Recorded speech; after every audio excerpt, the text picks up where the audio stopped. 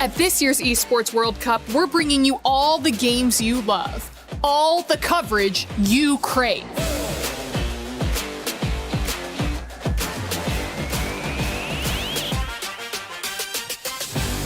And for the first time ever, a completely unfiltered behind-the-scenes broadcast. And he absolutely destroys him. I don't think insane. he ever saw that coming. That was incredible. This means you're getting the real coverage. I think that was with raw opinions. I'm just gonna have to say it. I think they have their heads up right now. They're just Absolutely. Yes, from broadcasters who don't even know they're being recorded. They don't know they're being recorded? Oh, what do you mean? That is insane. What is this? I'm sorry, is this a good idea? This is what we have. All you have to do is read the lines. They All right. the bed. They're absolutely the bed. I don't understand how this keeps getting allowed to take control of the space and nothing is done about it. We're gonna get fined. There's no way that this is gonna work. Don't worry about it. Don't worry about it. We do the thinking, okay? I cannot believe this job on this team. Every time you thinking, oh my, they got the game, and You know what? We're actually just gonna be bringing you the same great coverage once again this year. Nothing else. First KC fans try to sabotage me, now my own agent. Hi everyone, I'm Vivian from Team Vitality and I'm the mother of tanks.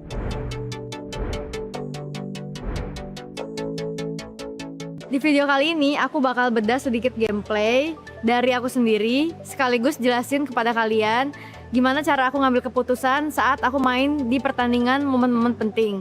Semoga bisa kasih gambaran buat kalian tentang cara aku main sebagai roamer. Let's get into it. A miss two pops the wind of nature. Sayori goes down and Panda versus Vivian, but Vivian gets the kill. Ini adalah rekaman game di MWI tahun lalu 2025. Tim aku melawan Gigi. Jadi di game kali ini aku mau ngasih tahu apa yang aku lakuin di sini.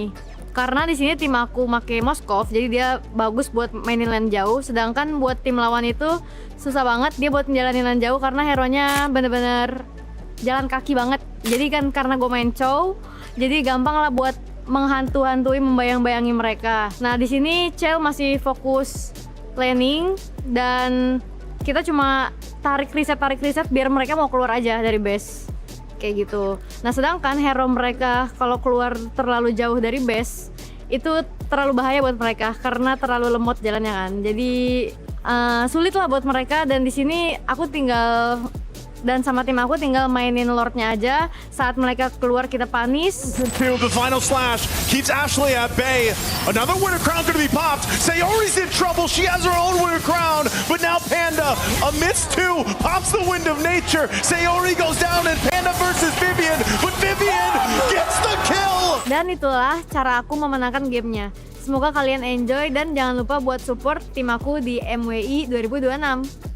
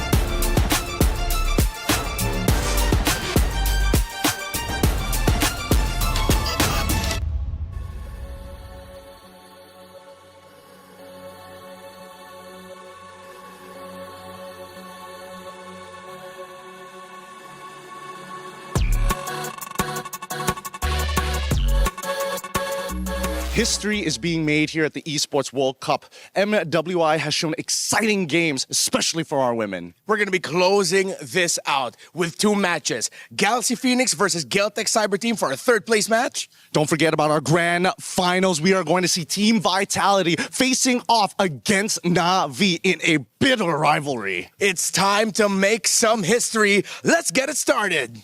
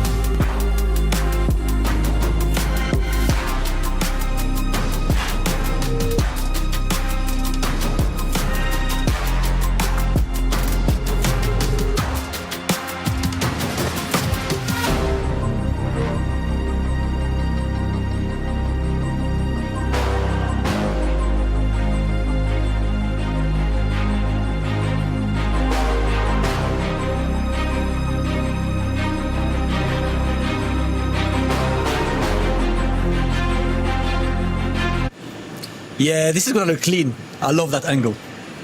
Let me see. Brother, that is horrendous. Damascus is finals day. Get your act together. What do you even know, bro? You said Vitality wouldn't be in grand finals. Brother, and you know what? They're about to meet their demise up against Na'Vi. Yeah, who won last year? Who won in 2024? The first ever MWI? Right, who won the run back from the grand finals? When they actually played against each other, you know what happened, brother. And you think you know ball like this? Vitality's winning, bro. Haven't seen the fans. You're biased because you're from France. Oui. Et alors? Comment allez-vous? mon frère? Yes. Parlez-vous français? Yes, exactly. I speak French. Win France, brother. They're winning for the fans. Hey, guys. So starts in 3, 2, 1, go.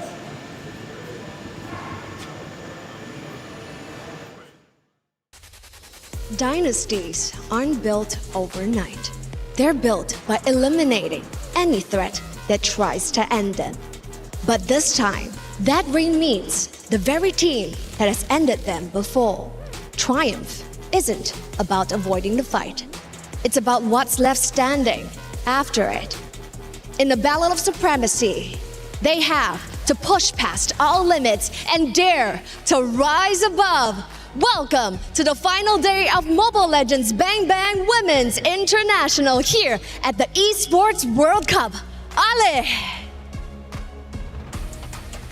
It's grand finals day. It comes down to this. It's been 5 days of MWI, and it's been incredibly exciting, but we haven't reached the finale just yet. What lady is going to hoist that trophy? Who is going to earn the bulk of $500,000? Welcome into the Allianz Vault. I'm Taylor Reflections Noble, joined by Brigitte as well as Rinmar. Great to see the both of you. Over the past 5 days, we've had tremendous action, and I'm ready to break down how we got to this point. Brigitte, what happened over the quarterfinals and the knockout bracket? I think there were a lot of significant matchups that we have to talk about when in regards to the quarterfinals. Definitely one of it being the ID matchup you got to see, which kind of pushed Team Vitality to their limits. But at the same time, every single series almost extended to a Game 3. It was only between Na'Vi as well as Team Ray Young, which we got to see a sweep. Yeah, fortunately, Seita, Team Ray Young, the two Falcons organizations had to go home. GXP and Geltec, they had their keys crushed, but they will still be competing today in our third place match. That's right, and the third place match means a lot. We're talking a difference between $30,000, $50,000. That's a $20,000 difference if you're able to secure the win. Also, on top of that, we've got our first place matchup taking place today, and we got a grudge match, a revenge match, a trilogy from the past. But the journey to get to this point has has been grueling. Not only did you have to make it through the group stages, you also had to work your way through the single elimination knockout bracket. And the quarterfinals were absolutely brutal. And of course, the semifinals, they weren't any easier, but for Vitality, they made it look good, getting a 3-1 victory. Of course, for the other side, though, it was a 3-0 victory. Today is going to mean a lot. The MWI is always incredibly exciting, and today is no different. Make sure you're getting active in chat and letting us know who you feel is going to take it all. Speaking of which, we've now reached this point. What does it mean for the competitors on that stage, Brigitte, to finally make it, not only playing for third place, but also to lift the trophy? Individually, it's very significant for them as they were the only crowned MWI champions in history. And now they finally make it to the third of our 2024, 2025, now it's 2026, and they finally get to see each other in the grand finals. Yes, they do. Hey, for getting you caught up, we just recapped a little bit, but we've got some special characters from yesterday to recap how we got to this point. Yesterday was crazy. I think none of us were expecting it to end that fast, considering that we were already in the semifinals here at MWI.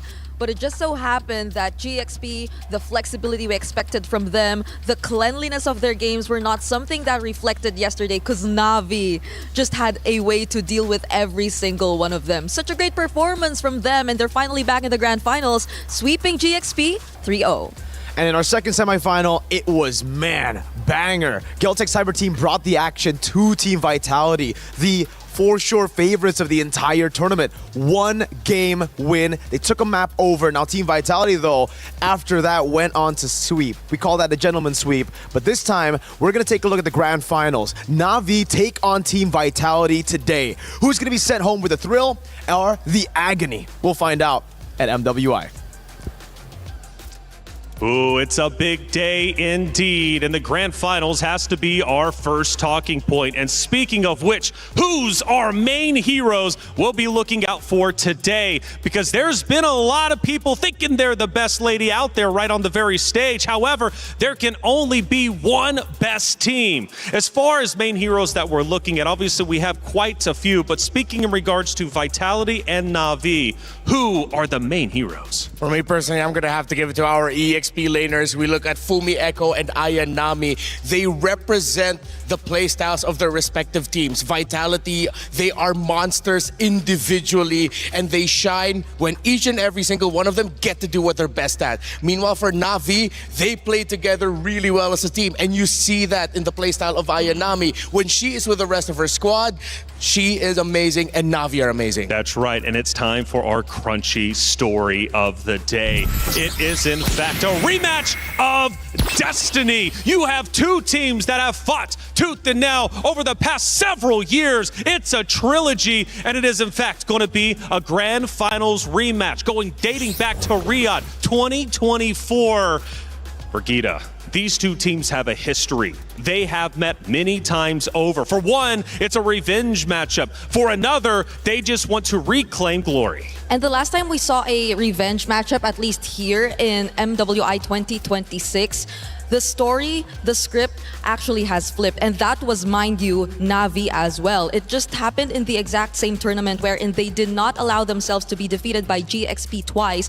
So I wonder how much more it means for them, because they've considered Vitality as their rivals for not just a single tournament, but for 2 years in a row. That's right. And you said it was a trilogy in the back room. Now we come on to the main stage. Again, she just broke down some of that history. But again, for these two, it seems quite personal. Not only from, of course, a team perspective, but also from the organization perspective. And you brought two wonderful players up. It's time to look at them head to head because the stats are incredibly close. Of course, we're talking Fumi Echo and not Ayanami representing the EXP lane. If you look at the KDA, that's because Fumi Echo's heroes are more on the ones that can carry the team alone. Last year, I called her the island of her own, and it really showed in her playstyle. As long as Fumi Echo can play away from the team and cause havoc elsewhere, their opponents will struggle. Meanwhile, not Ayanami, she takes a lot of hits for Na'Vi as a sub-roamer, as a sub-frontliner. Yep. Brigida, let's take a look at those, some of the emotions from Na'Vi, because it has been elation. It's also been heartbreak for certain matches, certain times, right? For Na'Vi to make it to the grand finals, they had to fight hard because at some points during the tournament, there were questions revolving around how good this team really was. And maybe a bit more on what their identity actually was, right? Because we already compared Not Ayanami, we already compared her to Fumi Echo, and I think Not Ayanami is currently leading the tournament in terms of most heroes used, 10 in total, which means to say that they definitely had a bit of time trying to figure out what worked best for them, but you see it, now that they finally do have an answer, they're currently on a 9-winning streak in terms of their games, and that's a feat that you'll definitely have to get over. Phil, Na'Vi is hitting their stride, right? They're going into grand finals looking like a true contender for the championship, looking like potentially what they were back in 2024, of course, with 2 new additions as well. The competitors walked in this morning, and luckily we had Rose on site to catch up with some of them. Hey guys, good morning. For our third placer match, we have Geltec Cyber Team going up against Galaxy Phoenix, and the girls has just arrived at the venue. Good morning. Hello. How are you doing today? Today I'm fine, and our team are fine. Yeah. Okay, how do we feel about going up against Galaxy Phoenix in this third placer match? I think we could win 3-0. Oh, wow, confident. Okay, why are we so confident going up against Galaxy Phoenix? Because everybody is saying they're very strong. I think, just something you feel today. Yeah. Okay, is there anything you want to say to, Galaxy Phoenix before we begin today's match? I think you're a strong opponent, good game. Oh, good luck. Thank you very much, girlie. I hope to see you later. Oh, she's confident in a 3 best of 5 today. But over there, we can see that Galaxy Phoenix has also just arrived at the arena. So you know what? Let's go get the girlies out for a little bit of a chat. Because who knows? They might think it's not going to be a 3-0 in favor of Geltec Cyber Team. Let's go. Let's see if they're ready.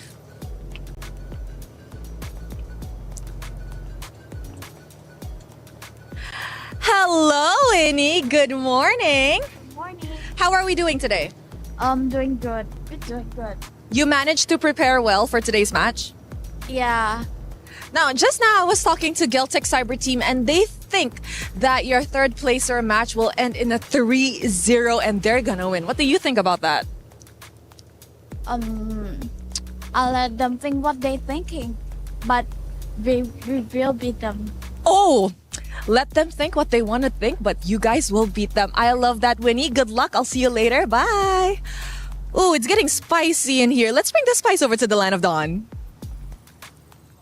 Is in our DNA. Whenever we let it out, it becomes our superpower. Now imagine an entire city being built to supercharge it. Kadir City, powered by play.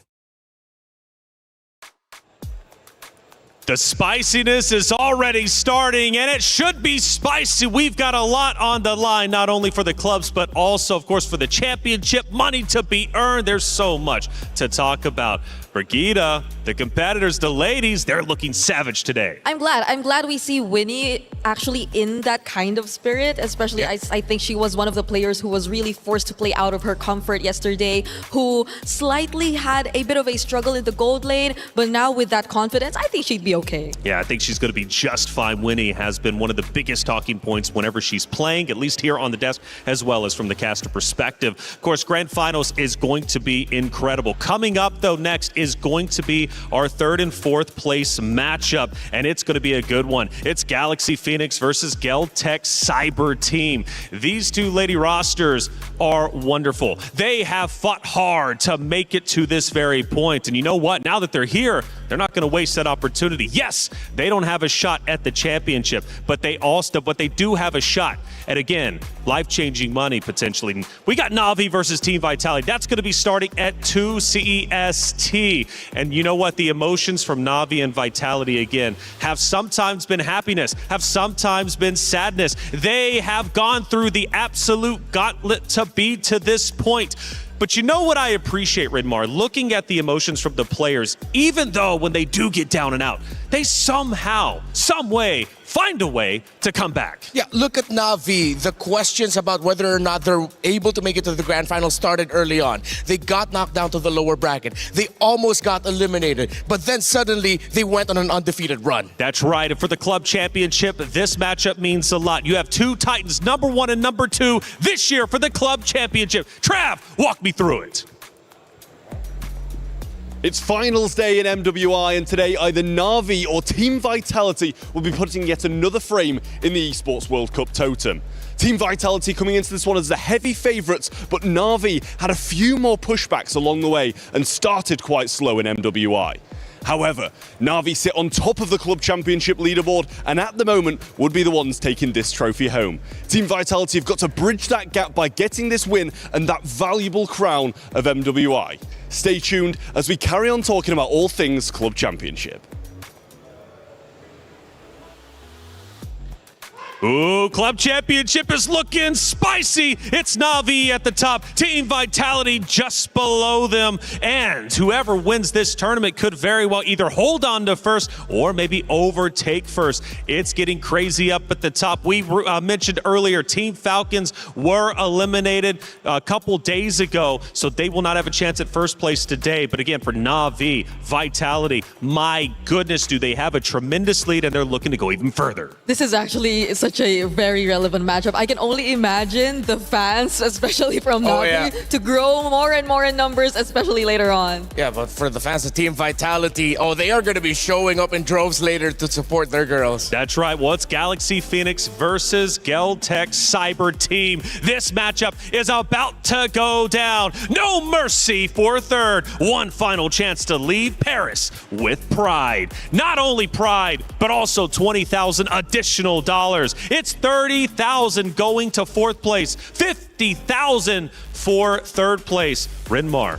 what does that extra $20,000 mean for our regions, for our competitors? It's life-changing. We've heard so many players over the years talk about how just placing a little bit higher has changed their lives. It's helped them change the lives of their families as well, because a lot of our players here, they're not fighting for themselves, they're fighting for their families. And these two represent fighting for their teams, Kiowe and Fa. You get the Ice Queen, you get the Fearless Queen, two junglers that represent what it means to be a fearless savage in the Land of Dawn. And definitely in terms of what their regions have been able to achieve as well, their organizations, I think this is such a feat if you're actually able to accomplish a podium finish, because that really what makes the biggest difference as well. Aside from the money, you really get to make sure that you get to end your run in at least top 3. Absolutely, in top 3 to podium is a tremendous accomplishment. Hey, everybody out there, it's Rhino Day. Brand new interactive effect for Rhino Day is available now. Check it out and join the celebration. Eterna was up here earlier yesterday, and she was pumped up for Rhino Day. So am I. Get involved and earn yourself some of those wonderful stickers, skins, and everything you could possibly get. MLBB, they do it right. Going back to our key head-to-head, though, you do have two phenomenal players who have given their all. And it is the Ice Queen versus the Fearless Queen, right? Two dominant players. Fa, though, I think, has to get the edge, though. I feel like we've been screaming her name non-stop, not only on the desk, but also, of course, whenever you think about the casters. Again, going back to that head-to-head, going back to these two phenomenal players, what do they truly bring to the roster? And is it possible to shut them down once they get going?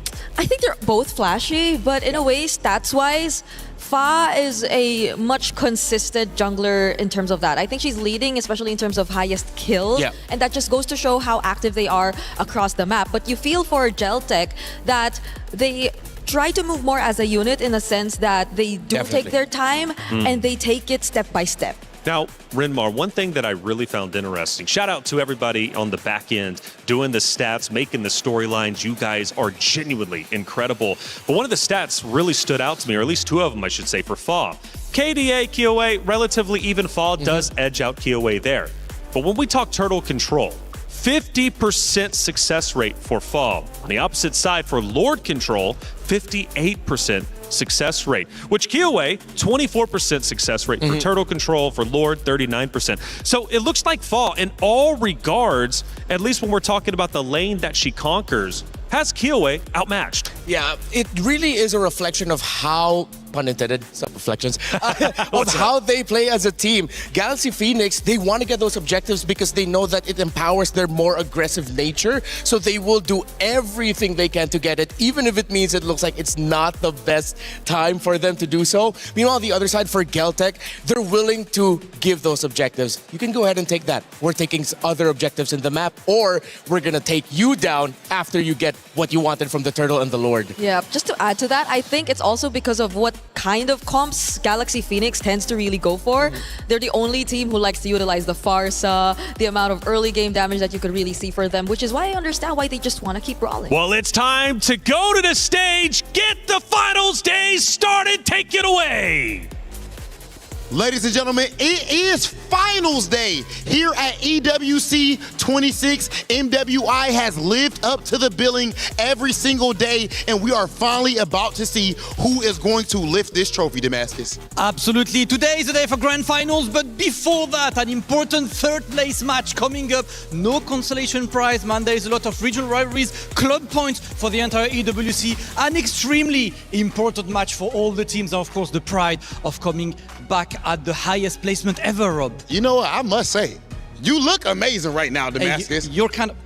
I see what's going on right now, brother. And speaking of amazing things, the level of play, people have to understand. The level of play with all of these players, the amount of dedication, the skill is absolutely unbelievable. And we are about to see the best that MLBB Women's has to offer. Absolutely. So without further ado, let's talk about our first team reaching out here to the third place match, qualifying out of Cambodia for the highest placement ever. Make some noise for Team Galaxy Phoenix! Team qualifying out of Cambodia. This is the highest placement ever for the region. There might be a newcomer. They overthrew the best of their region and went 2-0 against Na'Vi, 2-0 against Falcons Mena, 2-1 against Seda. Unfortunately lost the run back against Na'Vi, but an incredible run throughout this bracket and maybe a clean third place finish, Rob. Phenomenal performance for them up to this point, as you said, Damascus, but it is not going to be easy for them to win that extra $20,000 and the regional pride because their opponents are none other than Geltech Cyber Team. Geltech Cyber Team has proven that EECA is a consistent force in the world of MLBB. This performance has already guaranteed that they have at least matched the placement that this region got 2 years ago at MWI 2024, and now we're gonna see if they walk away with the third place finish. That said, ladies and gentlemen, it is about that time. We have our third place match officially set. Let's get into it and send things back to the desk. Ooh, Damascus, Hollywood Rob TV. I see the both of you looking great. After all, you should. It is, in fact, finals day, and the ladies have taken the stage to play for third place. But again, that's a podium finish. That is also a $50,000 prize pool, or $50,000 purse going, of course, to the winner. Two Titans have fought hard to make it to this point. Who's leaving Paris with pride? Will it, of course, be Galaxy Phoenix, or on the opposite side, Geltech Cyber Team? Now, coming into the tournament, the new meta discussion was very real, and I gotta say, it's been incredibly impressive watching the diverse hero pool we have had throughout the entirety of the 5 days of MWI. We're talking 81 unique heroes across 60 games, and you know what? Rose, I heard yesterday you caught up with Geltech Cyber Team after their matchup. Let's hear what they had to say. Now, what are the lessons that you girls have actually learned throughout this MWI that could be applied to future tournaments that you guys will be participating in?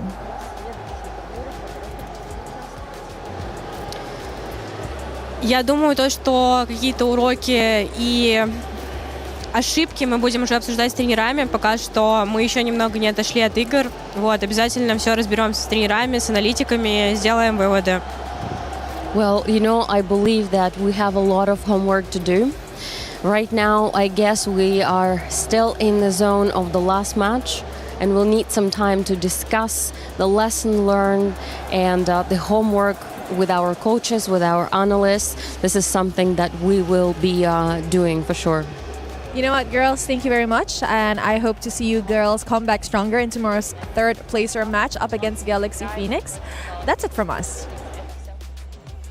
Brigitte, I mentioned just before that great interview with Rose that 30 unique heroes have been used from Geltec. Number 2 in diversity across all the rosters playing when it comes to MWI. On the opposite side, though, Galaxy Phoenix not so bad themselves. 25 unique heroes. The point is, in comparison, Geltec Cyber Team barely edges out Galaxy Phoenix in their versatility and their ability to use multiple heroes, which means going into our pick and ban process in just about a minute's time, I want to say Geltec might be able to edge out Galaxy Phoenix. But that's also knowing that Galaxy Phoenix have only just recently explored their options in the gold lane. Mostly it's just been on the Claude, but despite that, they only have a 5-hero differential with Geltec Cyber Team. So I think that also just goes to show that they somewhat maybe have something else to show us. Yeah, when it comes to denying picks from Galaxy Phoenix, Geltec Cyber Team, they have the easiest job in the world right now. Belleric, Claude, and maybe the Farsa. Yeah, no. Guinevere, that's what I was looking for. Belleric, Guinevere, Claude. Take those out, and it looks like Galaxy Phoenix are uncomfortable. Uncomfortable indeed. Well, feeling comfortable is the Ice Queen versus the Fearless Queen. It was Fa versus Kiowe, and they're about to throw down. But it's not just them either, right? It's also EXP lane. Liabun versus Ling. These two will also be going toe-to-toe with each other. What kind of matchup can we expect from those two titans? Oh, it's going to be messy, but all in the best way possible because they have the same play style. They want to make the impact, hard-hitting impact right away. I agree, and I think they've really reviewed what Navi done against Galaxy Phoenix yesterday, immediately taking out that Belleric. So there's really a high chance we see that trend continue just in order to make Galaxy Phoenix uncomfortable. Yeah. And I also like the Galaxy Phoenix are acknowledging that you have to take away the Marcel as a possibility for Coejo. Actually, Coejo and Lemma, they play the same way. They want a lot of disruption, a lot of crowd control, constant vision. Again, when you have two high-profile junglers in your team, expect the roamers and EXP laners to want to play the same way. Now, Fa and Kiowe will be picking very, very shortly. Those are the two that we looked at for our head-to-head. What heroes are we expecting Fa and Kiowe to potentially run? And for the banning process, what can be banned in order to slow them down a little bit? Well, if the Guinevere is open, I definitely want to see Fa consider it again. But nope. Because if there's a potential Olus again for Kiowe, you might really need something to at least shut her down in any way you can. Yeah, the Olus for Kiowe, Hirara is still on the table for these two.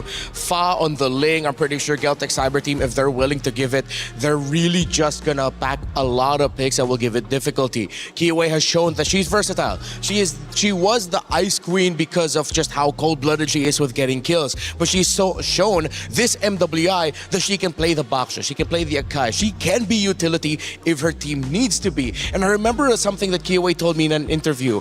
She said that her Olus works because the team makes it work. That it's not an individual pick for herself. It is a pick that allows the team to play around it in such a way that you're flexible, you can be aggressive, you can be defensive, you can use it as bait, and that's what Kiowe loves about playing Olus with her team. Wow, they also took out the Sora immediately upon seeing that Valentina ban. Now I'm wondering, because there are just so many options available, but at the same time, does Geltec want to consider stealing away the Claude for first pick against Galaxy Phoenix if they just really want to make them even more uncomfortable? Or are they sticking to the more normal Belleric maybe priorities, which I think would be also great for Coejo if... Oh, never mind. Yeah, they... Very first ban. One pick that Navi kept spamming yesterday was the Lilia. Oh, wow. GXP just straight up banned out the Olus. But as we mentioned earlier, you're willing to give the Hirara in this scenario then if you're GXP? So the Hirara, the Claude. Still a lot of priorities open. Phoveus, Freya, That's true. Esme even. So both teams are overloaded and they'll have a wide array of choices. The thing is, I feel like they are willing to be less prioritizing their EXP lane simply because I think both these EXP laners, Ling and Liubon, have been two of the most versatile XP laners in terms of the options. They've even used the likes of a CC, maybe even an Alice, which maybe might be a priority later on. So they go for the Atlas instead. And that leaves Galaxy Phoenix with the option to still pick up the Claude if they wanted to. Yep, I think that would be imperative to just pick up the Claude and take a page out of Navi's book. Just pick up the Claude and the Lilia together here, and then just be ready to respond to maybe either a Paquito, Esme, Phoveus showing up, Freya. Again, all of the best EXP laners that we know are open. So they go for a different route.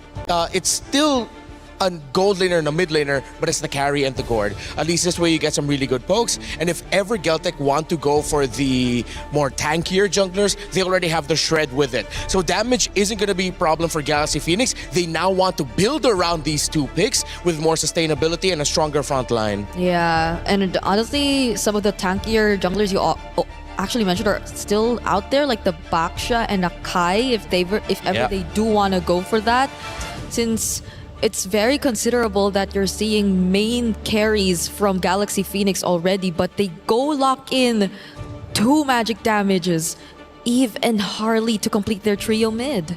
Yeah, this means that Geltec Cyber Team really want to play fast. That is one of the keys to victory that you can give for Geltec. You race for the early game against GXP. You don't allow them any early game pressure. You want to be faster than them. Oh, but the Paquito though, I think this will help a lot in terms of alleviating at least whatever fast-paced early game they want to go for Geltec Cyber Team, and also a way to just keep up with the Harley in general. So they can actually mark certain people from Geltec Cyber Team through this pick, but at this point, the roam picks as well as the jungle picks for Galaxy Phoenix might be even more limited. So one thing that Geltec needs to consider is now that they're playing a Harley, they have to watch out for the Hilda. Hilda is one of my suggested roamers for Lemma if ever the Belleric isn't available for her. She has played it already. They banned out the Marcel, the Atlas is gone. If it's not going to be the Hilda and they want to team fight more, they're picking up the Minotaur. Lemma has used even the likes of a Cho and Kaja if they also just really want to go. Yeah, actually, good thing that you pointed out the Kaja. That works out really well with the carry and gourd. Yeah, so that'll be a combo they could just rely on, but then that'll be really, I guess, less just tanky front lines in general. So maybe you really have to see the Paquito be a bit more hybrid than usual if that were to be the case. If they're going to go for the pick off in the roam, then they're going to have to go for something stable in the jungle. Yeah, you need a tank because with the Atlas there, and then if Geltec ever just bring in something tankier, it's not going to be a good time. If Geltec want to match the rotational speed, I think they're just going to end up with a Benedetta for the EXP lane. But this is smart from Geltec too, because we saw how Galaxy Phoenix had a bit of adjustment with the utility junglers yesterday. Like when they went tank, their rotation seemed to be a bit more read out by the opponent. So even the Baksha gets taken out here by Geltec, only leaving them to an Akai potentially if they really want to consider that. But for Fa, I'm not sure if I want to see them go that route. Yeah, I think they've chosen these heroes and they're gonna have to accept they might have to just go for the tanks unless they really just want to play the map. But with the Link on, you can't. It'll be too much if they go for burst damage in the Nolan. If they throw back to a fighter in the Leomord, you're up against an Atlas. Even the Yi Sun Shin is... Yi Sun Shin too much. I think they just have to accept that they're going to go for sustainability. They pick up the Cho in the roam. Good call there earlier. Okay, so it is going to be tough for Fa, but we get to see that later on as Geltec Cyber Team. We're looking at their sides. So they know that they're going up against the Paquito. The Esmeralda's not there, but the Yuzhong. Into the carry gourd. Yeah. And then you round it out with a Clint. Clint will have all the space in the world provided with the Eve. Harley for the initial burst. Yuzhong and Clint for the clean up, and then you have the Atlas just to initiate things. I'm a little bit happier. No, not a little bit. I'm much happier with the lineup of Geltec. Galaxy Phoenix, they're not going to be able to find a pick that will just be able to match it. Unless GXP are going into this with a mindset of, we're better than you, we play better than you, we fight better than you, then go greedy. I invite it, sure, but it's too risky. Yeah, because at this point, maybe Akai is just the safest. But that's the keyword. It's safest option. Yeah. You're not really going to be able to pair it up much. You're forced to use it almost defensively every single time. Other options we mentioned, if they want to go Assassin and just accept the fact that they play better. No, has to be Akai. Yeah, they're not. They're just going to stick with the Akai, keep it simple, and at least balance out the lineup, because I think it will mainly revolve around the combos between the Cho'Gord or carry anyway. There is no mercy for third place. We're talking 50,000 for third, and fourth place walks away with 30. Still very respectable, but I'm sure the competitors want 20,000 additional dollars. It's two storylines. You've got the Queen of Kiowa going against the fearless Queen of Fall. It's Galaxy Phoenix versus Geltec Cyber Team for third place. Map number 1. Mirako Gideon, let's get it started. Here we go. Welcome to the Lanadon, folks. It's about that time, the start of the day, the final one of MWI at EWC 2026. And we get these two brutal competitors who've gone for a lot of comfort, I'd say, for Geltec Cyber Team. Going for the EECA playstyle, the clip that we didn't see for the majority of the tournament, finally here for Tokyo. And immediately, right off the bat, Sandra, unfortunately losing out their flicker early on is going to make this 2v2 a little bit harder. Luckily, Cho in the early stages of the game going to be able to do things like that. Guerrero has to be a little careful here to maintain that pressure. We got that first blood rate comparison. Geltec Cyber Team, they usually take a bit longer to get into the game. Meanwhile, though, GXP, known for the early aggression, and that's where I'll have a little bit of my doubts here. For the Akai pick on Fa. What? What's wrong with it? I think that the overall composition seems good. They at least have a disengage mechanic. You know, it doesn't necessarily always have to be Fa being the aggressive one. First, Sophia loses her own flicker, and at this point, the mid lane is down to an even state. But just notice, everybody's coming down to the mid lane. Everybody's here like it's a petting zoo. Everybody wants a piece of it. Sondra, unfortunately, this time, walked a little too far. Guerrero has to back out. Seems like it don't matter. Akai, Assassins, it'll still be first blood for GXP. But a little bit back onto that topic, I feel like for GXP, especially yesterday against Na'Vi, it really felt like with these utility jungles in hand, it's not the comfort, it's not GXP, it's a good composition, it's just not Galaxy Phoenix that we've come to know. Yeah, but this is the personality that I love to see from both of these teams, right? Just hyper-aggressive, I win lane, I win game type situations. Both of them can really get dirty during the scrum, so I think that at this point, as much as I love GXP, I do want to see like what the peak of team fighting compositions, or at least brawling compositions, would look like between the two. We'll find out who's going to win those 50-50s. So far, Ling on the Paquito, as expected though, winning on the lane just by getting the XP crab to really have a hold on that. As they set up for turtle number 1, GXP have a massive advantage coming into this with the Akai heavy spin. And Kuejo, just like any other Atlas, no level 4 just yet. Liubon chunked down as well. This looks great for Galaxy Phoenix. Yeah, it just means that, unfortunately, for GCT, they're not going to be able to contest this, but let's see. It could be anybody's game here. Sondre playing with fire, getting really, really close as Ling trying to keep Kiowa out of this. And it looks like they should be able to get this no problem. Kiowa won't have the magic trick hat-trick to get in and fought instantly with a heavy spin, locking down one as the backline getting Tailubon finds it into Sophia with the help of the Black Dragon form. And it only gets worse from this point onwards. Real-world manipulation slows them down, but Winnie, not enough to nail them in. Winnie, I'm surprised, made it all the way, tried to go for the double wave here, and will give up just a little bit of that holy shielding. Yeah, she's going to have to lose a bit of those mini waves as well. Heck, a whole cannon minion. She decides to stay in the mid lane here. Trying to go for an ambush, but no, he just clears it out. And this gives Tokyo a bit more of an advantage to play with, because luckily for her, the gold crab spawns as well in the bottom lane. So gold lead, yes, GXP still on it with a kill and a turtle advantage. But Tokyo's farming up a storm on the Clint. I love the fact that Tokyo this time not making the same mistakes as yesterday. Realize, you know what? As much as I don't want this carry to walk back into lane, it's also not worth dying just to deny her that space. But for now, GCT looking for that response. Lima now getting hit by the deadly magic. Unfortunately, no kill just yet. Didn't even force out too many battle spells as well. Great Shunpu.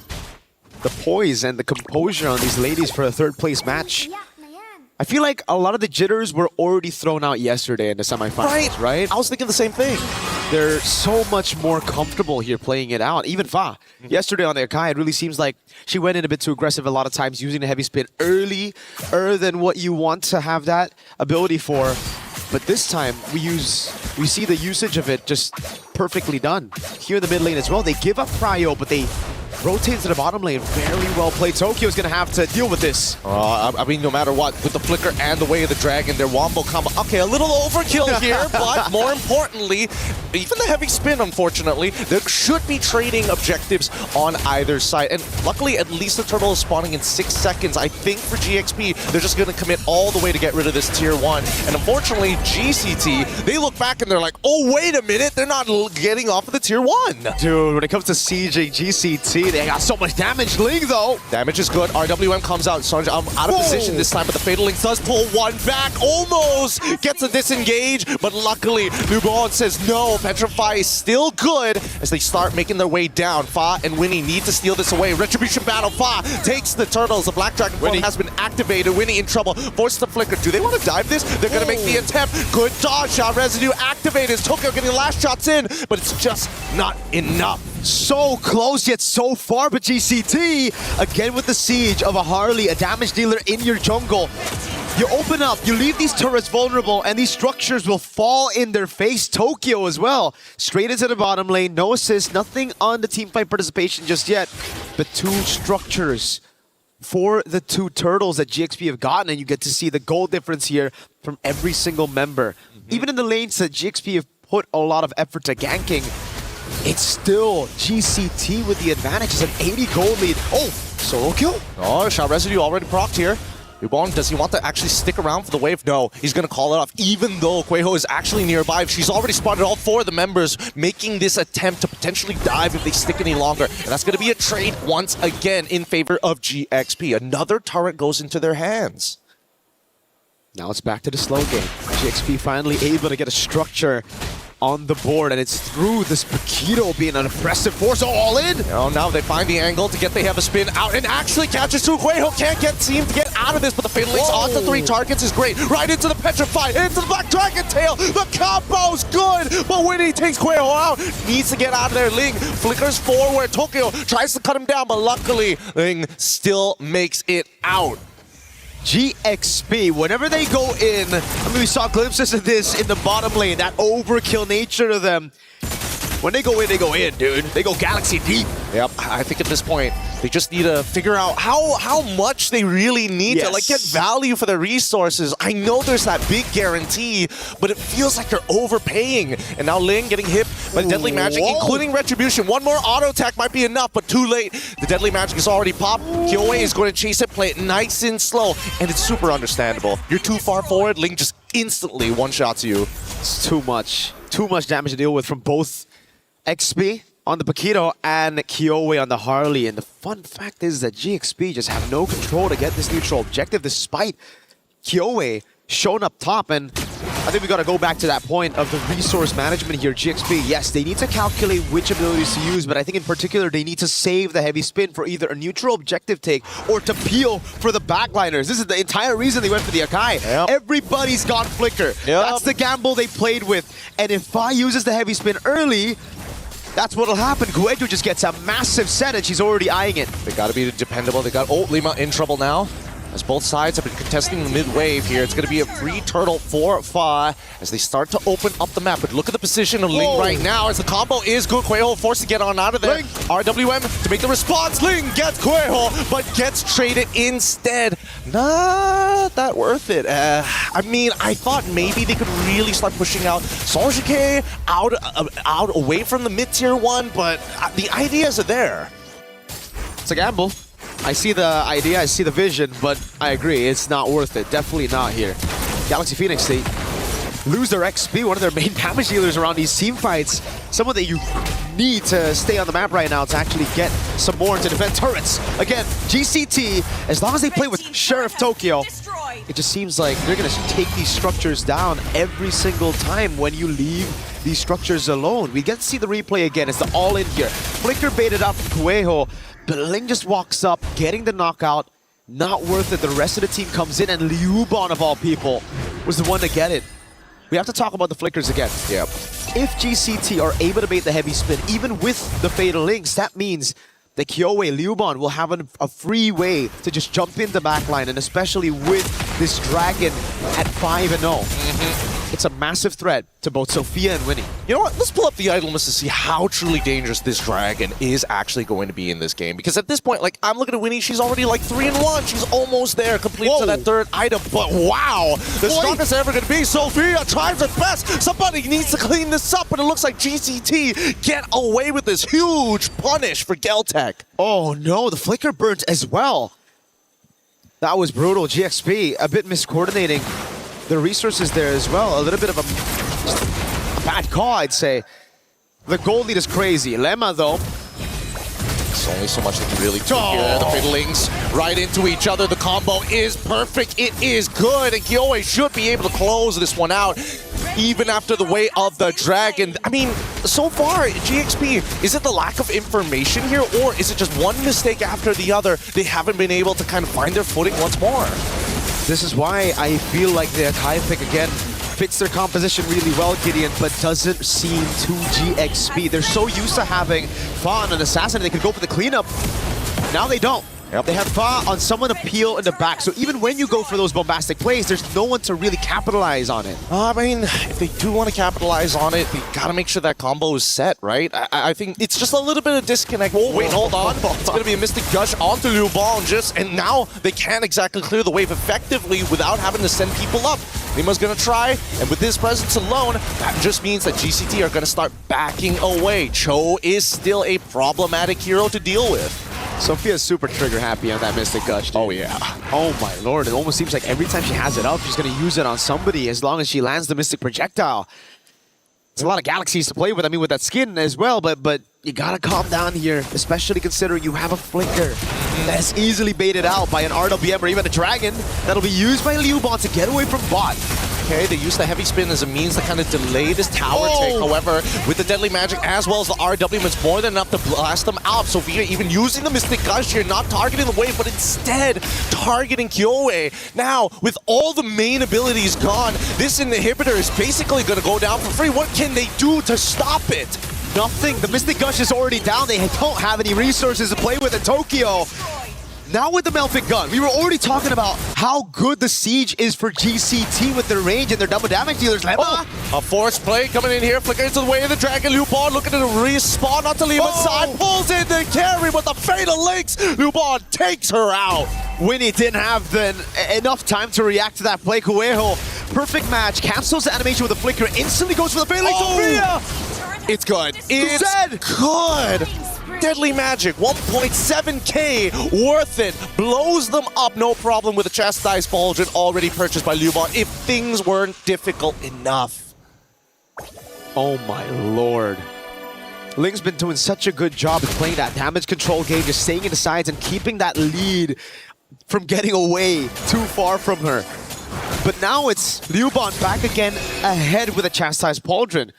She knows exactly what's a threat to her. It's just the carry right now to shred her down from the sky. So with the Chastised Pauldron, I don't even think Ling can actually do what she's been able to do on Liubon right now to dominate that lane. So what's the order as of yet, right? Because the way that I'm thinking about it, Fa has been using their abilities too soon to try and disengage. I think the heavy spin needs to be the disengage at this point, right? You gotta sell that Fa's going to engage, and then maybe Lima gets a pick and you can wombo combo with the Mystic Gush. That's what I'm thinking. That's what I'm thinking too. It's just all about the combo. That's why Lemma has been put in this really tough spot to just constantly go for anyone she can find. Usually that'll be good. If you're snowballing on the board, anybody kick is dead with the carry as well, right? So an extra guarantee. But the fact that these frontliners have all those items just gives Lemma an even tougher time. At least for Ling, she can constantly just push in top lane. She can constantly put pressure where Kyoei is going to be the only person who can actually deal with those waves on the Harley. But now it comes back to GXP. Have they learned from their mistakes yesterday on the Akai, on this kind of composition? Can they play to pull back instead of going aggressive the way they've been doing in the group stage. Great spot by Sophia. Again, it's Ling up top, setting up the waves for GXP, but GCT hold control over this bottom wave. Again, the heavy spin! It's very early, and the Black Dragon form has been committed. They're even using the conceal to chase into the back line. Luba Ling has to keep on pushing at this point in time. Phalanx gonna connect on one. RWM on top of Sophia. Mystic Gush to slow things down. The Black Dragon is on top of Fa, but notice that the inhibitor is getting attacked. And finally, GCT realize what's going on as they deny the recalls. This could be a potential backdoor, but the waves is done. And now we're back to this even state. GCT, they've already picked up the kill onto Sophia. They send their Yi back as they should be able to get this Lord for absolutely free. GCT playing with fire, going all in on that fight, and it was a good play by GXP to try to hold them back. But initially, it was Fa on the heavy spin that was just so off. It looked awkward. And it was on to Kueho. That's another thing. I understand that you want to make sure you get rid of that like big AoE ult, because it's the only thing that's going to find that counter engage besides the Black Dragon form or the RWM. I think the GXP at this point, they got to play off of Lima no matter what. Whoa. Aggressive move. It's a conceal even though it's no flicker. Already read out. Yeah, she knows. It's, I mean, they do get the initial stun out. No projectile at this point. But it's on such a low cooldown that it doesn't really matter. And you can tell that Tokyo having the time of her life, able to hit these targets from outside the range. Ling, deep position. Oh, already revealed by that mid-wave. Kyoe in 1v1. Oh, this is not going to look that great for them. Because Ling trying to make the attempt to slow down this wave, to try and desynchronize it. Good recall on the hat trick. And you can tell, nobody can really keep up with that speed, but at the same time, nobody really wants to die. So Phalanx gets onto 2. Winnie gonna make the attempt to try and take out Kueho out. The heavy spin looks good, disengages. Now Link can get into the fight. Tokyo goes down. Sophia able to find in the back line as Link continues to push forward. Kyoe, the next to fall to Winnie as GXP take back the space. They break the box. It's been a big problem for them the entire game. GCT have just hunkered down with their composition here, playing pure front to back. GXP finally find a way to tear that box apart, and it was through Ling again, constantly waiting in the back, cutting the waves, making GCT look, and heck, baiting Kyoe's deadly magic. That gave all of the space for finally Winnie and Sophia to get damage done onto the frontliners, while Ling could use that distraction to dive straight onto Tokyo, who's 0, 2, and 5. She went for a glass cannon build despite that first death, and she's feeling it definitely here. Damage taken rankings though. Fa taking a whole lot of damage next to Kueho, Lemma and Ling following up next, and that's where you can really see that GXP, they can take the damage. They can go for these fights. It's just their damage allocation in the last few fights haven't been too good. Fa? Okay. Kueho in a position to re-engage, but now gets the back line into Black Dragon for the combo's perfect! Sonjike takes out Sophia, and even with an immortality, Fa getting punished for the mistakes. Luckily, Winnie and Lima are able to get out of this, but all that pressure surmounted to nothing much as GCT take control of this game again. And you just have to ask the question, when will this lesson be learned from GXP, the instant heavy spin? GXP, Winnie and Lemma are doing a good job. The deadly magic lands. That's an immortality gone for sure. Can't do much about that. Tries to get to the fountain in time, but unfortunately still goes down. Again, wasted economy here. Despite it being dead even, the economy is important just to make sure you have, enough money to start swapping your items. But this Lord should be the last one if GCT takes it. It's free. There's no way for GXP to contest unless Ling gets it, but there's no way she walks up. There's Kueho right there to chain CC her, and even just clearing out the wave might be a bit too much to ask for. All right, I mean, they're going to wombo combo Ling for sure, right? Still with the immortality, still has flicker, but he's dead. Fortunately, okay, instantly exploded, no way to get out of this. With that, I think that's the final nail in the coffin, right? By the time it spawns, add another 10 seconds, she'll still be dead. Spawns right now.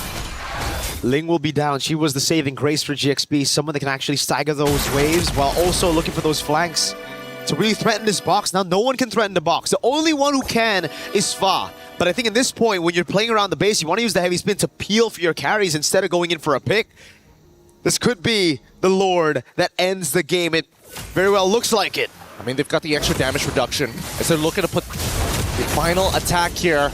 close out game number 1. GXP, they gotta be careful because, man, the damage from Tokyo, they can't really do much about it as well. Deadly Magic already out as Black Dragon form, should zone the rest. Heavy Spin finally comes out a little late, but to now, it should be over. They can't close the distance. Lima gets the kick, but unfortunately, the Lord is just too powerful. That's game number 1, going over to Galtech Cyber Team. Well played, disciplined, cold, in the nature of the Ice Queen. Kyoe dealt with it so well. Everybody as well. We gotta give props to Koweho on the Atlas. Just a fantastic job overall. And we get to see again the small weakness that we were assuming was a weakness even in the group stage for GXP. What happens when Fa doesn't get on damage dealers, get exploited hard in the knockout stage, Gideon? Yeah, again, it's a battle of holding attention, people's attention. So you make them look for half a second, they could explode and just die, and you lose the fight immediately. But adaptations is going to be key. We're going to be throwing it back over to the panel right after these messages, and hopefully they can give us an idea of where these teams need to go.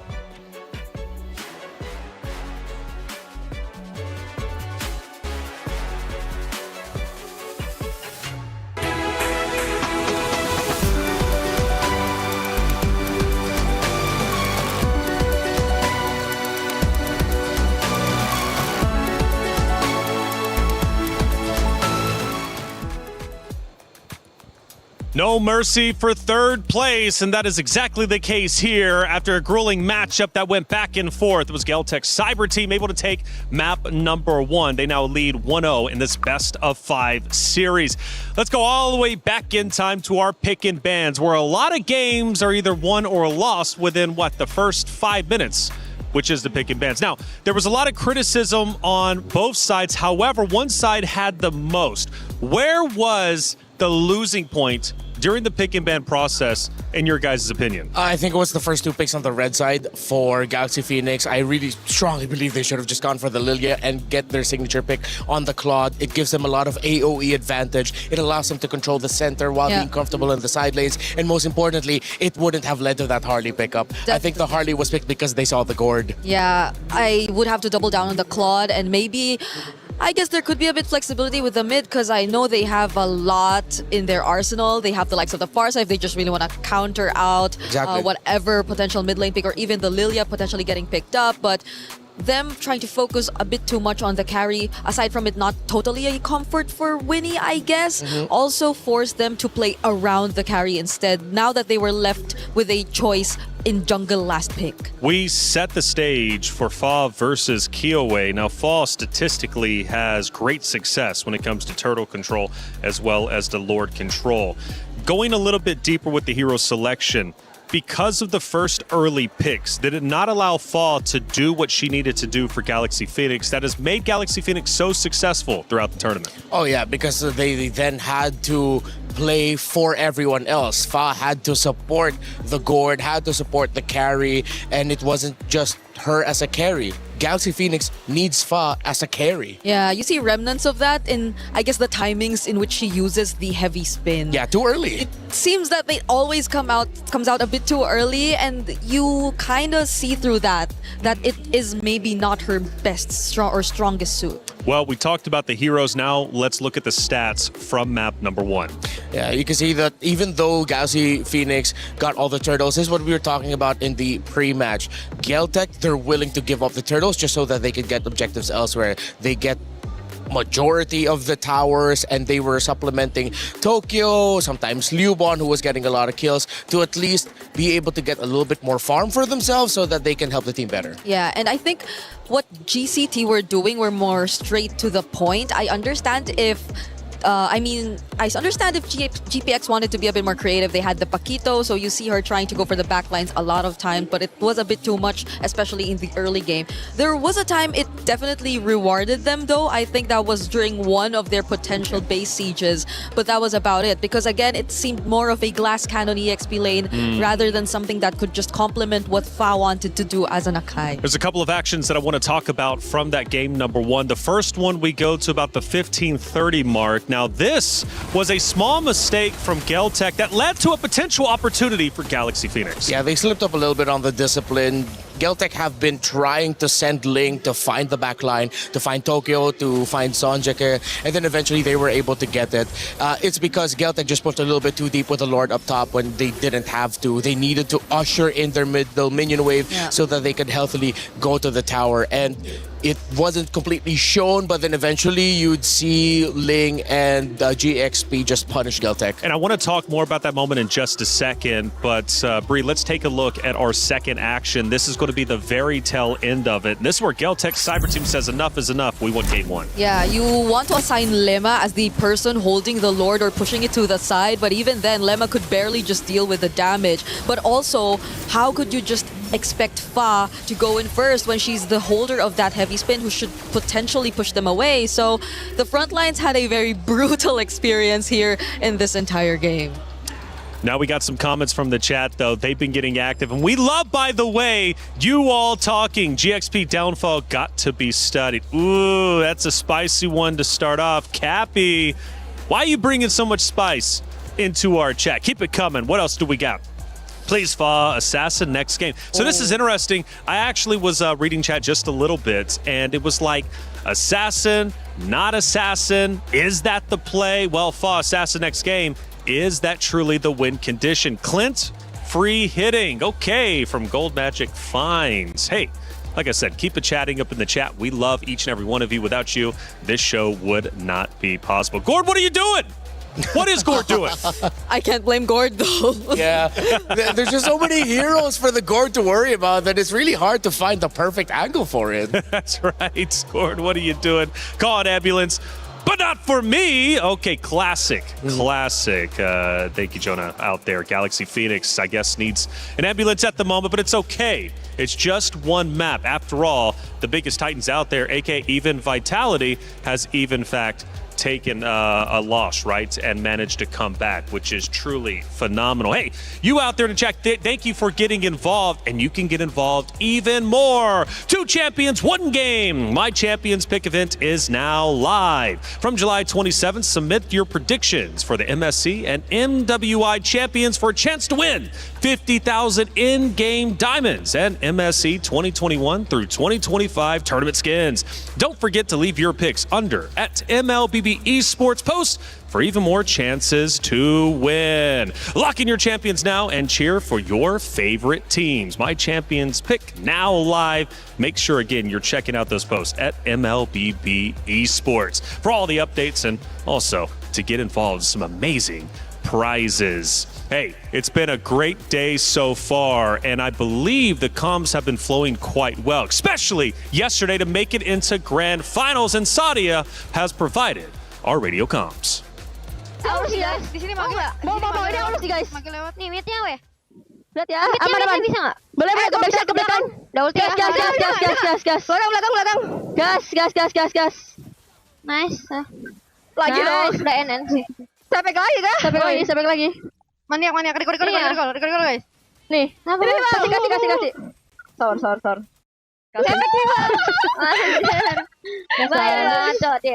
Gua naik. Gua juga. Jangan satu Vivi di sini satu. Dia naik sebelah sih cewek. Ya. Boleh enggak fight guys? Boleh guys. Ini Halo sih ketinggalan. Lampu di bawah. Bisa enggak? Bisa. Itu bertiga. Kudanya guys. Nice one. Gas lagi boleh. Boleh. 10 ulti gue. Mitnya clear out. Ini guys, gas lagi. OTW. 5 detik. Ini slow nih dia. Makan lagi. Valennya. Nice one. Nice. Lapu ini dia. Masuk guys. Aman. Weh, dapat buff biru. Kadi. Viva tolong. Pikir karinya ya. 10.52.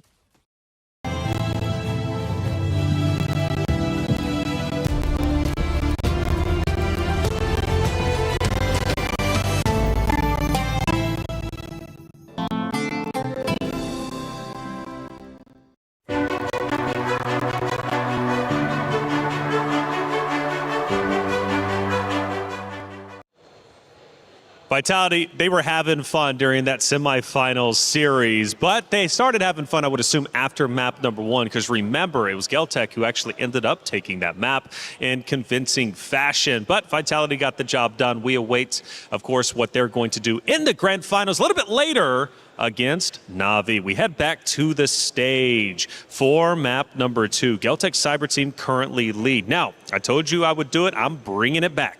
We're at that 15-30 second mark. That small mistake from Geltec that led to an opportunity for Galaxy Phoenix. Galaxy Phoenix ultimately ended up losing the map. That opportunity was very small, short-sighted, and Geltec was able to recover. Now, what could have led Galaxy Phoenix to take that moment, that lapse of judgment, from the side of Galaxy Phoenix into a victory? Well, afterwards, they got out of their base and was able to get just a little bit of control in the map. But then the problem was they got caught out yet again. So they really have to be careful with that. Apparently, we just had a body cam from the coach himself. Wow. So that's kind of cool, right?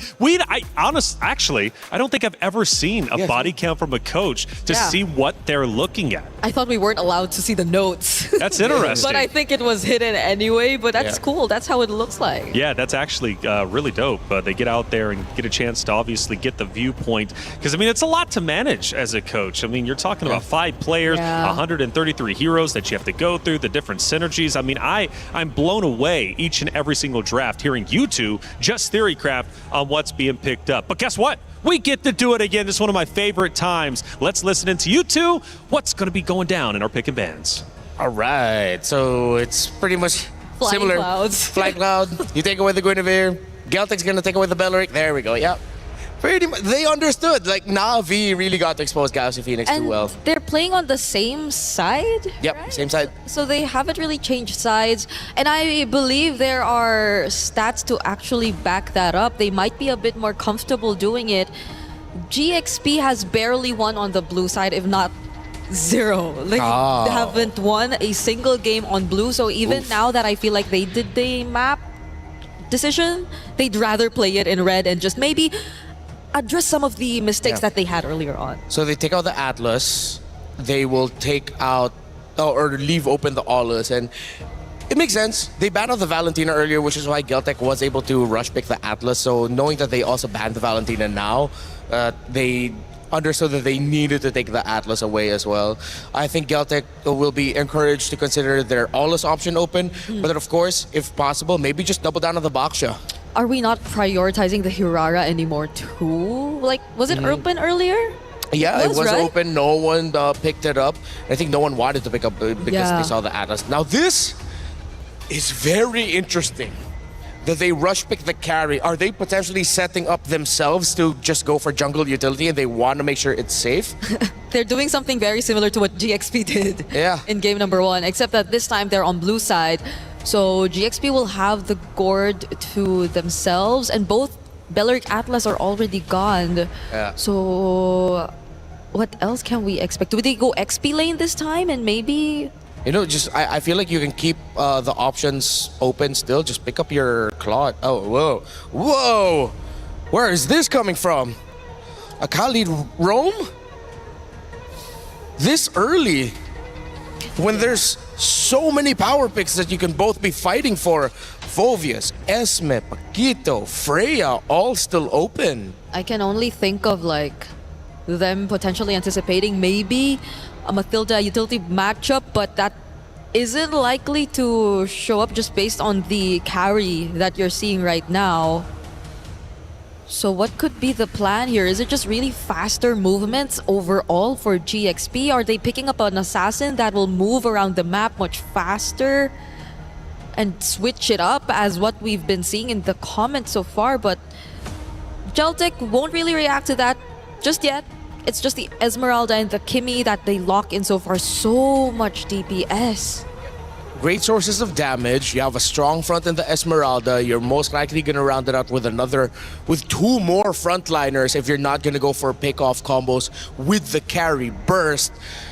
So far, Geltec has made better decisions in this draft. The fact that they get the Esme. Not a lot of heroes right now are going to be able to handle the Esmeralda.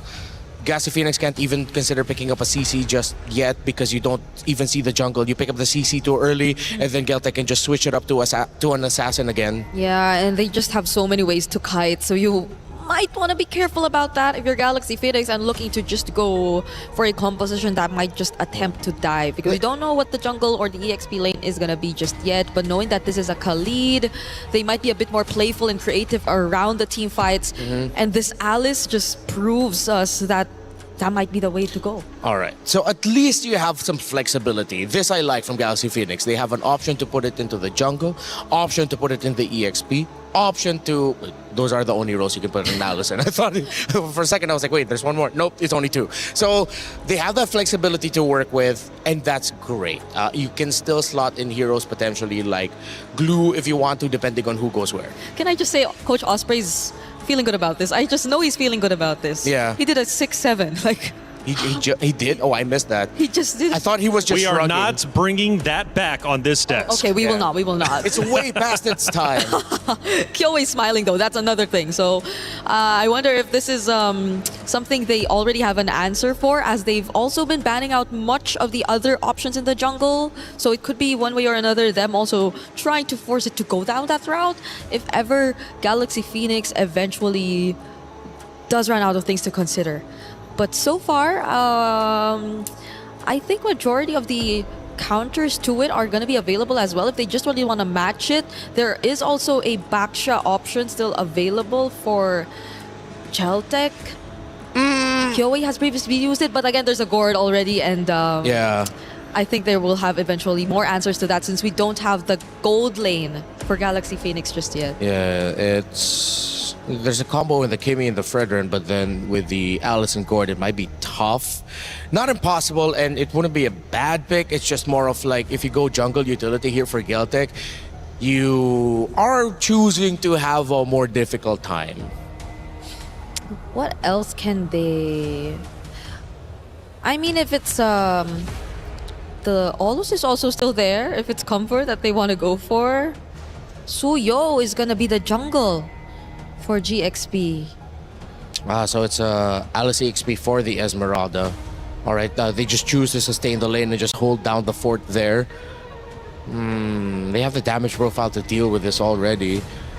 So you can just double down on... I don't think they need to go pick off, but if they go for... Oh wait, no, Kaja and Kalea were all both taken out. You don't need to go Cho. No Marcel. Yeah, no Marcel available. Coelho. Hilda's not gonna have a great time unless you just want to match the center speed. The Matilda's there. So you double down and just pick up like Matilda Barrett's. Matilda Barrett's. Or any combination similar to that if you're not gonna be going for the assassin. But they want to go assassin, just match it. Whoa! Oh, they still go for the pickoff. They find the Franco instead. Ooh, with the Alice, with the Gord, with the Khalid, having a roamer that's very static once the ultimate is off for the Bloody Hunt. Theoretically, you could see the damage-centered mindset for Geltek. But with the Alice and Gord and the Khalid already there, I think Galaxy Phoenix cannot go wrong with their last pick. And the burst damage you have to anticipate. Yeah. So you really have to build defensive early on, but you also have to build like maybe a Winter Crown or so, just so you could ensure that your Bloody Hunt eventually gets through. So it's going to be a tough position for the Franco right here in this game, and no matter how you look at it. And the carry is actually still... Oh no, it's on the other side. It's on the other side. Claude is going to be next. You mentioned it. Yeah. All right. You know what? I'm much happier with the Galaxy Phoenix draft now. The Alice into 3 actually salvaged it for themselves. Geltek picking up the Franco out of nowhere. I think we're going to go 1-1 after this. Head back into Flying Cloud. It's Galaxy Phoenix versus Geltek Cyber Team. Now, going back in time, Geltek did in fact win map number 1, which puts them up 1-0. Now, 1 map away from being up 2-0, and therefore potentially being $50,000 richer. This matchup means a lot. Pride is on the line. Do you want to go home without the podium finish? You've got to make that decision as a competitor. We head into map number 2 between Galaxy Phoenix and Geltek Cyber Team. Mirko, Gideon, take it away. Here we go. Oh my goodness. Did Geltek Cyber Team just say we're better? Is that what the idea was with the draft? Because I thought with the Kimi and the carry, they would build up for more of these tanks up front. but then they pick up a Hayabusa and a Franco to round up the drafts. That's the thing. That's the Osprey, man. They're making sure they're giving you a 1-2 punch, but you don't see where the diversion is coming from. Now, as the early game continues to progress here, Lima is going to start off figuring out exactly where KOA is going to start on this map. Looks like both sides will end up towards the EXP sides of the map as well. But hey, you know, early aggressive plays, and most importantly, Lima just being an absolute nuisance has costed first blood in the mid lane. Maybe that's the vision. They know Lemma on a lead will probably be rotating and, you know, utilize the early advantage. Ling just takes a free turret shot and a few more hits. This is going to be very punishing. They're still trying to get on top of Sanj, and again, Lima making attempts like this. This is an early game that's not great, but they still get Sanj back. Now, trading for trades is still good, but Sophia did lose that flicker early on. The early game plays that we were expecting, not exactly as traditional as we thought. Nope, but it all just worked out for Geltec Cyber Team, especially with a Bargain Hunter on the hands of Sanjika. Oh man, that could be the... Oh man, these emblems, if only we knew slightly earlier, but even so, it's still pretty good. At this point, GXP, yes, mistakes have happened, but it's not the end of the world. It's not as vicious as it could be. I'm just more worried whether or not Sophia can actually hit level 4 on time. Huejo hasn't missed a single hook, missed a projectile. It's all good. And first blood, and now 2-2 even score, all within the first minute and a half here, not even at the 2-minute mark, as both sides want to look for further. I really thought that the EXPs were going to be like consistently moving around the map, but they're all proxying each other, and they're all looking for one thing, this very first turtle. I think it's a bit of a misstep by Ling, though, to rotate so early and actually, you know, take some of those shots. Because I do believe Ling is going to be behind of Yubon. She's going to hit level 4 first, especially with XP Crab control over on Kyowe, who's already there. Claw's going to try to take that away. Both hit level 4, no problem. Now it's all about the mid lane, and it seems like Sanjika is the one who won't hit level 4 after that death. It's a little bit of time, right? Yes, EXP over time, they still managed to get it through, waiting for the opportunity, but Sanj in a lot of trouble as Ling is able to peel all 3 of them from the turtle side. They don't have the angles to get in as Lima is covering the exits. That's going to be first turtle for GXP. Oh, missed a projectile on a Gush as well. That combo not going to exactly land efficiently, but Kyoe has an opportunity to maybe make something happen. Ooh, sees 2, decides to pull back. Good decision by Kyoe. And once again, it's GXP early on. This time, though, with an assassin, with something that's more comfortable on the hands of Fa. Lemma is going in deep. All right, now they go with the Yoki Shadow Kill, straight away flickering away to try to create some distance so they don't get run down by Sanjike. At this point, I would have imagined that the lead would have been more towards GCT, but at least GXP pull it back with that one play. Whoa! Throne Ruin coming down hard onto Cuervo. Can they get out of there? Can they punish this even further? No. The Iron Hook, too much of a threat. They back away. See, this is the GXP I was expecting from game number 1. None of that Akai stuff, right? I mean, obviously for Fi, it just seems like the whole team as well, they're able to capitalize on that aggression that we saw. Sophia's still very much as trigger happy as she was in game number 1, but it's just, there's something now that can come in to help her out, even with Lemma on the lead. I think this time around, at the very least, it was GCT who made the initial mistake here, but I think that GXP recovers a lot better as now they get the full combination onto poor Cuervo, and they've zoned off Sanjike as well. They're not going to be able to set up for a dive, but still pretty worth it. 3-2 now is the kill score. The problem was just the picks, man. The problem was the picks, because now with all the aggressive picks in their hands, with Winnie back on a comfort pick, fun fact, in the group stages, all the way to before semifinals, to the quarterfinals, that means Winnie only played 2 heroes. It was Harith and Claude. So the fact that she tried her, luck with the carry, and the whole team tried their luck with a different kind of composition was kind of strange, and Iron Hook whiffs.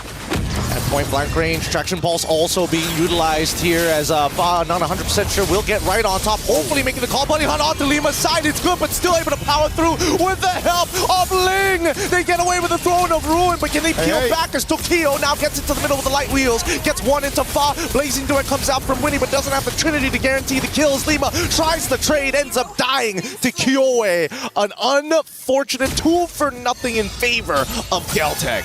You cannot overchase, not against this composition, especially in a choke point with Sanjika on the gimme. The immobilization field could hit them all, and Liuban as well, catching Fa with the Falling Star Moon as she walked up, blinked forward with the Blade Surge. No more mobility resources to use, and GCT are back in an okay position. I wouldn't say back in the game just yet.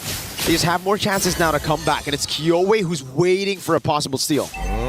I mean, it looks like it's going to be a 50-50, but they give it up entirely. They look for a wombo combo here, doesn't find it. Little disconjointed, Throne Ruin flickering forward just to make sure that Sanjike goes down, executed by Fa. And now Lubon gets into the back. At this point, Kyoei right on top of Winnie. It's perfect, but the flicker out into the teammates to protect them. Locking them down with a bloody hunt here. Unfortunately, still no trades. Winnie goes hard with the blades of weapon. The raging sandstorm connects on the two Lima. Takes on Lubon as Fa chases, takes out Kyoei as well. With mid-tier 1 down, GXP has ripped this game wide open. Fundamentally, GXP are solid, but where they shine most is when they can shine on their mechanics, just going for these chaotic brawls and duels across the map, thriving on mechanical skill, and they got exactly what they asked for. GCT, try to go and fight fire with fire. It seems like GXP's flames just burn a bit brighter this time. Oh, but we can't count Galtech out, right? Because inevitably, the one game that they were able to take from them, from Na'Vi, was because of the way they played mechanically. GCT on the opposite side, I think they got to get into those brawls, those big scrums. However, find those choke points. It's about positioning. It's about finding the quick way to push them in together, pinch them close. Let's see this dive in the bottom lane, an attempt. Happens every single time. The Blazing Duet comes out, Traction Pulse as well. Winnie having to flicker out of there. It's a guaranteed kill as Gueho just walking, impending doom. But because of that death, they do not sacrifice bottom tier 1. A sacrifice for the bottom tier 1. I mean, that position is just all too relatable for me, man. You know, gold laners in the bottom lane play safe. Kyoei! Getting chunked down to 10% of the HP. I mean, I don't know. You would have given up the tower, would you not? No, I would die for it. I would die for it, bro. Turret more expensive than my life. At least in this position as well, because they have map pressure now because of the turret still alive. Doesn't allow GCT, especially on the Franco, to go and look for these positions in those bushes. Oh, it's dangerous, but they now know that they now know that Kyoei doesn't have her shadows for at least 6 more seconds. They're gonna try and rush this down to Kyoei. Get it up in time, and yes, they do. Kyoei gets the steal. Sophia now in trouble as Newball is trying to push him out. Ling, unfortunately, at 1 HP, can't sustain through the power of Tokyo, cutting them down with the true damage. Thank God for Light Wheels. GCT coming back straight up right after Galaxy Phoenix got a big team fight win, and it was through playing it a little bit slower on the skirmishes. They know if it's just all about speed, GXP would win. All out, all their resources. It requires these cycles to land perfectly with the Mystic Gush. And even, I mean, the Throne Ruins. And, oh, Iron Hook from Guejo! It hits, it's good. Bloody Hunt on top of it. They're going to run down Faz. There's no more cooldowns to get away from this. This is starting to turn into a boxing match. GXP want to get a little messy, want to get real close. GCT, they got to throw those jabs out before the haymakers come through. Seems like there's no jabs being thrown at this point. It's all about pointing in the middle of the ring and slugging it out. Guejo just has that reach advantage. Oh, and it looks to be good. Lima going to try their best, but again, with the fleeting time, that Bloody Hunt just comes off too soon. Wait, the quick set God keeps it alive long enough for the counter engage by Ling. The Throne Room was good, but they want to get out to Guejo. Hit by the Traction Pulse once again. Sophia looking for combos, and it hits, but no follow-up damage. When he's thinking about it, but with no ult, they can't do much. Fa in a 1v1 against Kyoei, gets hit by the Oki Shadow Kill. Can't get out. Damage as good as Sanjike is able to back it up. GCT, these prolonged fights is exactly what they want. Oh my goodness, the Ice Queen really living up to that title. Cold, composure, all throughout. These retreats have been perfect. Every single time it's a 50-50. It's not. It's 100-0. Kyoei just wins it. Even on the purple buff, wasn't able to win it out, and it was just Kyoei with the purple buff steal, baiting out the Soul Sever, taking it away. Guejo just looking for the Iron Hook, doesn't land it. The projectile lands, the Traction Pulse. It's looking bad, and now with the Bloody Hunt into the Winter Crown to make sure that Lima can't go through. The Mystic Gush comes through, and Guejo must give up her life. Sophia finds it, but at this point, GCT, the mid lane is already getting attacked as they maintain the position. Ling fails the engage, projectile connects, and GXP, they've done what they can. To the Lord they go now. And it's back to GXP now with an advantage. It really is a slugfest of a boxing match here in game number 2. GCT trying to play it a bit slower, but GXP just finding the ways to gap close. Kyoei held that bush. Good read by Lema to walk up on it. Now it's all about the Lord. GXP have lost out the neutral objective battle to Kyoe, and now it's Lem on his own. Oh, here it comes. They go attack the backline. Lubon tries their best, however, doesn't get the clean hits as Tokyo takes out Ling. And on the opposite side, without the Oki Shadow kill, Tokyo able to take out Fa as well. No more combinations as they have broken the formation. Sanjike somehow survives, but the Bloody Hunt will guarantee as Tokyo flicks hers forward. Iron Hook, right direction. Unfortunately, just not long enough. 4 members down for the Lord. That was all good for GCT. It looked like Kyoe was zoned away, but it was just perfect because it bought enough time for GXP to utilize all their resources to secure that Lord. Then they saw the opening, they chased down, and GXP just did not know what hit him. Yep, with the Holy Shielding down on top and mid side, GXP make another attempt. Throw the Ruin flickering forward as well, taking it. The combo's good as all 3 members from Galtech get beamed down, and they might actually find a 4th one. Unfortunately, unable to get the stun. However, they're going to still chase it to the ends of the earth. Sanjike, no passive, doesn't have that max range. 4 for nothing. Big Sky Piercer stacks as well for Fa on the Suyo. We've seen this plenty of times. The gold lead basically non-existent at 11 minutes of the game. It's only a 2,000 gold lead. They do have an advantage on the far lane, but GXP, that's what I'm saying. When it comes to just these chaotic skirmishes, they just find a way to force even the most technical of opponents to slug it out.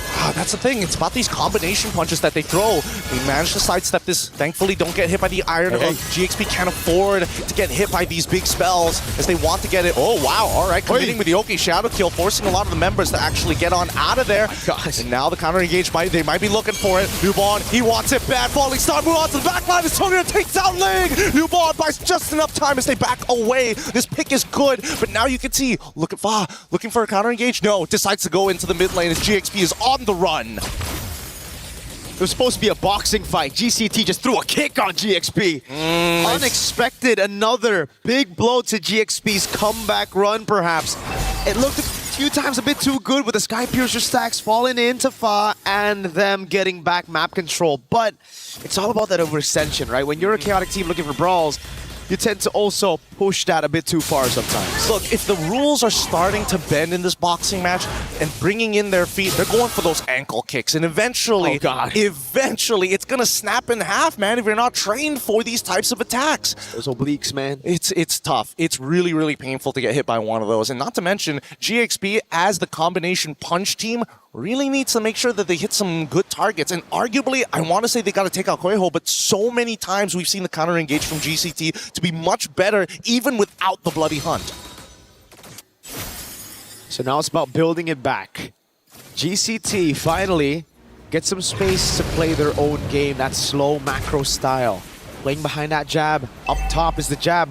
They have that forced error built up, slow push coming in. GXP are gonna have to look for a gamble, a wild haymaker to turn things around, a wipe in the skirmish, or a Lord take where they don't lose anybody. Yeah, look at these aggressive positions that they're holding him in no man's land, trying to make sure that they have that first setup. However, the backup is so far away that this could be an overextension, and I think that GCT might have just figured it out, but luckily they got into lane, forced them out entirely, and now they have a power position over this Lord. Should be pretty free overall, right? I don't see any contention because of this forced mistake, and now GXP, they're not really going to force this. They've already used the conceal, no position to fight. Gotta be careful, Emma. Kuejo just needs one Iron Hook. The GCT chooses to play it safe. BOD built up for Kyoe. Take a look at the items. Chastised Pauldron as well. The Wind of Nature being built up by Tokyo. That'll take all of the threat of the Claude and the Suyo. The 2 heroes that can actually dive together with the Alice out of the skirmish already. Is that a holy crystal that Sanjik is building for? Yeah, I think so. That's, I mean, that'll hurt. It's going to hurt for sure, but at the same time, I wouldn't blame the decision because based on what we've seen so far, Sanjik usually isn't that... Wait, hold on. Throne Ruin does connect, able to combo perfectly, but luckily the winner crown coming from Kueho is good enough. Thinking about the Bloody Hunt, they get it on towards Lima, and unfortunately Fa with too many stacks, able to make it happen. Lubon, Falling Star mood, they were targeting the front line, but now Sanjik focus forward to try and ensure this. Lima will try their best as well to heal them up, but now in the back, Kyoe finds him with the Oki Shadow Kill, and it's just too much damage for Sophia to take. Kyoe found the angle through all that chaos. GXP thought they had GCT. because they saw them split up, and now it's GCT looking for the end. Possible match point. Immobilization lands. It's good. It's good. However, they need that wave, and Ling is able to delay this wave for as long as they can. Traction faults again, getting thrown out. Lubion trying their best to try and pull some attention to their side. The OK Shadow Kill might just find one. Unfortunately, RNG isn't on their side. Lubion needs to take out Fa. Fa gets on out of there just in the nick of time as Ling gets on top of it too, and the peel should be it. This is when Lubion should fall, when you have a Raging Sandstorm, and especially with so much pain. And yet they don't give these kills over to Winnie. How the heck did Galaxy pull that defense, not losing another base turret? It still stays just one base turret down. It was from the prior push, GCT. They have to push it a bit further. They have to be wary of these crazy awkward engages from Galaxy Phoenix. They're caught behind the ropes right now, on the ropes. It's about that body motion, right? They gotta dodge. They don't mind getting nicked, and that's the truth of it. Getting nicked is okay, but as soon as that haymaker comes out, you can see GCT, they scatter. They're swinging wild, that's for sure, man. Leaving themselves open, but that's what you gotta do. Throne of Ruin again, the haymaker landing. It's not good enough this time with Winter Crown. Alquejo can't seem to get out of there. Has to use the Bloody Hunt, and it's going. Winnie goes down as Killway finds a double to that front line. A single Oki Shadow kill was good enough. Winnie got one shot.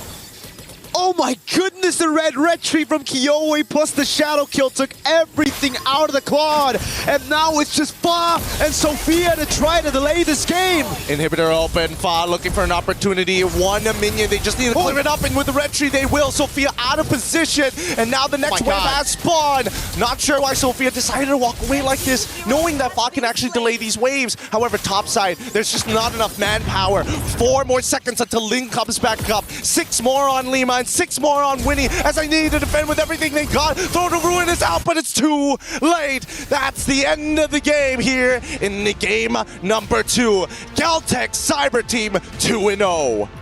That's match point. To do it with a composition that threw most of their main winning conditions that we saw from the group stage all the way to the semifinals out the window, to say, no, I'm just better. If you want to brawl, if you want to go and slug it out, we can do just that. We haven't seen a flex like this in a while, to say, you know what you think at the meta? We don't care about that. We've got our own playbook, and I'm starting to like it, I'm not gonna lie. I love the way that both of these teams, their scrimmages are ridiculous. These ladies are fierce. We need more of this. We need more of this everywhere. We're going to be throwing over to our studio to break this down for you. I'm sure they've got a lot to say for such an exciting game, but only after these messages.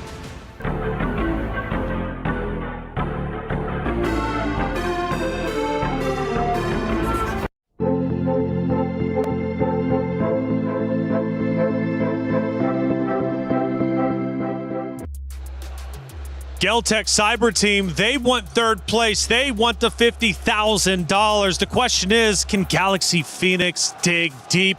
They're making too many mistakes, and now they're down 2-0 in this best of 5, which means Galtech is officially on match point just like that. Hey, welcome back into our studio. Guys, it started off bad already, right? Let's go back to that first minute. Galtech finds the mid laner exposed. They take advantage of it, and from there it snowballs into Galtech's hands. Yeah, Sophia, Lemma, they were slipping in their position and they're trading at the center of the map early on, and it didn't take long for it to be translated to a small early lead. Credits to Galaxy, they were able to recover, and again, which is why personally I preferred their draft over what Galtech went for. When it was going good, you could see it happen, but then Miracle posed the question, is it because Galtech are trying to say with their draft that they're simply better? It's been answered, yes. Yeah, from the Olos to now the Franco, some of the most unexpected heroes that are not entirely part of the meta are actually made work here by Galtech time and time again. And I agree, the beginning seemed a bit too sloppy for even both of their sides. I was expecting it to be a bit more difficult, especially for Galtech, to pull off this entire idea of a Franco.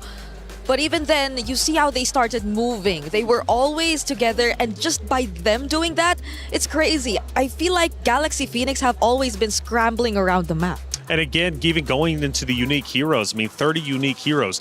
They are the second most moving team when it comes to hero selection, which is truly impressive. Again, going back to that first minute, though, let's take a look at it because this is where things truly started off bad for Galaxy Phoenix. At a time where they needed it to go well, especially given the fact that they had just come off a loss from map number 1. We go back in time to the first minute and take a look. Again, the mid laner getting exposed. I mean, we're just 40 seconds in. Yeah, where was Lemma in that situation? You have to be helping your mid laner clear. I think she overthought it and thought that, hey, maybe the Franco's gonna be going into the gold lane. Nope, and that just left you vulnerable in the center of the map. You lose your mid, you lose your roam early, and with, as you mentioned, coming from a loss, knowing that if you lose this, you're gonna be down match point, you need to have a good start or it's gonna influence the rest of your game. You're gonna be sloppy, you're gonna be taking unnecessary risks. Yeah, honestly, if you try to look at the different angles Lemma might have considered as to why she just went straight to Kyowe, you would kind of understand her, right? Maybe there was a potential early invade 2 from the Franco, maybe there was a potential that the Franco could go gold, or not entirely in the mid, because that's not where you expect the Franco to really unleash the early game potential, but it's that's why it just so much matters when it comes to these early decisions, because as we take a closer look to whatever escalated after that, it was much faster this time around for Geltec Cyber Team. Yeah, and Geltec obviously uses that advantage. They take that momentum and they just apply it to the rest of the round.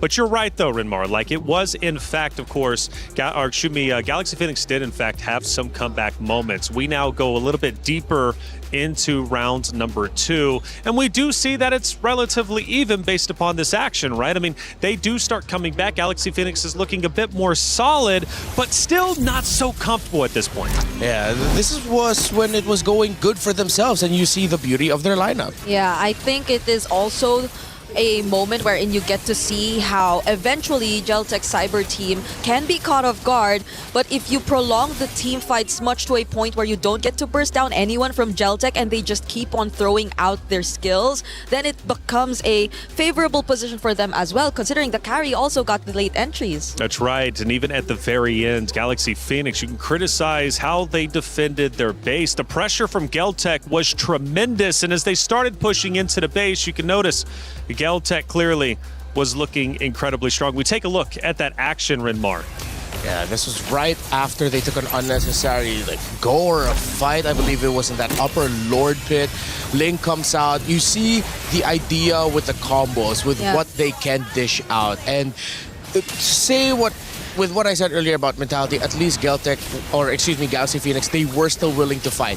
And if you see them, when you do it layer per layer together as a team, you find your moment, it looks good. But they just couldn't do that consistently all throughout game number 2. Yeah, it's always Geltec being able to get away. I mean, I don't blame it. It's a Hayabusa. So probably the next best option really was the Franco, which is why they tried to burst her down multiple times in a row, force out the Winter Crown, and in some ways it became a bit favorable for them. But you also have to take into consideration that whatever you do, Liubon is still going to be there. She's still going to be in your face. Well, Miracle and Gideon are calling the action, and they're doing a phenomenal job, and we happen to be recording them. Let's see what kind of antics they got into during the commentary.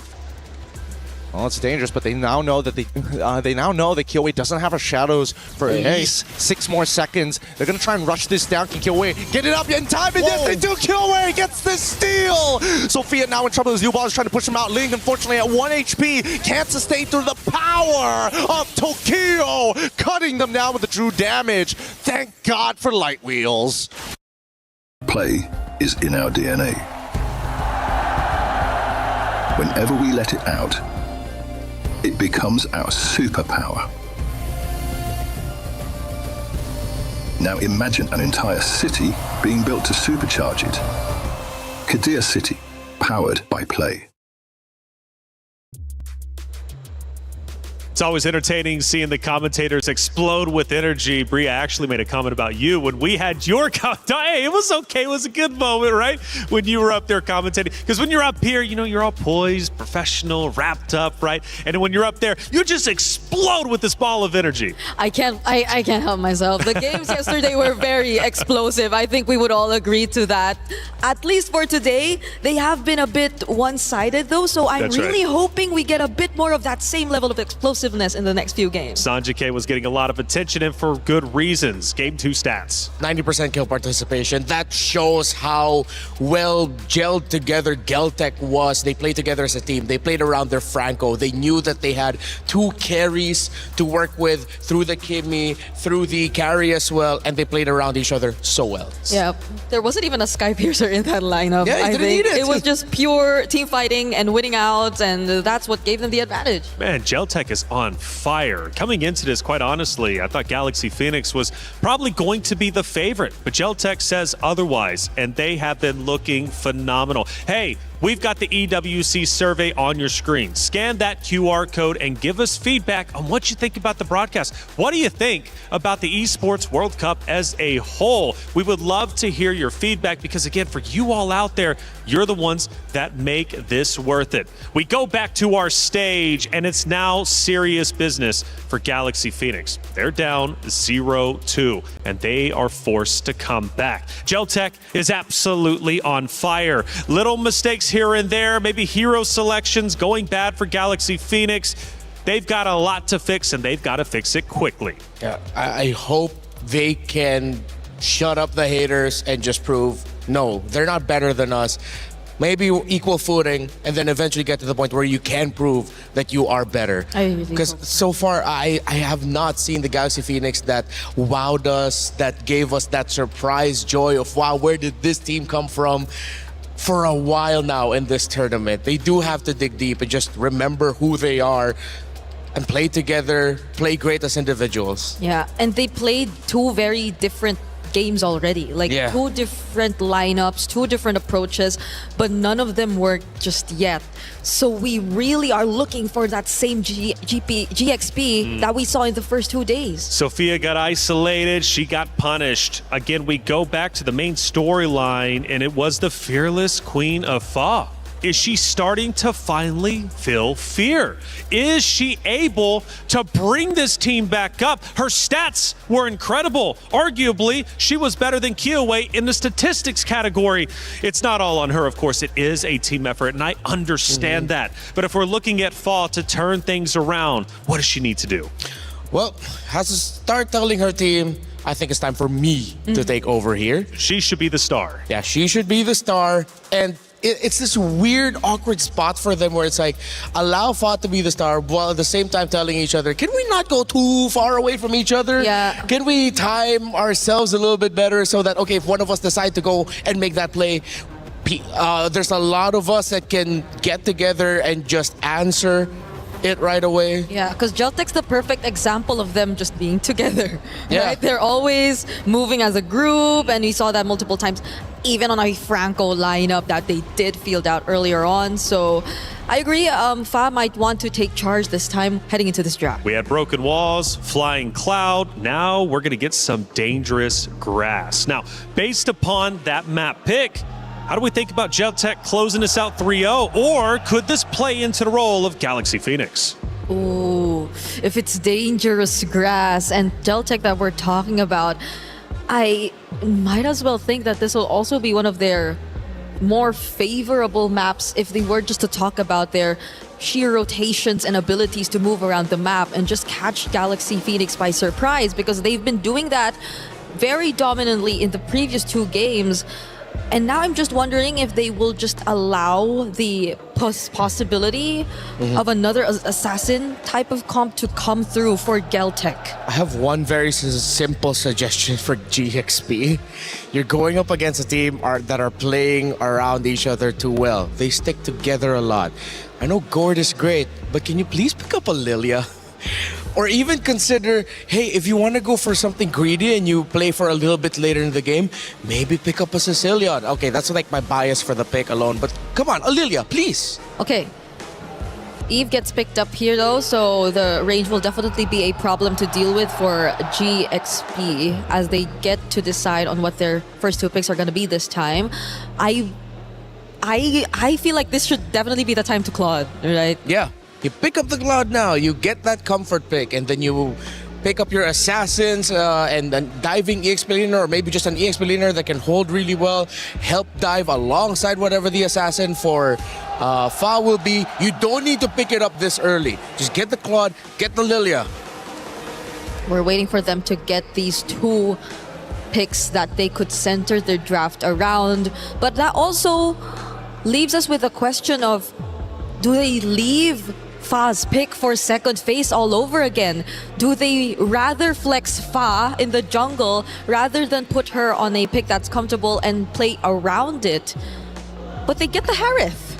Just get the glue, Geltec. Get the glue, get the Phoveus, one of those.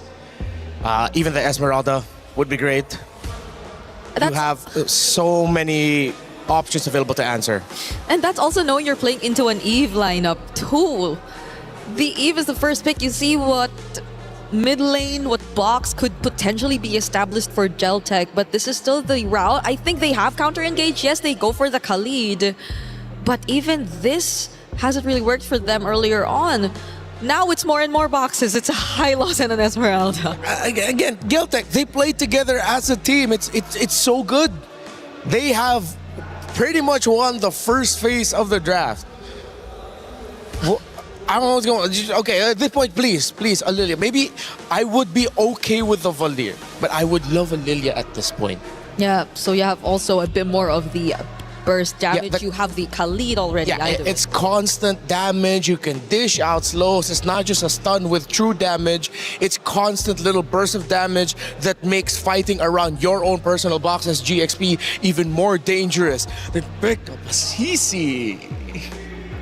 I think matchups we see in the EXP lane are already slightly, or they attempted to at least balance it out through the CC, but I feel like it's still gonna be tough either way. There's just so much to think about. You pretty much put both of your XP laners, or both of your fronts forward. They have to make the tough choice now of whether or not they can go for damage in the jungle or just accept that you're gonna have Fa once again playing utility for the team.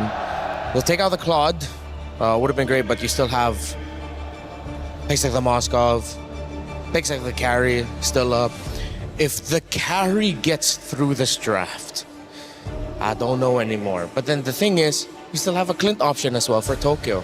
So whatever Geltec is left with, it's just great for their playstyle. Whether they go for the carry or the Clint, it's very them. They banned out the Gord. Arguably so. Of course, that's additional layers of shred, but with the amount of fronts and with the amount of sustain that you're already seeing from Geltec, I think they're very flexible to choose around the jungle. Like, they have options to play around with, considering that they have both Eves and Hylos in the draft. So I doubt Kyoei would have a tough time deciding whatever pick she wants to go for here. You know what might be tough here for Geltec? For Galaxy?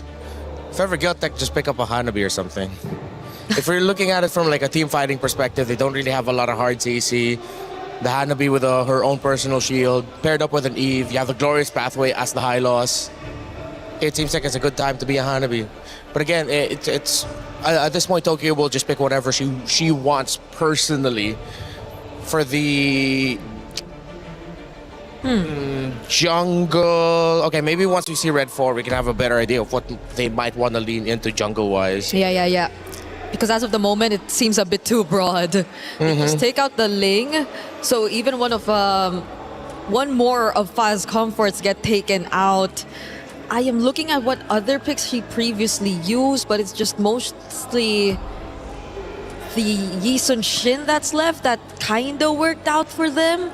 Because you might not want to see the Akai a second time around in this kind of scenario. It, on paper, might be okay. But if you're looking at how Galaxy Phoenix have been working around the sequence of the team fights and the layering overall, then that just puts more and more pressure on their draft. I'm glad they finally picked up the Lilia, but that definitely should have come in sooner. And look how quickly Geltic Cyber Team picked up the Granger. They know that their box is way too good. If ever the Akai comes in for Galaxy Phoenix, I think it might be tough for them because it's sort of counterintuitive to what they want to be able to do with the Lilia and the Harith. You want things to be coming together, not getting pushed away, unless they are really good with being able to build down the members of Geltic. And here comes Leomord for the first time in MWI. Oh, is Leomord gonna carry Geltic to victory and all the way to the 3rd place? It's Hylos and Leomord too. Oh yeah, it's the double horse combo, courtesy of Team Liquid, the men's side. Well, this could end up very, very fast. I think it's funny, the Kai looks good because you see the Leomord, but then with what you have, it just looks so counterintuitive to your own goals. And it's devastating because they're in last pick again. And the last time we saw the Akai come through in last pick, it didn't really pan out well for Galaxy Phoenix. Overall, their 3rd game in the red side, but despite that, things haven't been going their way, so they just lock in the Suyo to wrap up this draft. It's not just Fa, the rest of Galaxy Phoenix, the whole team need to make some magic. There is no mercy for 3rd. Geltic Cyber Team have put themselves in a winning position. In this best of 5, they need to win 3. They've already won 2. Is one more in the books for them to close this series out 3-0? Or does Galaxy Phoenix have more life left in them? Can they go map by map to provide the reverse sweep? It's up to them to decide. But for now, Geltic Cyber Team look absolutely incredible. It's time for map number 3 between Galaxy Phoenix and Geltic Cyber Team. Mirako, Gideon, let's get it started. The question's in the air. So far, Galaxy Phoenix haven't been able to get a single game after making it to top 4. In a best of 5, they just struggle. Do they have the mental fortitude to come back? Because GCT, they just need a game to finish it off. It's match point, and that's the high pressure, the high stakes that we've all been waiting for. And especially if GXP is going to climb out of this hole in this best of 5 series. Overall, I am a little worried, but at the same time, there are some interesting adjustments, right? Adaptations that we are seeing. 31% first blood rate compared to 42 on the opposite side. You got that increase, you know, the first blood earlier could be first blood here, but Lemma flickers out the safety. That means, though, mid-prio will be pretty good, but Fa, sneaky, straight up into enemy jungle after sending Lemma up top to delay Kiowe. And that's the thing, we were talking about it in game number 1 and 2. We recognized that the attention span seemed to be all over the place, and in game 2, they started to weaponize that attention span. Now, it's about dealing false information, feeling like you're really about to catch somebody, and then you notice, where's all my camps down on the bottom side? Top 10 unpleasant surprises of all time right there. Bargain Hunter for Sophia, and it's double sprints for GXP. Not the vengeance you'd expect from Ling. I understand it, though. You really want to try to utilize the mobility to rotate around. Kiowe is just desperately looking for level 4, gets stunned up by the Blade Surge and chewed away from a possible level 4. That means Kiowe is going to have to look for a kill. Lemma doesn't have Flicker, but GCT cannot threaten Lemma enough. I don't know. Now, I think everybody's getting a little antsy. That's a very early retribution. For what? Even. For what? And no need to use it for now. GXP on the opposite side. Let's look at the EXP, because so far it doesn't look like King is able to be able to deal with Luban just yet. Not until we're expecting to see that War Axe or maybe Anti-Heal. Really depends on the scenario. But this very first turtle, seems like everybody is looking for a piece of it. Kiowe's going to have to go for this Lizard before level 4. But GXP are taking a bit too long to set up for the neutral objective just because Ling was behind in level.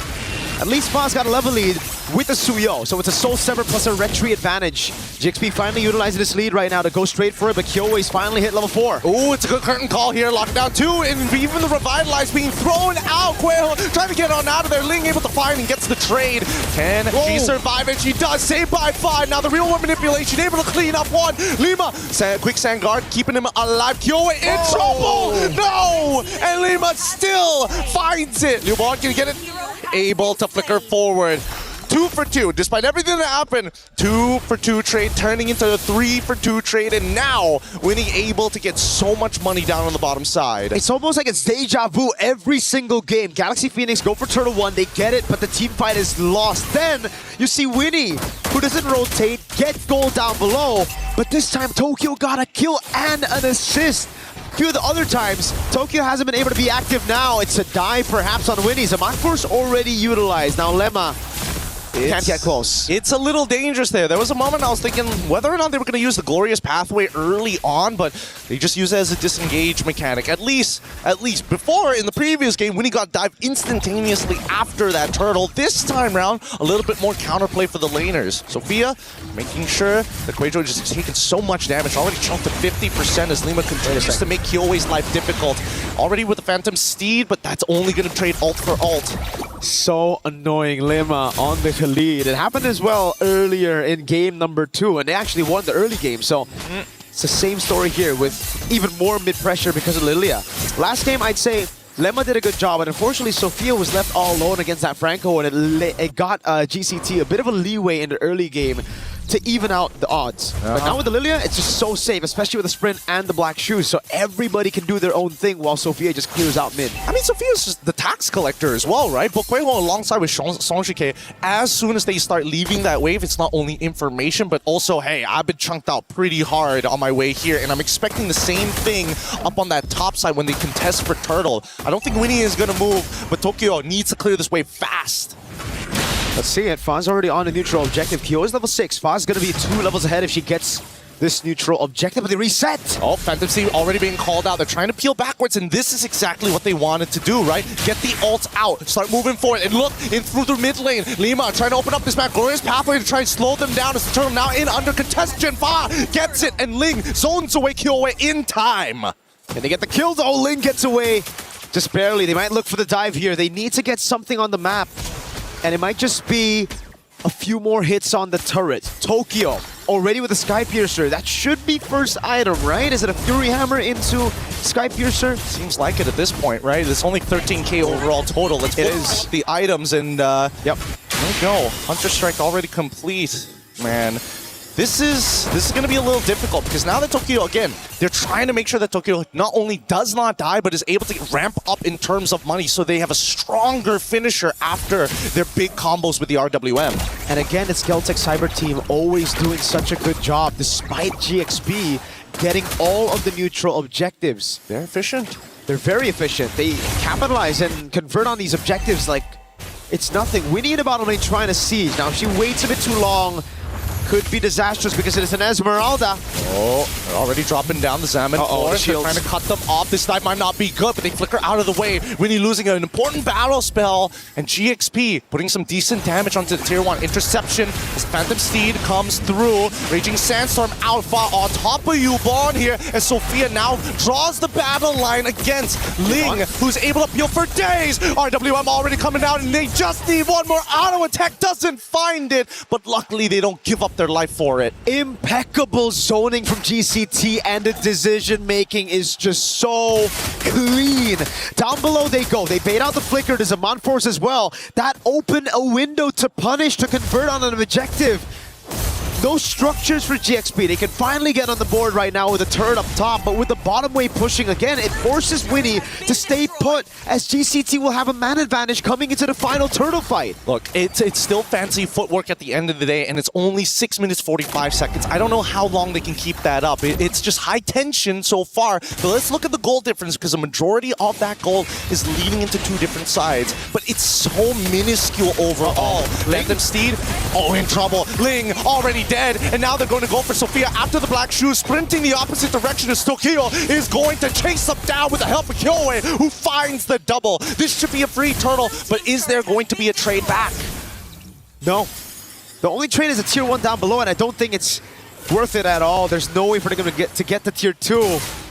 And it's just so sad. GXP try to outrun GCT, but Kyoei's on a horse every single time, chasing them down, outmaneuvering them. RWM on Winnie. Oh no, Winnie might be in some trouble, but at least for Lima is able to clear up a decent chunk of the wave. Oh, gets out just in time. Quicksand got to keep him alive, and they managed to protect mid tier 1, the most important structure on the land of Dawn. But yet again, they bait out these crucial abilities for the defense. Hell, fuck, gets stunned up with the Law and Order. This might be some trouble here. Sophia trying to get the space back, but Sanjike is not making it easy for all the taxation. She's looking for some reimbursement. Black Shoe's already out. Sanjike forced to flicker out of position. No RWM, as now they drop the glorious pathway, but Tokyo is finally here. Ling is in trouble. Phantom C from Kyoei to clean it up. Winnie able to get the Zeman Force down just in time, but the interception, it was good, but they finally get Sophia at the very end. 2 for nothing for GCT. Oh my lord, now it's a falling star moon onto Winnie.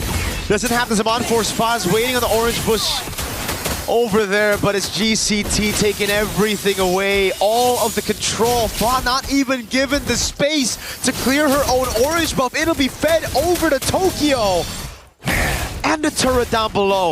This one skirmish showed so much attitude from GCT. They're like, for everything that happened in the early game, just a slap on the wrist, and just to make sure that it hurts the most, we'll break your pinky while you're at it. It's a curb stomp on the wrist, not just a slap right now, especially with Kyoei on that Phantom Steed.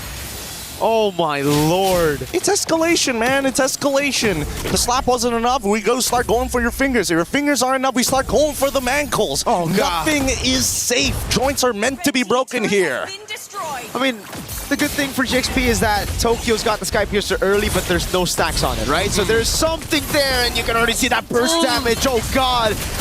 Luckily, Tokyo doesn't have Skypiercer stacks. If she does, could have been 2 kills over. And this is just only a 4.5k lead, right? Holy Shielding's getting cut down. And Lima died straight away to the Skypiercer. Look for a second, almost connecting as well as Sanjike catches it with the end of the Void Rift. Now, looking to get at least 1 inhibitor, make their time worth it here. Fa in the back line, potentially looking for a flank, but nobody can come up in time. And now, Sophia forced to use the ult already. Somebody's got to do something. They're giving up too much here. Another inhibitor might just fall because of their inaction, and they get it. GCT get away with daylight robbery. Pulled a gun up on GXP, asked him for cash, went straight for the headshot. No cash, bro. Tokyo just shot them down. Oh my goodness, and the Skypiercer built up from Fa is another desperate call for a desperate time right now. It makes sense because they need something back when they go for a team fight. They need an execute. But it's just GCT are so tanky. Every single one of them, Liuban, Kyoei, and Kuejo. We can talk about Tokyo and Sanjika. Maybe GXP could flank, but I don't even think it'll be enough to take them down. I think right now, Fa just doesn't have the resources to deal any damage, not even against these backliners. Yeah, I mean, the truth of the matter is just the lack of money. Like, they have tools that they could potentially outplay, but it doesn't make a difference if you're getting stat checked every single time. Now the Lord is going to walk towards that base, and I don't know, Miracle, what is their only hope here to maybe turn things around? Do they have to just curtain call Tokyo and Kyoei? Even then, I don't think it'll work out. Right now, it's all about clearing the way. That's step number 1. Can they deal with it? They have the Lilia, but she walks out of range, can't use the glooms, and the Lord is free! Oh, they walk through, and all of a sudden, it's over. Tokyo takes out Lima instantaneously. As Ling's the next to fall. The momentum is big, and Galtech Cyber Team wanted to make sure that everybody here remembers the name. It may be a third place match, but that's an extra 20,000 in the bank. GG, well played for Galtech Cyber Team. That game wasn't just a stomp, it was a slaughter. And Galtech Cyber Team proved to the world that they are indeed worthy of this stage, a top 3 at MWI. Truly a statement being made here. Such impending momentum. You felt it from game 1 to game 2 to the almost guaranteed finish in game 3. It was a stomp throughout. They really punished every little mistake that GXP made, and we get to see it again here, how clinical it was. It was Sophia walking out of the range of the glooms, but it was Sanjika that actually poked her out of it. So it was another forced error, and Tokyo, again, the slaughterfest continued as she just rained down upon Galaxy Phoenix. Oh, man, they tried to be proactive. I got to give it to GXP. There were moments in this game that they were looking for something, but you can tell that once the gas ran out, they were just running on fumes. It just wasn't enough, but so happy for how this all played out. We're going to be throwing it over to the stage with an interview with the help of Cheryl. Take it away. Oh, this is not the championship, even though this is not the championship win itself. This is such a win for the EECA region. You guys have definitely put EECA on the map here with this win. You guys are leaving France here on a win. What a spectacular day for you guys still. So what does it mean for you guys, to win this and, put EECA in top 3? I think we can say the same. It's a big victory for EECA, and for our team, it's best results above all of years from MWI to our region. We're so very proud of you, and we believe everybody who is watching at home are very proud of you ladies as well. Now, it has been quite a journey, so can you share with us what have you and the girls from Geltec Cyber Team learned from this experience here at MWI? In my opinion, the best experience what we have at this tournament is the practice of our teams from other regions like Philippines, and it's the best way to be stronger. Now that you guys have secured this win, and leaving France on a high, is there anything you would like to say to all of your supporters back home who are cheering on you guys? Of course, I want to say thank you for all of us who supporting the Geltec Cyber Team. It's so important to us, and thank you for my parents, my friends, and to Marbon. And I would like to say it's on Russian because it's very important to our region. Спасибо всем, кто поддерживал нас на пути в этом турнире. Мы на самом деле очень довольны результатом. Всем спасибо еще раз. Нам была очень важна ваша поддержка. Очень надеемся, что в следующем году мы вернемся намного сильнее. Отдельный привет моим родителям, Ане и Марбону. Congratulations on that win still. Remember the name. It is Geltec Cyber Team completing their journey here at MWI with a podium finish. Nevertheless, back to you guys at the studio.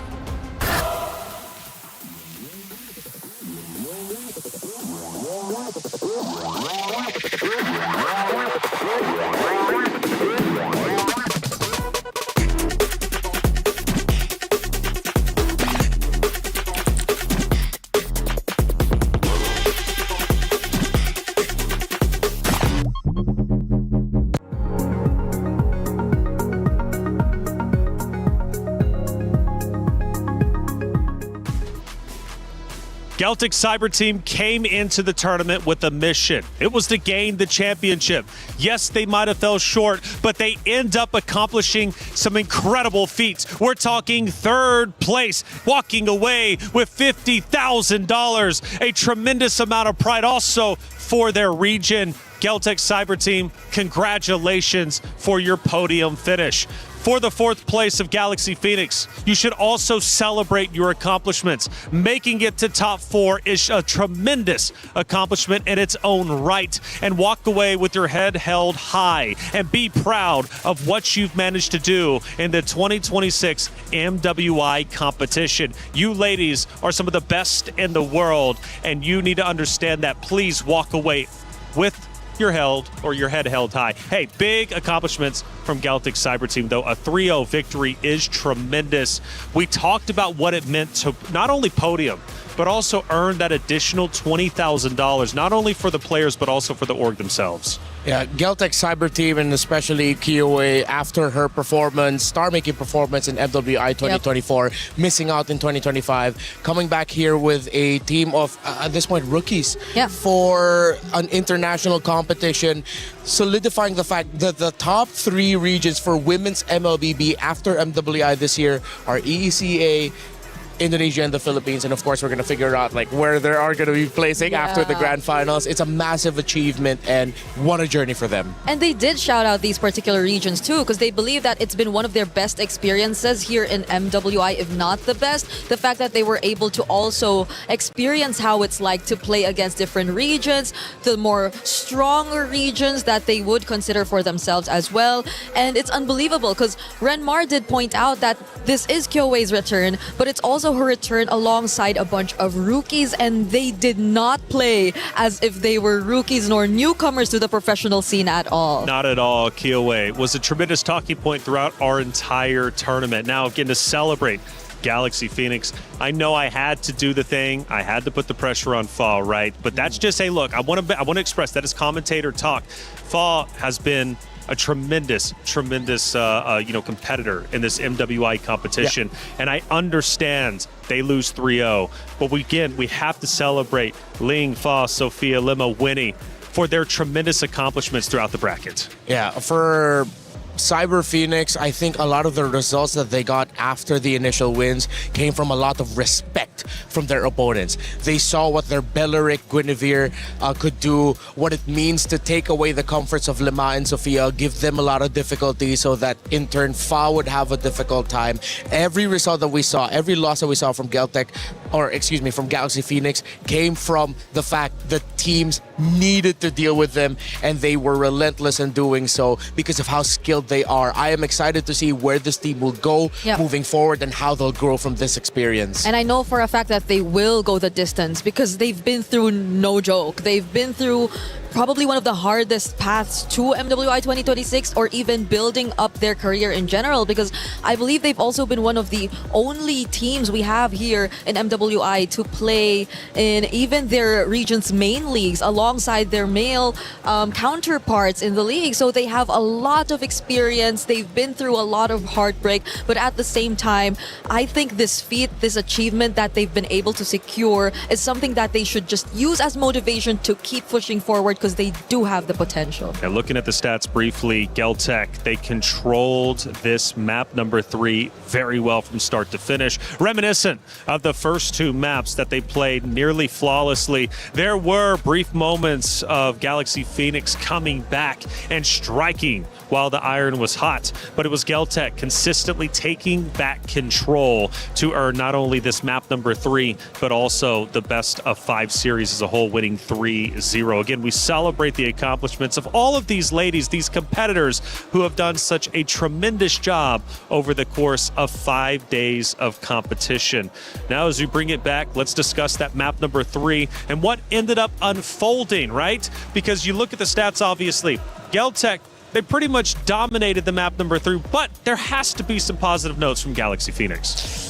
In terms of the positive notes, sure. Let's adjustments. See. The adjustments. The fact that they were still willing to find angles, even though majority of the lineup that they were up against would make it near impossible to do so. They didn't shy away from that. They were, as their fearless queen was, fearless in finding those opportunities, and I can give a lot of respect for that for GXP. We look at Tokyo and Bree, her stats are looking stacked. Yep, that was a statement from a Granger in game number 3, because Granger, again, not part of the more common gold lane picks, but in that scenario, I feel like it was such a perfect pick, because you see how, yes, there were adjustments from Galaxy Phoenix. They did pick up the Lilia, finally, you said thank you, and they had decent amounts of damage, but at the same time, that forced them to play close range. That forced them to be a bit more up close toward their opponents, which I think the Granger greatly took advantage of, because he had to play from a distance. There was no one else trying to hunt her down, and Tokyo,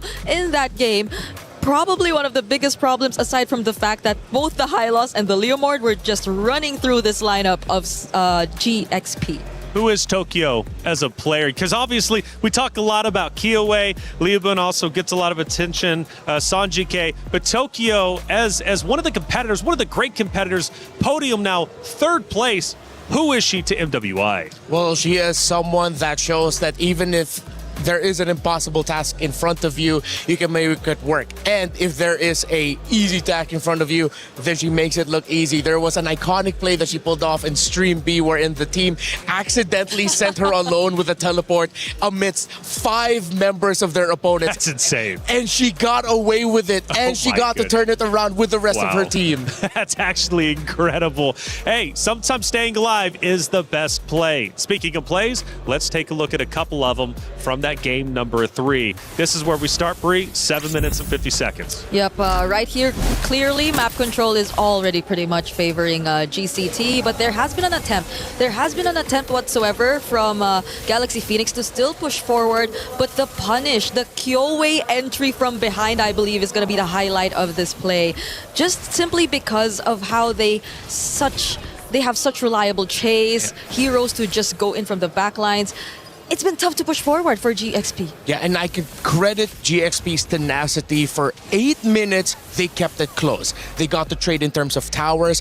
They could not get as much objectives compared to GCT, but you could see that it had to take a unique angle of approach from Geltec, a slow-moving chess match of finding the right angle, then eventually finding it. It wasn't that easy for Geltec to land this win because Galaxy Phoenix, they were showing that they can still fight. Yep, slowly but surely, but it's unfortunate that we only have a best of 5 because I do feel like GXP were warming up. Like they were slowly getting there. They were trying to address what had to be addressed. We saw it even in the draft.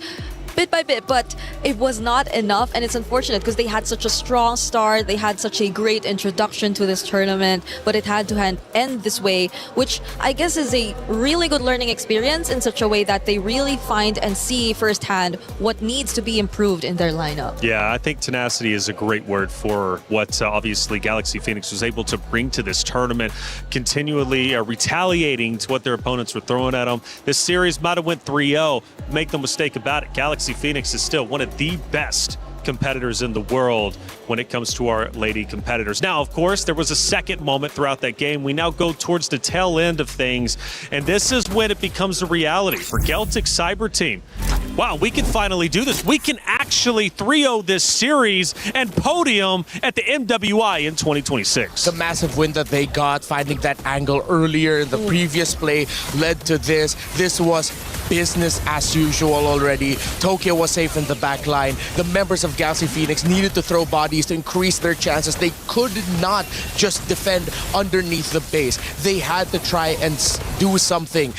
Tenaciousness, but I feel like a better way to describe them, to add to that, is they are unrelenting. They are relentless in their pursuit of trying to find victories. Yeah, it's just unfortunate because they were really relentless, but at the same time, I felt a bit of a panic towards the end too, because you saw the glooms already laid out there. Could have been one of the best ways to deal with the Lord, or at least reduce some of its HP, but it all popped a bit too early, so they weren't even able to utilize it, and it got all the way to the base, which made the defense 10 times more difficult for GXP at that point. Well, GXP, again, a phenomenal job as a whole. Top 4. We celebrate Geltic Cyber Team, though, with their 3rd place finish. And what a tremendous finish it was. Going back to what you said at the very beginning, Renmar, $50,000, especially for some of these organizations and players, is quite literally life-changing. And the beautiful story for some competitors is that they're playing for more than just themselves, right? They're playing to potentially support their family, support themselves, maybe start fresh in life, right? And that's the beauty of MWI and these prize pools that are so significant. You know, it really is a tremendous amount of money. We take a look at the emotions from the players, and you can start to grasp at how important it is for these ladies on that very stage, right? To win, to come in and compete, and again earn what could be life-changing money.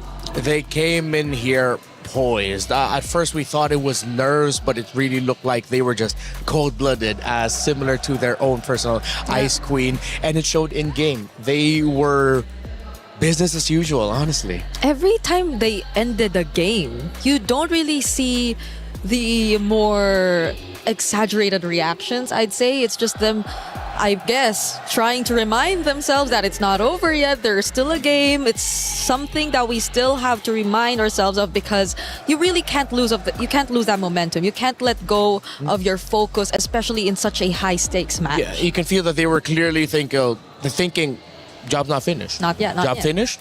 Job's not finished with every game that they won. And you can finally see them relax a little bit and finally let loose once they finally won. Yeah, there were just small celebrations here and there. Yeah. They're just going for the high fives, the head pats. It's cute seeing the head pats, yes. But towards that interview, I think that's where you got to see the most of it. Liu Bon and her just being very emotional. I know she probably didn't shed some tears, but she was probably close. Like, I felt how her voice was starting to shake, especially when she was asked about her messages to the supporters and what does this mean for her and her region overall. So it's great because now you see how all these emerging regions are actually trying and already proving a point. Yeah, I mean, especially when you see those post-match interviews, even more so when they've won, you know how hard it is hitting. Especially. Let's take a look at our team stats head-to-head. Galaxy Phoenix versus Geltec Cyber Team. They will trade off a couple of times. Obviously, the win rate for Geltec is going to be higher naturally as the winners.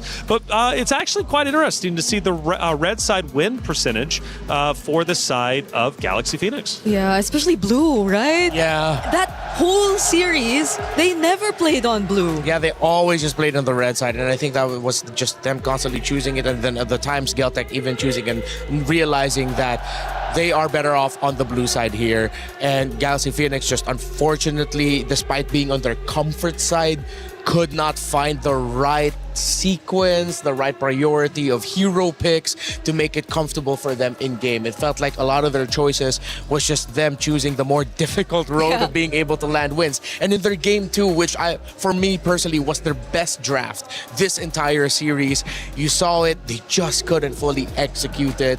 Still, we saw the glimpses of what could have been. I guess Coach Ririth had to deal with a bit too much going against Coach Osprey. Yeah. The swerves in the drafts, the sudden flexes, I guess, took us by surprise a lot of times throughout this series. So who would have expected, right, that Geltec still had those cards up their sleeve? Yeah, it's interesting, isn't it? Because Coach Osprey has been such a big talking point for Geltec. And again, coming into it, and I bring it back into conversation, you know, throughout our tournament, we have seen so many different heroes selected. It's been incredibly unique, and Coach Osprey is a large reason why Geltec was number 2 when it came to overall hero selection. We've got a lot of great people in the venue, including Rain. Come back in, brother. By the way, it was nice to meet you yesterday for the first time. I know we've seen each other virtually, but you kind of came over, and it was great to shake hands with you. Rain, what's going on, man? Hey, third and fourth, it's done. Yeah, I'm good. It's 3-0, right? And also, you're looking good, man. When I see you in front of me, I feel like this guy is so handsome. Hey! Okay, Ray, and we didn't plan that, by the way. He just came up with that on his own. Witness me. Hey, Ray, I appreciate you. It's great to see you, man. Yeah, 3-0, it's a big shock, right? It was a best of 5, but we only get 3 maps. Yeah. We've been celebrating Geltec Cyber Team and just how good they are. Third place to podium. I mean, such a tremendous accomplishment. Yeah, true. I think they play as a team better than Cambodia team, even though Cambodia have like maybe individually they are better in terms of mechanics, but in terms of team fight, in terms of how they should play as a team, overall I think Geltec play better. What do you think? But what do you think about the $50,000 Geltec just won? I mean, that is significant. I think that one will become their main motivation after this to improve, and I think after this they will try to aim for top 2, maybe try to aim for champion, because their performance is phenomenal, man. And are you sure that one is Liu Bon, guys? Yeah, it's Liu not Bon. Kid Bomba. No, that is really good, man. Her performance really good, man. Yeah, that is Liu Bon. Of course, Kid Bomba is a popular player who plays the same role as Liu Bon, and then a lot of people really look up to him as like the best in his role in that region. Yeah. So for Rain to say that, hey, are you sure there's not Kid Bomba up there? Nope, that's Liu Bon. That is one of the tallest compliments you can give a player. I agree. But I have a question for Rain here, since we have a bit more time with him. Okay. Was this something you actually expected? Did you expect it to go for GCT, and did you expect it to be a 3-0? No, I didn't expect at all. I expect that actually GXP will give a hard time for team from EECA, right? Yeah. But we can see that overall, in terms of macro, in terms of decision making, surprisingly, GCT is one step ahead. Yeah.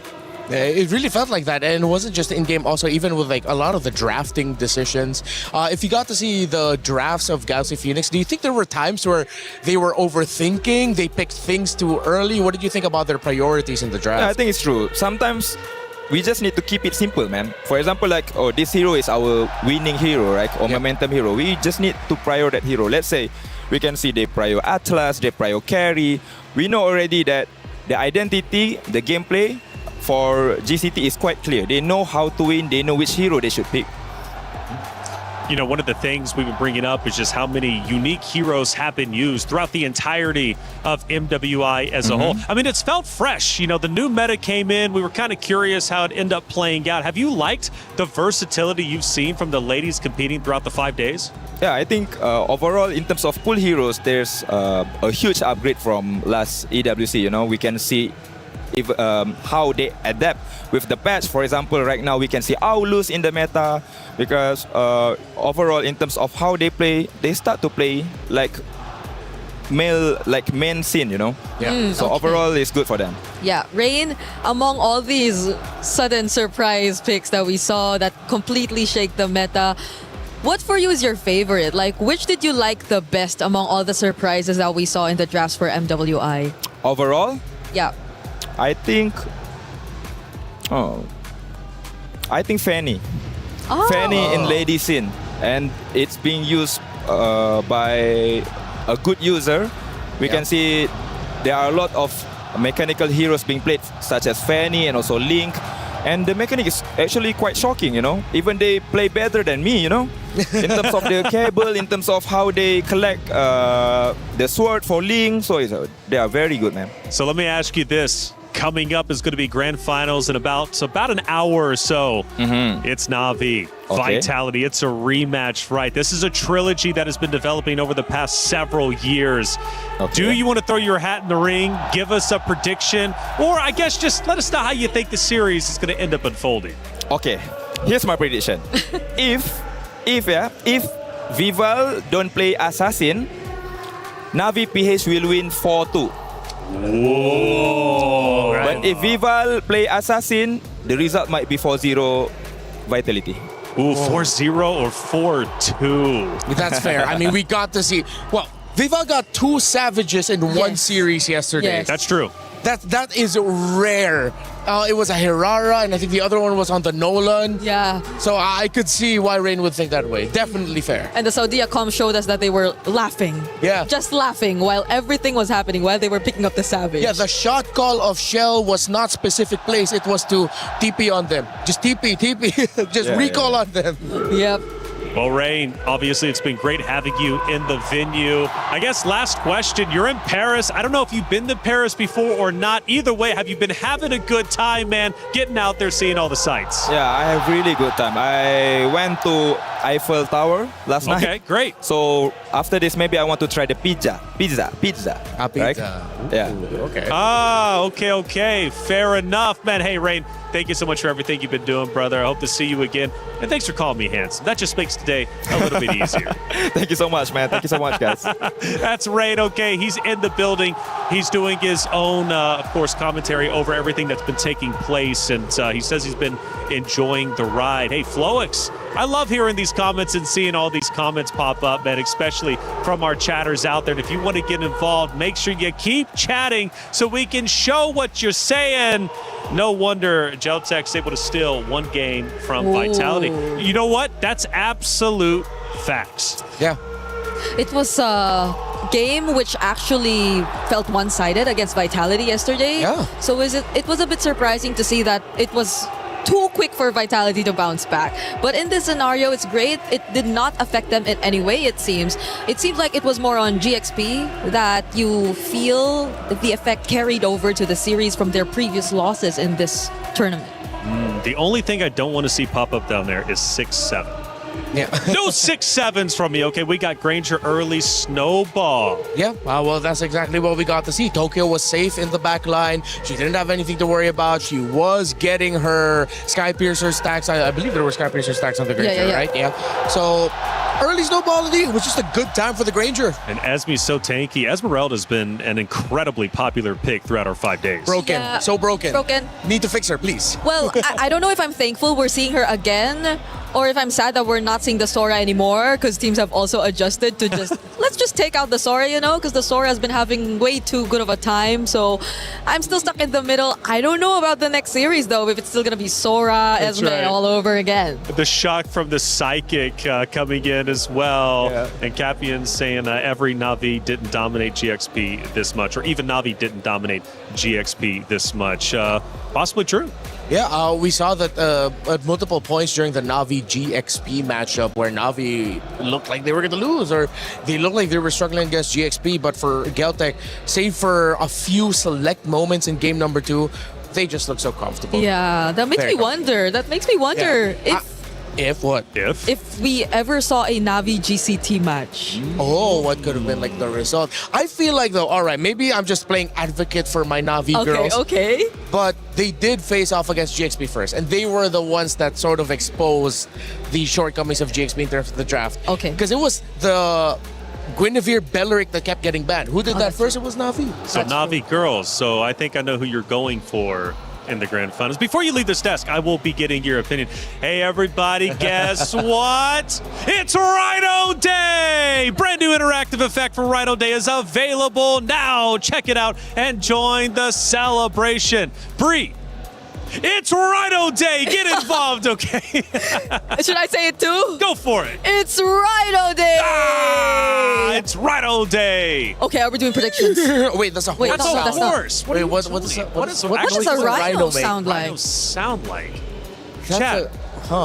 Chat, what does a rhino sound like? Let's take some looks at the highlights for the games while chat figures out what a rhino sounds like. Hey, there was a lot of great moments for sure. We're rubbing the hands because Geltec knew, hey, some money's coming our way. Yeah. Reflections was actually asking, what are those things on the hands of the players? Yeah, I've never seen those before. And I do several mobile games, but I've never seen the heating pads on the back of the hands. That's super smart. Yeah, they play so much that the heating actually provides a lot of comfort for them. It's true. But there are some players who don't even need it. They just say, we like feeling warm. It feels like a hug for the hand. Yeah, because sometimes the venue gets too cold and you don't want to miss like the buttons or you just suddenly freeze as you're trying to go for a play. Do they also have chalk up there? Yes. Too? Now see, that's super. Powder. I have never seen that. Actually, I've never seen that in any of the other titles that I've done. So that is super cool. They're not going up there to power lift. They're going up there to play mobile games, and they're still using powder and chalk on their hands. That's cool. And then you get sweaty. Yeah, it does. There's a fun fact like with mobile gamers here in MLBB. There are some who like to keep their nails long because for them it's like haptic feedback. Oh, like they feel the tapping of it. Like, there are players who think like, I need to cut my nails so it doesn't get in the way of me pressing. But no, some of them really like the feeling. The sensation of just like the nails tapping the screen. Okay, I guess that answers one of my biggest questions because I was really wondering, like some of the players we got to see here in MWI specifically had also really long nails. Yeah, it's colorful, it's cute, but I wondered how they were actually able to play. But also, when you do that, I think your grasp changes slightly a bit. Yeah, it's like a different grip for the hand. Yeah, I think you use your sides to hit the buttons more than like the actual fingers. Well, Rose is on site. She had a chance to catch up with Galaxy Phoenix and talk about their 4th place performance. Hey guys, Galaxy Phoenix here as they end their journey in MWI, officially as the 4th placer. And you know what? I'd like to have a little chat with these girls before we part ways for this year's tournament. Now, girls, we know that this might not be the result that you guys have wanted, but you have made history for Cambodia. The first time ever for the female team placing in the 4th place. So, which part of your journey are you most proud of? បាទអញ្ចឹងប្រហែលបងប្អូនមិនសប្បាយចិត្តនឹងលទ្ធផលដែលបានទទួលថ្ងៃនេះប៉ុន្តែជាប្រវត្តិសាស្ត្រសម្រាប់ប្រទេសកម្ពុជារបស់យើងអញ្ចឹងការជាប់ទី4ក្នុងការប្រកួតឆ្នាំនេះត តើអ្វីដែលធ្វើឲ្យអ្នកទាំងអស់គ្នាមានមោទនភាពជាងគេ មោទនភាពបំផុតហ្នឹងគឺចំពោះour friendship like ការយើងខិតខំប្រឹងប្រែងជុំគ្នា support លើកទឹកចិត្តគ្នារហូតមិនថាហ្គេមចាញ់មិនថាហ្គេមឈ្នះ I'm most proud of our friendship that we built over this time and how we've really worked hard together and we've stuck together even if we won or lost a match. I think that's a very important aspect that we completely usually miss out on. Friendship is something that we do improve on over time as we are playing in a tournament together. Now, I gotta ask, entering this tournament, a lot of the people were saying that, you know what, Galaxy Phoenix are definitely a newcomer. They weren't expecting much. But as you guys ended the tournament, people were starting to say you guys were the dark horses. So what else can we expect from Galaxy Phoenix moving forward? បានអញ្ចឹងមកក្នុងការប្រកួតលើកនេះគឺអ្នកទាំងអស់គ្នាថ្មីប៉ុន្តែគេនិយាយថាគួរឲ្យចាប់អារម្មណ៍ហើយគួរឲ្យកត់សម្គាល់អញ្ចឹងតើទៅមុខទៀតតើយើងត្រូវកត់សម្គាល់លើអ្វីខ្លះសម្រាប់ក្រុមរបស់អ្នកទាំងអស់គ្នាទៀតសង្ឃឹមថាអនាគតទៅពួកខ្ញុំនឹងធ្វើឲ្យល្អជាងនឹងទៀត we will show our skill in the future and hopefully I'll achieve the #1 next season. You know what? I do hope to see Galaxy Phoenix come back stronger. You know, Winnie, I know that you said you treasure the friendship a lot. Is there anything you want to say to your teammates? អញ្ចឹងចំពោះ Winnie ដូចអ្នកស្រឡាញ់ហើយនឹងមានការកោតសរសើរចំពោះ friendship មិត្តភាពដែលបានបង្កើតនៅក្នុងក្រុមរបស់អ្នកអញ្ចឹងមានអីដែលចង់និយាយទៅក្រុមរបស់អ្នកចង់និយាយថាខ្ញុំស្រឡាញ់ពួកគាត់ខ្លាំងណាស់អត់ចង់ឲ្យពួកគាត់សម្រាប់ទឹកភ្នែកដូចខ្ញុំទេ I want to say I love you guys so much and I don't want to see you cry like I am. I'm pretty sure they love you so much too. Winnie, anything you want to say to the Khmer fans back home that truly supported you guys in your journey? ខ្ញុំគិតថាពួកគាត់គិតដូចគ្នាអញ្ចឹងតើ Winnie មានអីដែលចង់ជូនដល់លោកអ្នកបងប្អូនដែលនៅប្រទេសកម្ពុជាដែលជា fan ខ្ញុំអរគុណសម្រាប់ fan ទាំងអស់គ្នាដែលគាំទ្រខ្ញុំតាំងពីដើមដល់ឥឡូវនេះហើយសុំទោសដែលខ្ញុំអត់បានធ្វើបានល្អនៅស៊ីซั่ននេះ Thank you for all your fans for your support up into this time and I'm sorry we weren't able to perform better. Thank you, sir. Thank you very much to Galaxy Phoenix. I know this is tough. Ending on a loss is never easy, but I hope it fuels you girls to come back stronger next year. That's it from us, guys.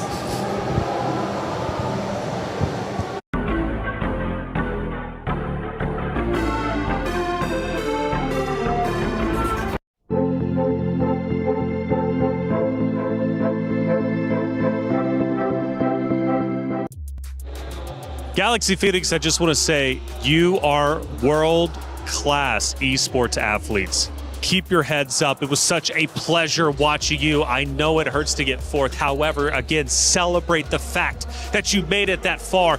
Think about the teams that you beat along the way and think about what you're going to be able to accomplish in next year's competition. Now it's time to focus our attention to the main event. It's grand finals time, and it's Na'Vi versus Vitality. Two orgs with a storied history, not only for, of course, the club championship here at the Esports World Cup, but also when you think about their history during the MWI. Let's start breaking it down. I'm Taylor Reflections Noble, joined by LaFell and Eterna. Welcome in. We switched it up a little bit. Great to see you too, Eterna. How you feeling? I am feeling great. I am feeling excited as well.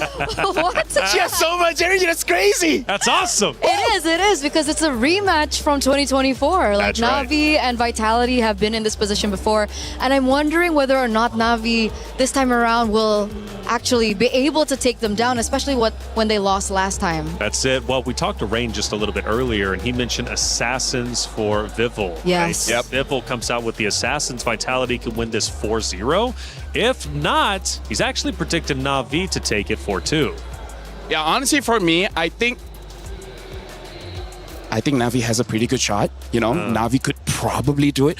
I'm saying it. I see some Vitality guys, so I'm just gonna right? Ooh, I feel like Navi can because here's the thing, Taylor. That's right. You know rock, paper, scissors? I sort of. Navi style kind of counters Vitality style. But other than that, Vitality is amazing. I feel like at least 50-50 chance. 50-50? At least, That's minimum. what I want. Look, I'm thinking 4-1. I won't give my prediction just yet, but I'm thinking 4-1. You're thinking 50-50, so maybe 3-2. Or excuse me, 4, because it's the best. Actually, yeah, that sounds about right. It could be 4-2, actually. Yeah. 4-2? It could be. 4? I'm thinking 4-2. That's what I'm thinking. We'll see. What do you think? I want to know what you think. No, but 4-2 for who first?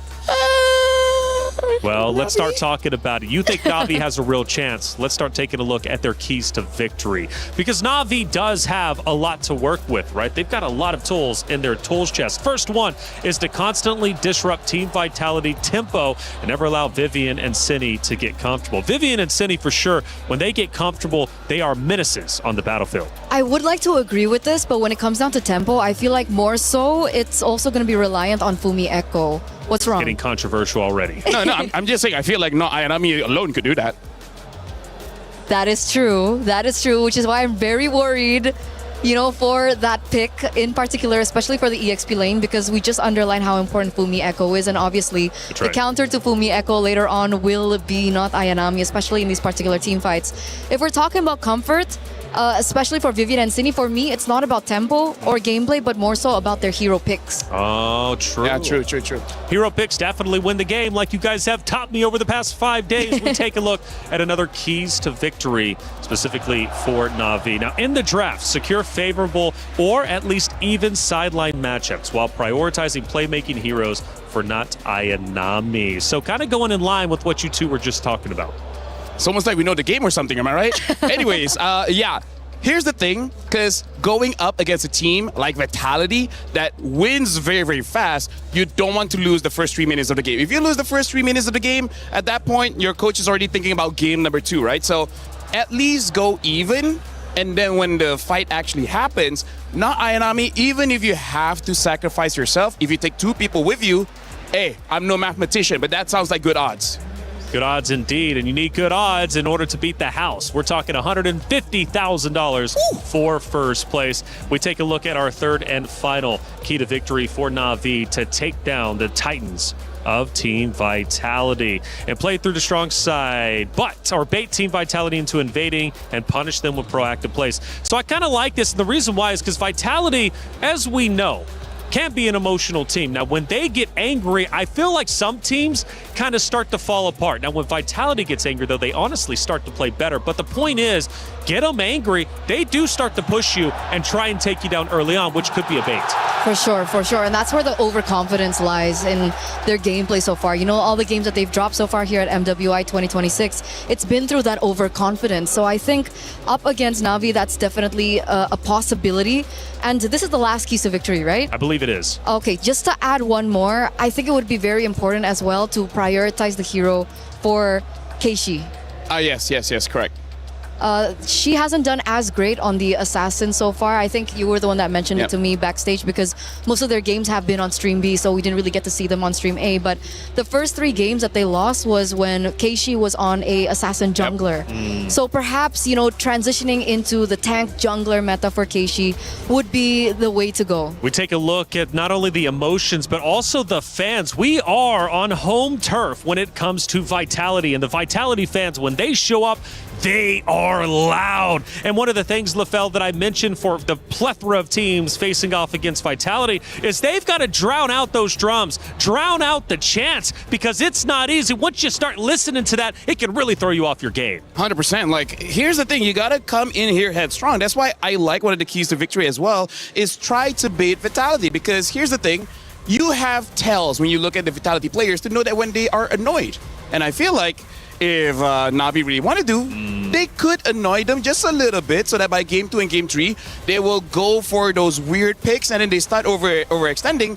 and then they can take advantage of that. That's right, Na'Vi, a great team. We take a look at some of their winning moments. They're happy, they're joyful because they know that they made it back to grand finals. 3 out of the 5 players winning in the 2024 MWI and actually taking down this Vitality roster. So they've done it before and they look to do it again. You know what's interesting? This is so deja vu just because not only is it the same matchup in the grand finals, but actually the meta that we have right now is quite similar to the meta in 2024. So it's very odd how in 2024, during that time we see the Lings.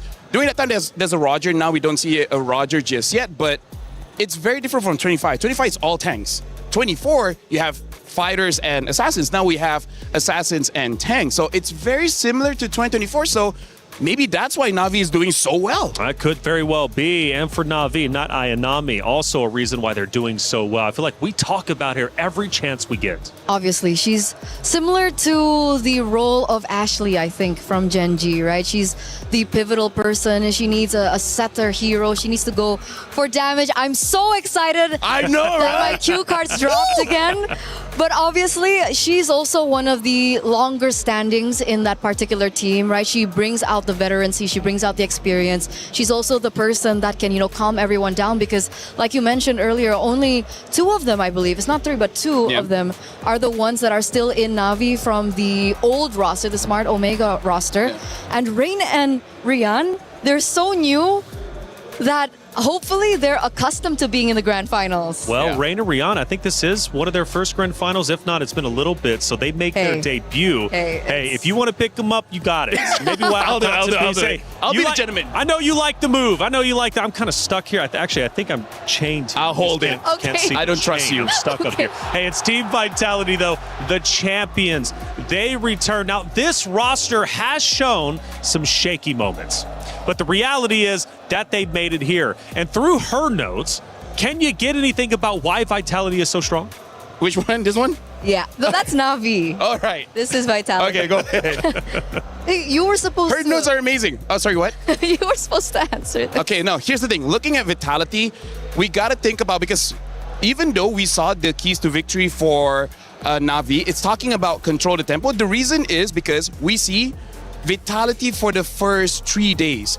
They extended the game, but then start day number 4, they start to go very, very fast. So I really feel like for Team Vitality, if you're looking at a draft, especially if Sini gets her pocket pick, which is that Selena, all of a sudden a supposed 18-minute game turns into 12 minutes, right? So I really feel like for Vitality, it's all about speed. If they can get, let's say 2 to 3 kills in the first 4 minutes, I think they're going to win.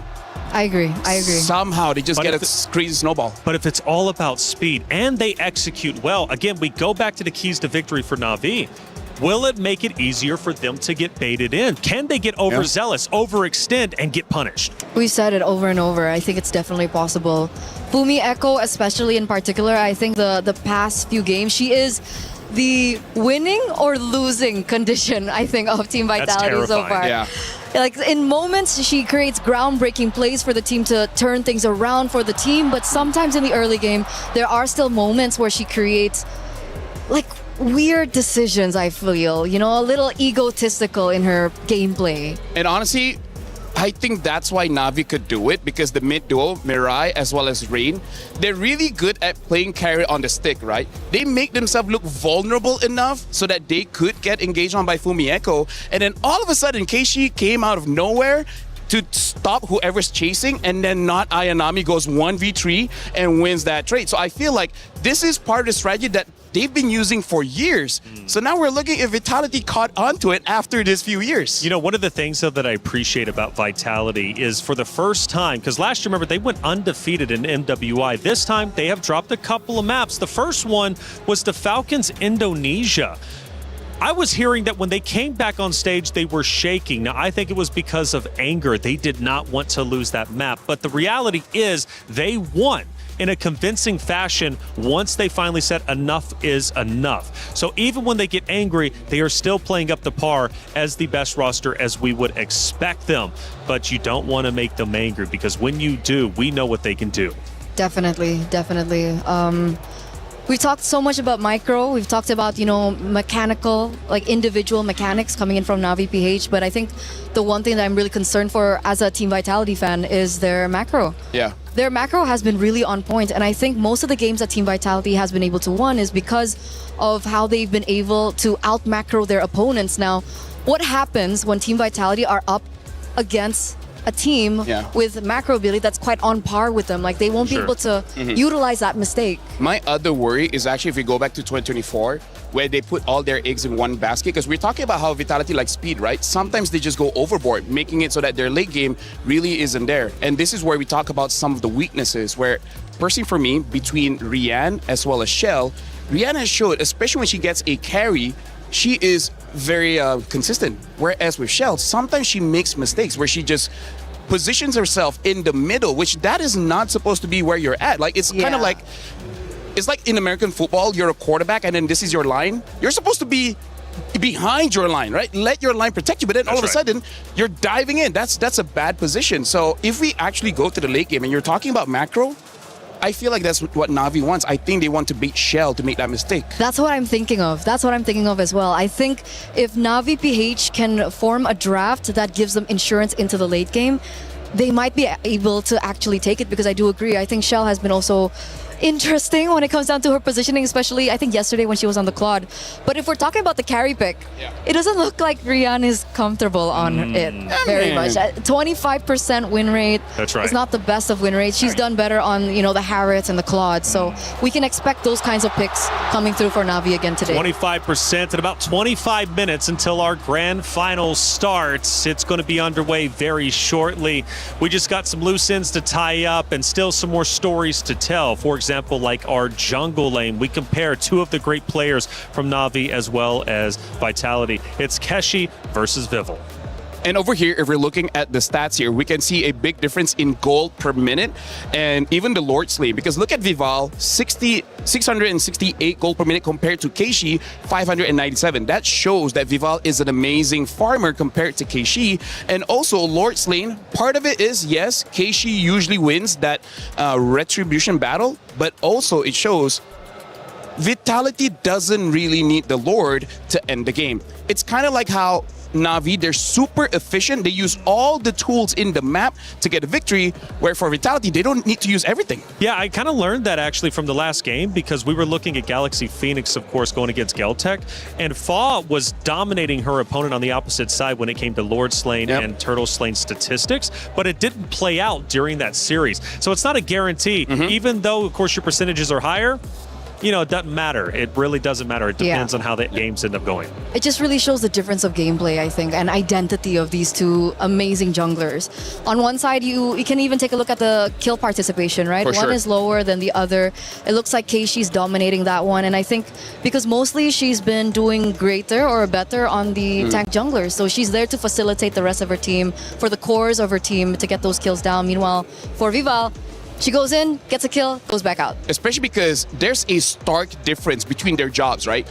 They have the same occupation, but they don't have the same things of result. We'll talk about that later, That's right. It's the rematch of destiny from Riyadh to Paris. The rivalry comes full circle. Who will claim the throne? Will it once again be Navi back in the winner's circle? Or will Vitality continue their reign not only into MWI, but also the female scene when it comes to MLBB? This is the Battle of Titans. And you know what's amazing about this is the fact that they have different styles, right?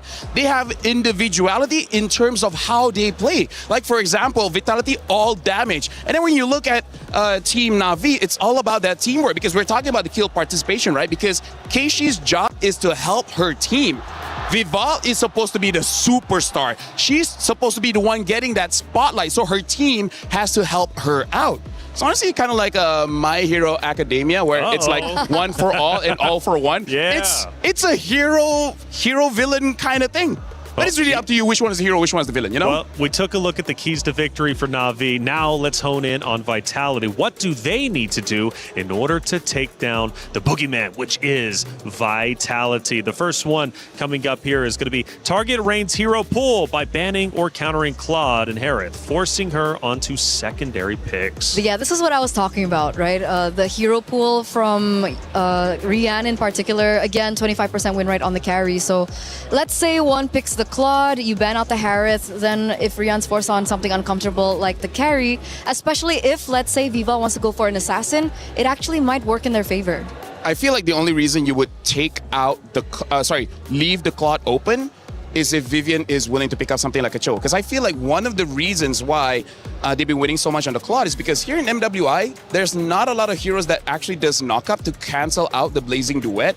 And let's be real, for most of the games that Na'Vi wins, it's because Rian has so much space because everyone is doing so well, right? She gets to free farm. I mean, she wins her lane. Against Shell, I don't know how she's going to win the lane. I feel like Shell might dominate on that one. But comes to the late game, I think the safest is banning Claude. Harith, maybe they can fight that. Maybe Vitality can fight that. But hero pool between the two, because Geltec had the second most heroes selected, unique heroes, I should say. I wonder how it looks between those two, because I don't know who the number one was. Let's take a look at our second key to victory coming up, obviously, in just a few moments. And I do wonder what it's going to be. How does Vitality take down the roster of Na'Vi? Well, secure the early game advantage through superior rotations, allowing Vival and Shell to control the map and objectives.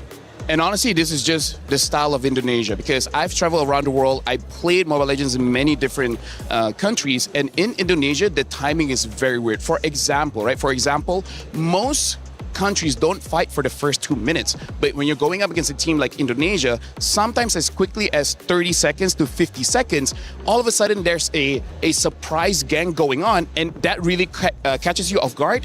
And then you just blank out. You don't know what to do in that game anymore. So that's something that they definitely can do against Na'Vi. The special thing about Team Vitality is that when I watch their games play out, they have different systems. They have different strategies. Sometimes with a certain composition, obviously, they play very aggressive from the early game, but sometimes the aggression doesn't necessarily mean that they're looking for kills around the map. Sometimes it's map control. Sometimes they're invading the enemy jungle. Maybe they're taking away certain creeps away from the enemy jungle. So it's not necessarily just brunt force and violence coming in from Team Vitality. Sometimes it's more macro-heavy style that I think Na'Vi PH also need to be very wary of. Yeah, the ganks and the backdoors can have you chasing Ghost and really take away from your game plan set at hand. Let's take a look at our third and final key to victory for Vitality to overcome that of Na'Vi. Give Fumi Echo the resources and heroes to dictate fights through aggressive playmaking and mechanical outplays. Fumi Echo truly can be a key to victory in her own right. And I gotta say, this is where we gotta see the drafts, because both Fumi Echo as well as No Ayanami have been performing well on same heroes, right? The Freya, especially that Alice, man. Even though both really like to do damage, but when they have that Alice, it's a work of art. 4 people get caught by the Throne of Ruin, 5 people get caught by the Throne of Ruin. Like, this game is just gonna be setting up to see who's better. Is it Fumi Echo or not Ayanami? That is the question, and we're actually going to hone in on that a little bit later. Let's start taking a look at some of the comments out there leading in to the grand finals, and I'm super curious what they have to say. You know, chat sometimes gets a little bit wild, right? But some of their comments have been great, actually, and it's been a pleasure hearing from each and every one of them. Hello, Jep. It's I'm not Ayanami, or in not Ayanami we trust. Just give her setup and burst heroes. You know what? I really feel like we need to pull her to the side and be like, you know, next tournament, could you remove the knot?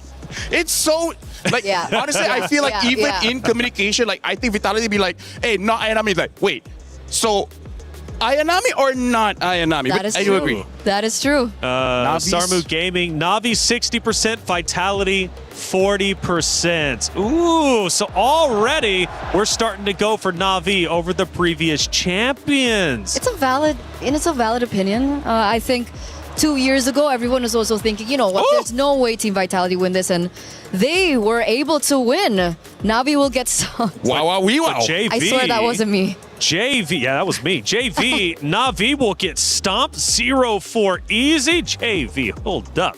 I do like me some spice, but is that too spicy? Hey, JP Portland's with us. It says 4-2.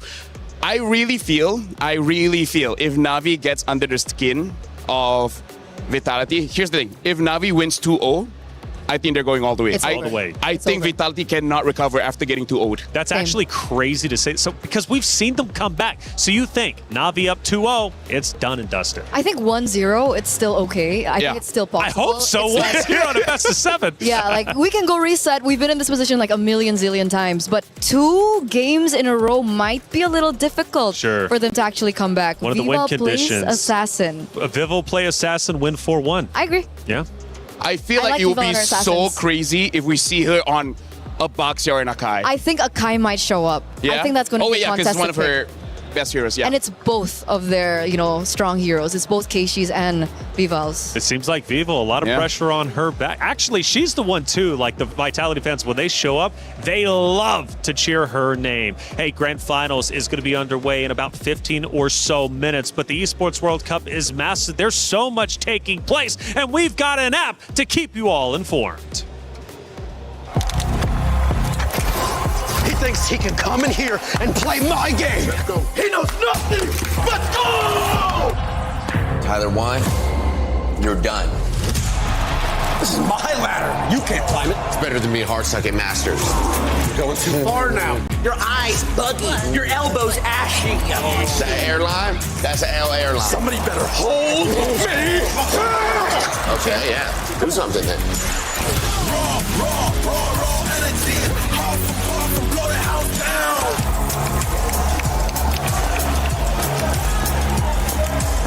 You look nervous. You look short. Everything's good? Mm-hmm. Fight.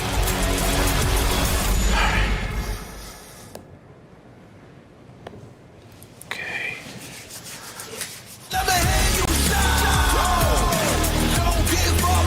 Do you really need the wraps? Yeah, this feels like overkill to me. Play is in our DNA. Whenever we let it out, it becomes our superpower. Now imagine an entire city being built to supercharge it. Kadir City, powered by play. The Esports World Cup truly is special each and every year. Now we went global. We're in Paris, France, and it's been truly a phenomenal sight. It's been great to get out and see all the sites and MWI as well. Hey, think you can call it. Go ahead and scan that QR code. You've already been calling it in chat. Make it official. Scan the QR code and get involved. Who will win the match? Who will win Grand Finals? 2 excellent teams. And honestly, you can't be wrong either way. Obviously, you can be wrong. Yeah. But I think at least in the beginning, if you're making a pick right now, I think both teams are a great call. And it could go either which way. It's a rematch that's been dating back since 2024. The MWI, where Na'Vi was able to secure the win. Vitality, though, they remember that. They are the champions. But let's not forget, they kind of do want revenge on what they lost out on 2 years ago. Oh, yeah, definitely. Like, I feel like in their rooms, it's just on the ceiling, just to remind them, like, y'all lost. Like, that's right. Imagine winning that you can finally rip it off of your ceiling. Speaking of, by the way, we have the My Champions from Muintan. Some people is very close to get that 50,000 diamonds, by the way, because I feel like that's right. I feel like based on history, a lot of people actually went for Vitality, because I feel like Na'Vi after last year, not a lot of people have trust against Na'Vi. They thought he would flop again this year. Sure. Well, it could happen. Who knows? Rose, though, I know, has been out there in the venue. I don't know what she's running into, but apparently she found some attractions. Rose, what are you doing? Hey guys, Rose here. I'm about to bring you on a tour over here at Hall 1 at EWC. Now, as you guys can see on my left, this is where we played basketball the other day with Rob, Damascus, and Trav. On my right, they actually have some M8 merch. Now, I'm gonna bring you guys through the arena because there's so much to see and so much to do. Now, as we are approaching, on my right, this is the information counter. So let's say you guys come to the Paris Expo. You guys don't know where is stage 1, 2, 3, and 4. Perfect. You can ask the kind ladies and gentlemen working over here. Now I'm gonna bring you guys to somewhere actually really, really fun, which is potentially my favorite place. Now this might look boring and plain. Oh my God, the crowd is crazy.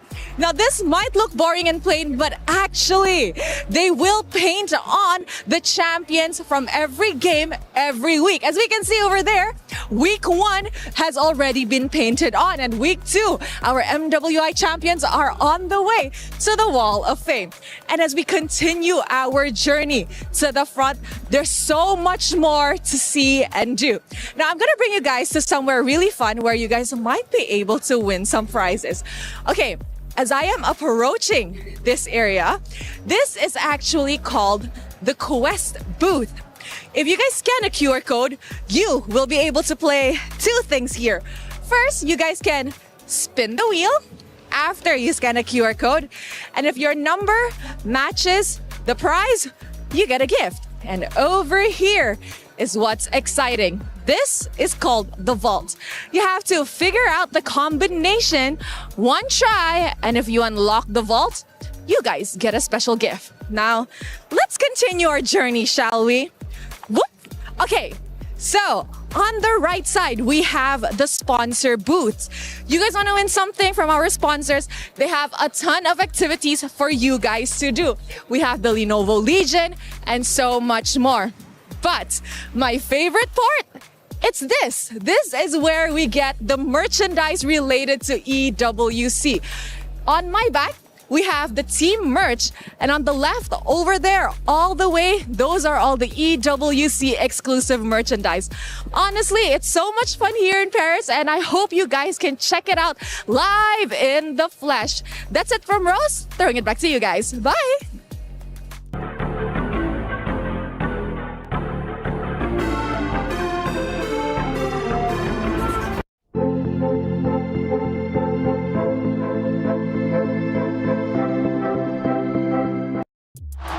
Like I said, Esports World Cup is amazing. I didn't even know we had half those things because I've been so busy up here along with you guys, but clearly there's a lot to do.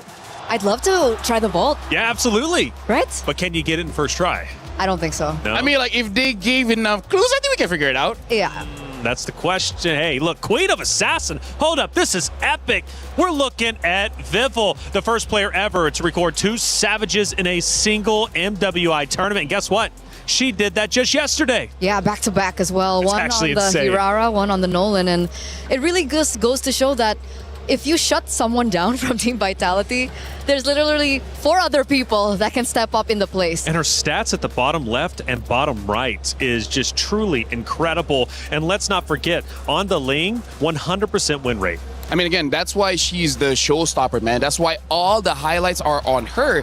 So that makes it good and bad. Good is that she can win games.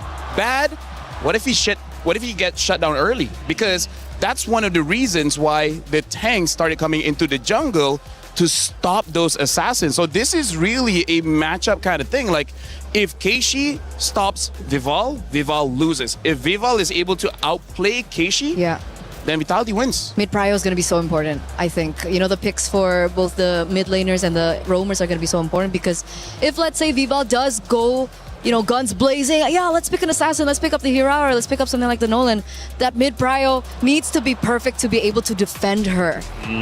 We start taking a look at some of the highlights from previous games. And again, Vival with the 2 Savages is absolutely unbelievable. We've made history this MWI for multiple reasons. We're talking regional performances, obviously individual performances, and in this case, the 2 Savages too. It just comes to show you how far the ladies have improved each and every year due to the support of Moonton, due to the support of the esports scene when it comes to MLBB. For these ladies to compete, I mean, they truly have elevated themselves. You look back 3 years to where we are now, night and day difference. Yeah, especially if you're looking at the highlights here and you see the different jobs of Fumi, Echo, Sini, as well as Vivian. Fumi Echo seems to be the one setting up so that Vival can go in, and then you have Vivian there in case something goes wrong. Vivian will protect the main damage dealer so that they never get punished, and then Sini is just dealing damage. That's how it depends on the picks, especially for, you know, the Vivian. the Vivian. That mother you're of tanks. looking on screen right now, right? If she's on a hero that's a little bit more aggressive, a little bit more active, like the Cho that we saw, then you can expect her to be the initiator. But if she's on, I would say like the Atlas is actually an active hero, but the way that they play it is that they try to trigger out the Purifies first and then allow her to come in last minute. Pop that Purify. Exactly. So it really depends on the layering and it really depends on the heroes that's really given to her. Vitality, it's actually quite special to think of. We take a look at their history and, of course, how far they have come to become champions and be champions in themselves. And, Vitality is one of these rosters that truly has, I want to say, some of the most impressive statistics across almost all esports. When you think about how many wins they've got, how many championships, how long they've been dominant. And let's also bring it back to the fact that they have been in every single grand final appearance when it comes to MWI. Now, Na'Vi, of course, Na'Vi is out of this world as well. They are champions in themselves, of course, with a couple players on the roster, and they look to return here with two newcomers of Rain and Rion. First time in grand finals. The question is, how well can they do? And let's add a little bit of cherry on top for you guys. Rain has the highest KD in this entire tournament, KDA of 13.7. And I think that's so impressive, especially as a newcomer. Like, You're how so do impressive. Thank you. You are as well. How do you have the mentality as a newcomer to get to this point in the tournament? Like, let's say even like the first three. Okay, I guess they kind of lost that one. But how did that turn around? How did that adaptation happen so quick until up to this point they're standing at a how many game win streak? I think they're at a 9-game win streak right now. Yeah, I really feel like it's because of both Keishi as well as Mirai. They're honestly the best friends that any mid laner can have because they're active bodyguards just to make sure no one gets close enough to her to damage her. And by that definition, they create so much space. The zoning that both Mirai as well as Keishi has, the roamer as well as the jungler, gives enough confidence for Rain to deal out the damage. And then eventually, either not Ayanami or Rian will be there to do the end game stuff. But honestly, it's very impressive because of that teamwork between the three. So also a bit different where you get team vitality that almost every single player will have an individual highlight, right? We've seen Fumi Echo on it, you've seen Shell. But when you look at Team Na'Vi, it's always, yes, you, but other people as well. Creator program, it's new, it's fresh for EWC, and it's another way you can get involved with the Esports World Cup. And we've been asking for your predictions. Well, we've got our winner, and we have a chance to check them out. Who ended up taking it all? Who ended up winning the competition? Hi everyone. I think in this grand final will be very exciting because it is like MWI 2024 because Team Vitality lost to the 3x Na'Vi PH player. So this finals feels like a revenge match. During this tournament, many teams surprised me a lot. Teams like Galaxy and Galtech really improve a lot and play really well. My favorite moment during co-stream was watching Team Vitality. They had so many amazing team fight, it was really fun to watch. And one more funny thing that I had since I'm co-stream is many people said that Guy, the gold laner from Zeta, is look like me. I think that's really funny. I cannot wait for the grand final. Good luck for the both of team and may the best team will win.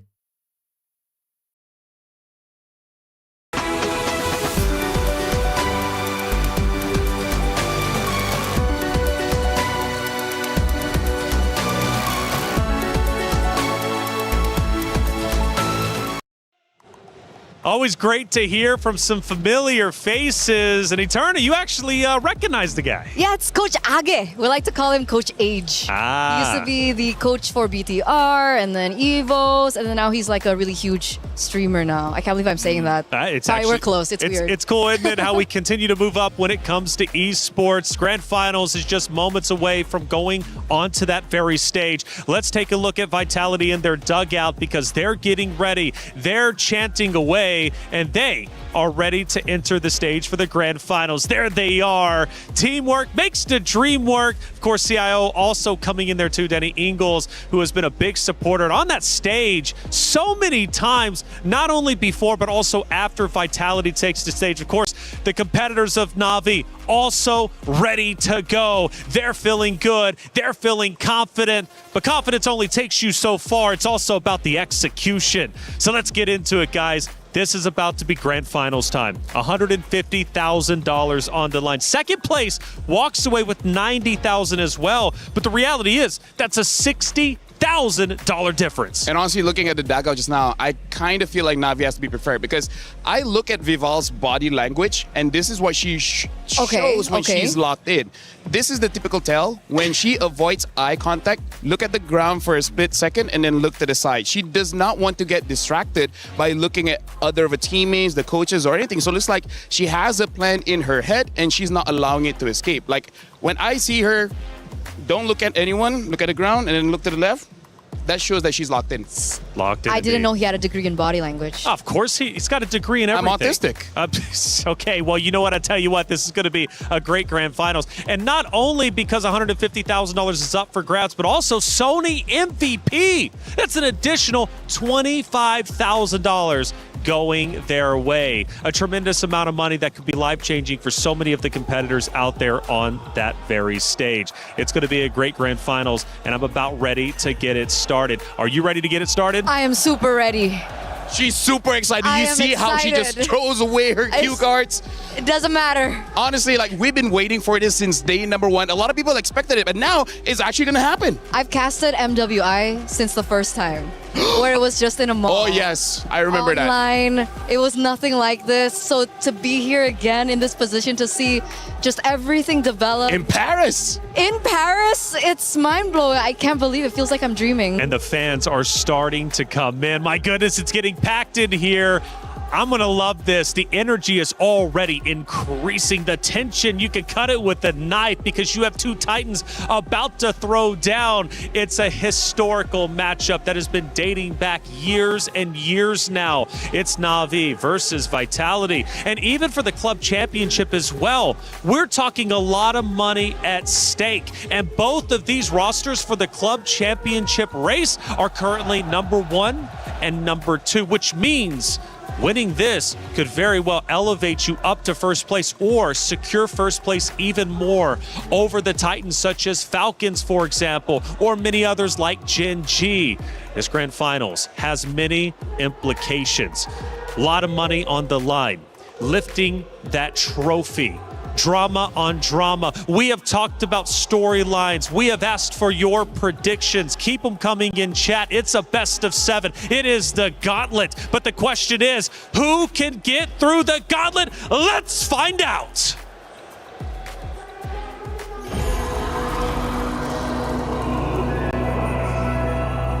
Destiny is not given.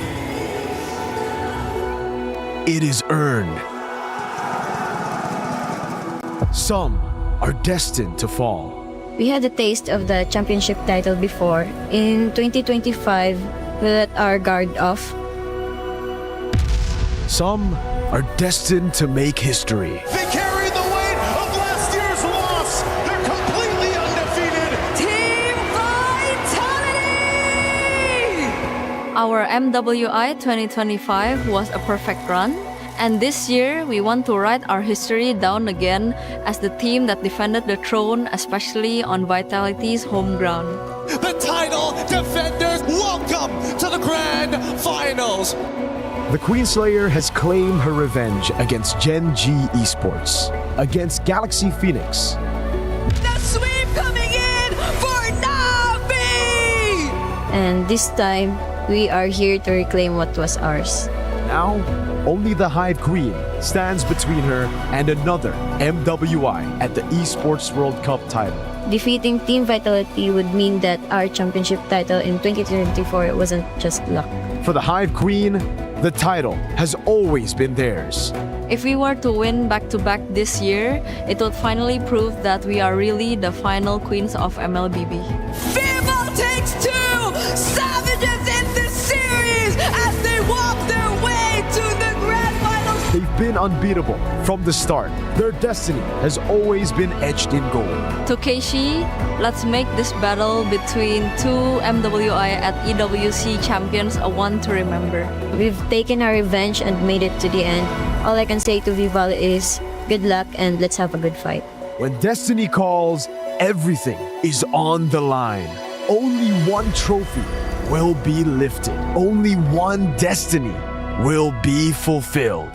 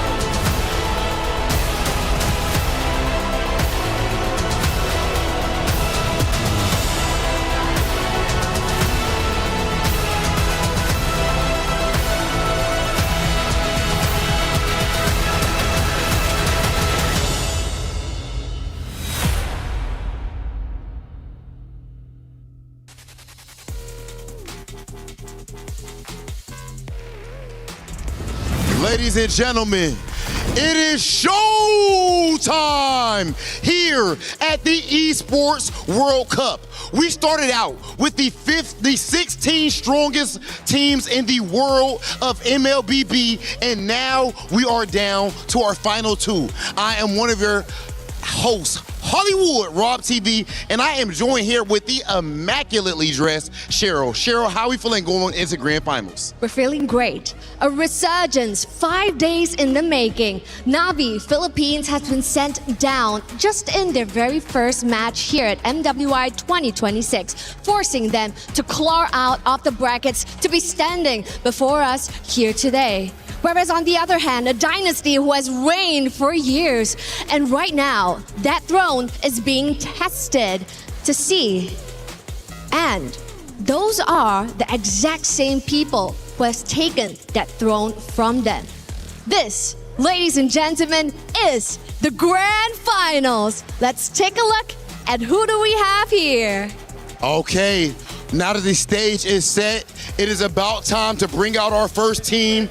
Our next team is the 2024 MWI champ, the fighting pride of the Philippines, Pinas Long Malakas. Make some noise for Navi! 2 years ago, Navi shocked the world. They did not ask for respect. They did not ask for glory. They snatched it. And now that's destiny has brought them back for this very moment. For Navi, for the Philippines, and for themselves. It is time to make history once again.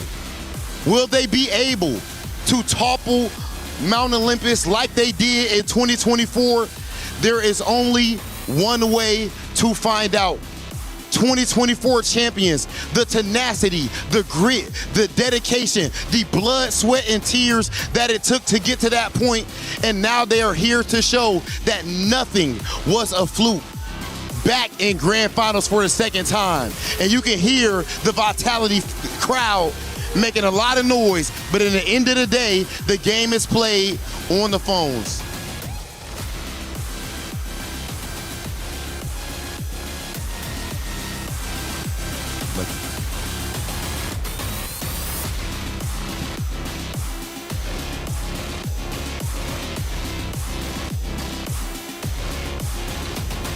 our roamer, Mirai. Jungler, Kashi. EXP laner, not Ayanami. Gold lane, Rion. And mid lane, Ray. Now, of course, our next team, our returning champions, we do have something very special. Damascus, what's going on with the people? Guys, I am in the middle of the crowd. Of course, I had to be with the beautiful club. The Vitality supporters came out in full force because it is time to welcome the opponents for Team Navi. Listen, guys, vous êtes prêts? Un peu plus fort, vous êtes prêts? It is time for Vitality!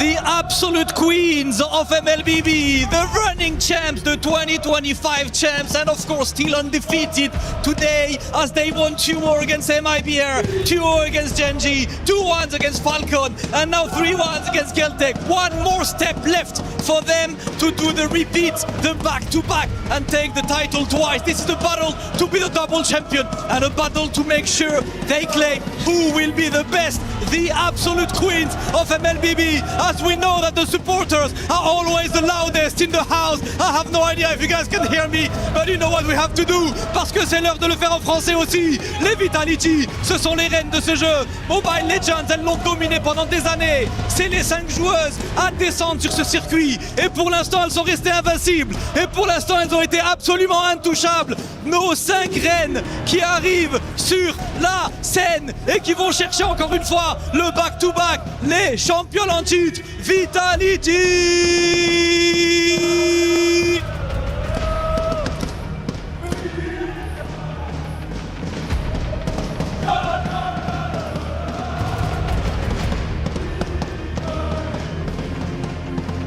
The jungler of the team, the Hive Queen, Vival! And the roamer, the mother of tanks, Vivian! Half of the sister duo, the gold laner, Chell!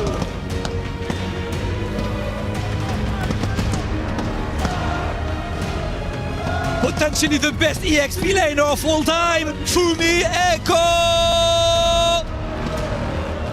And of course the other sister, the mid lane queen, last year's MVP, Tini!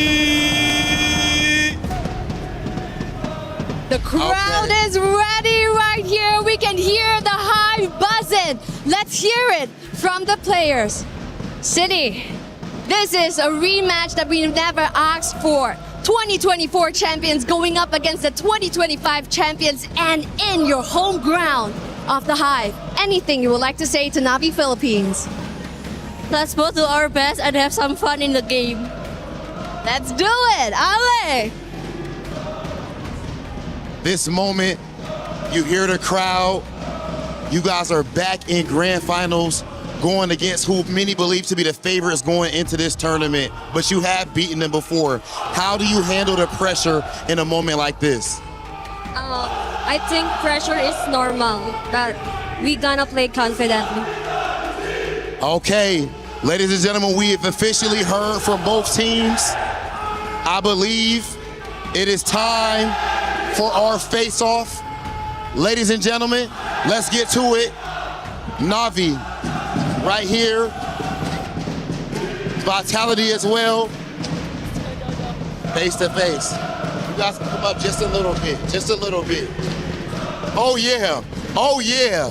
Ladies and gentlemen, this is what it is all about. This is the highest level of play, this type of energy, the blood, sweat, and tears that they put to get into this moment. You hear the crowd. Cheryl, this is what MLB MLBB is at the highest level. Excuse me, the aura is just so high right now. That's absolutely right. A resurgence is already complete, and a revolution is just one win away. This, ladies and gentlemen, is the grand finals. Let's head on over to the land of Dawn.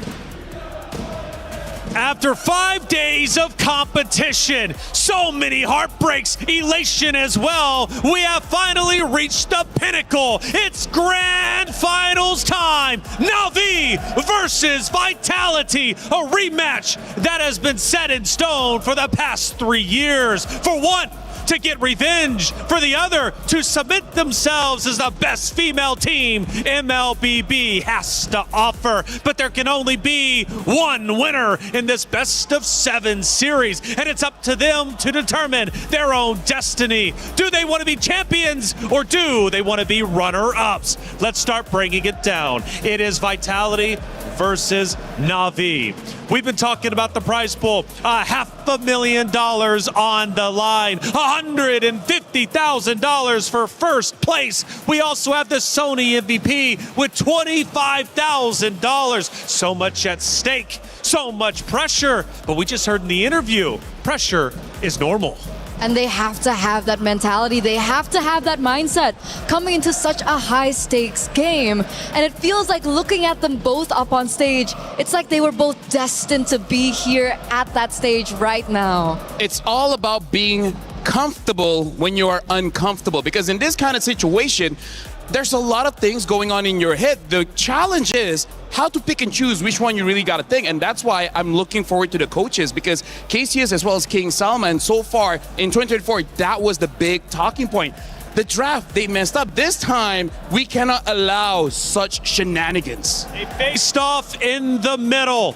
They stared their opponents in the eyes, but they are undeterred. They have full confidence in their ability to win. The Vitality fans on screen now, they've been going crazy. They've been going insane, and the drum has been beating to the victory of what can be Vitality. For Navi fans, I say, get loud and support your roster, because you're going to need to be louder than the Vitality squad on the opposite side.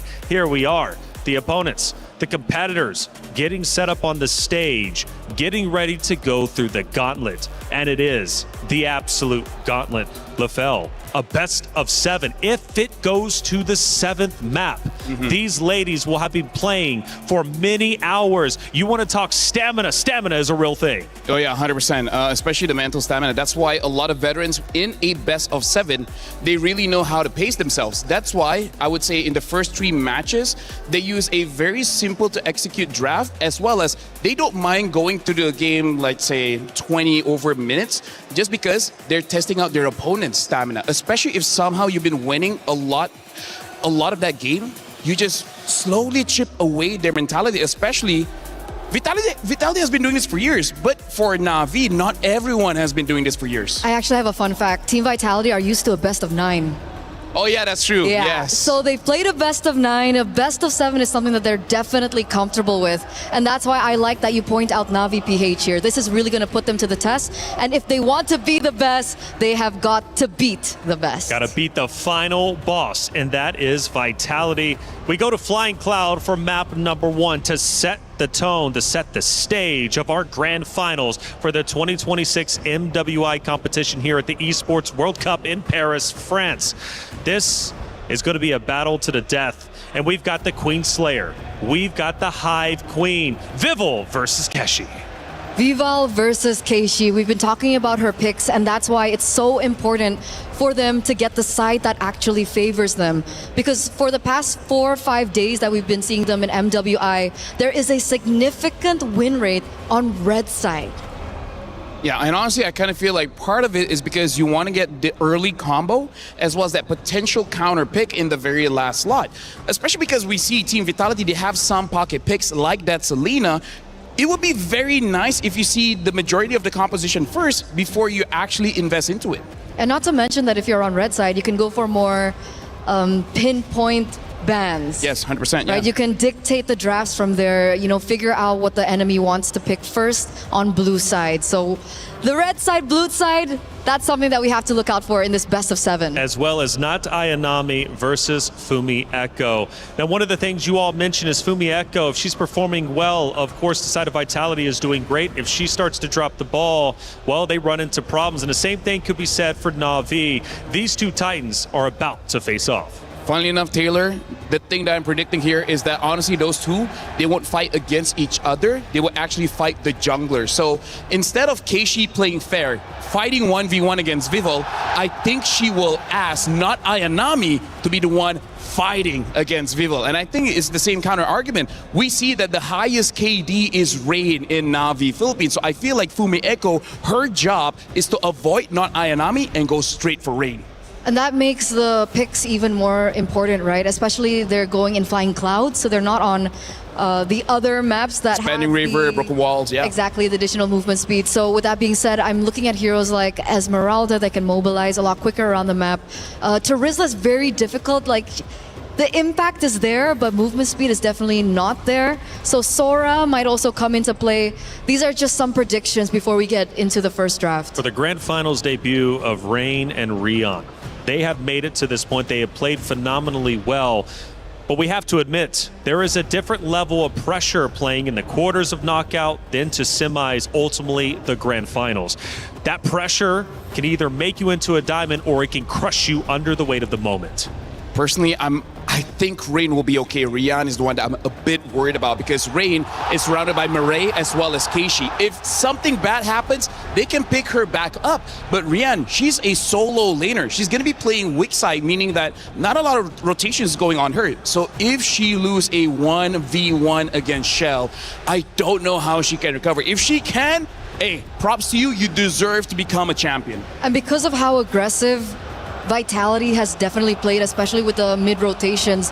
If, let's say, Na'Vi are in a position to say, hey, it looks like Rian is in a winning matchup, but she's actually losing it, do we have the resources or not to send them over to the gold lane? And I feel like that wastes so much time and energy, and it's a mistake that I think they cannot afford. So I do agree with Lafell on that. It's not just Na'Vi versus Vitality. It's also Indonesia versus the Philippines, a rivalry that runs deep. Yeah, I think all the MLBB enjoyers and the supporters and the community know this one. For some reason, like even at MSC, M-Series, MWI, it's always been IDPH for the longest of times. Okay, I mean, Malaysia won MSC, right? So we did well in 2024, yeah. We remember that. 25 we went to the Grand Final. But either way, right now, honestly, looking at all the players' expression and faces, it does look like they're really locked in. But I see some players from the side of Vitality, like Shell, she's trying to not let the nerves get to her. So it's nice to see where we're looking at the expression of players, how they approach this Grand Finals very, very differently. Some are really trying to rethink about the strategy. Some is trying to make sure that they're relaxed enough to not overthink. I know it's Indonesia versus Philippines again, which is a huge regional rivalry. However, Paris brings home turf for Vitality, and again, they will have the bulk of the fans out in the audience, screaming, going loud, and making the noise to potentially disrupt that of Na'Vi. But make no mistake about it, Na'Vi is locked in. Again, from that interview, pressure is normal, and they're okay with accepting it. Talked about the keys to victory. Those are going to be highly impactful going into this series, of course. I did see a yawn. I hope we're still ready to go, locked in, wide awake. To be fair, I did see some yawns even in semifinals, and you know what? Once the game started, they were wide awake. Hey, honestly, I've done some research. If you're yawning, it actually means that you're super locked in, that you forgot to breathe. Because your brain needs oxygen, and if you are super focused, you forget to breathe, so that you yawn, you bring that extra oxygen back to your brain. And everybody at home just manually started breathing. Well, now I just did.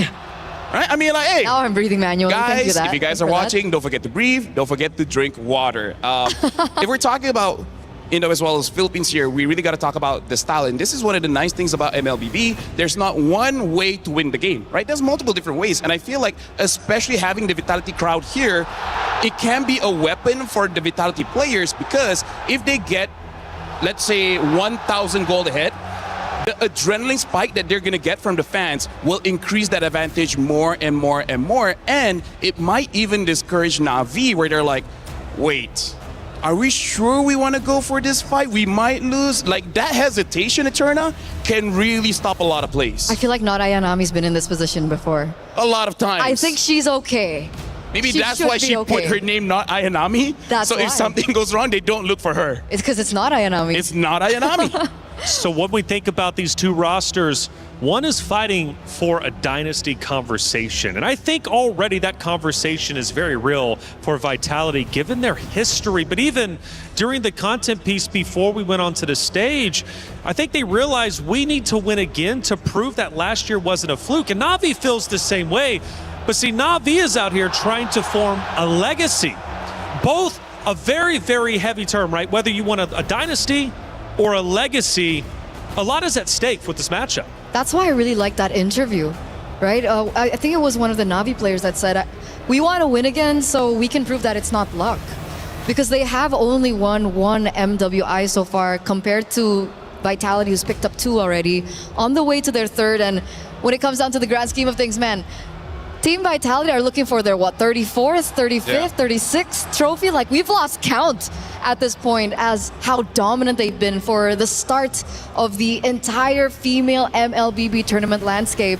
And Na'Vi obviously want a taste of that. They have a little bit, but it's not enough. And honestly, that's why every single player, it's very important for you to have an ego, right? It's very important for you to feel like you're the very best, because the harsh reality is, no matter how many times you win, people will always doubt you for some reason, right? Even if you win 30, 35, 40 championships, people will be like, your opponents were easy. So you have to prove yourself time and time and time again. That resilience is only deserved for champions. You're only as good as your last victory.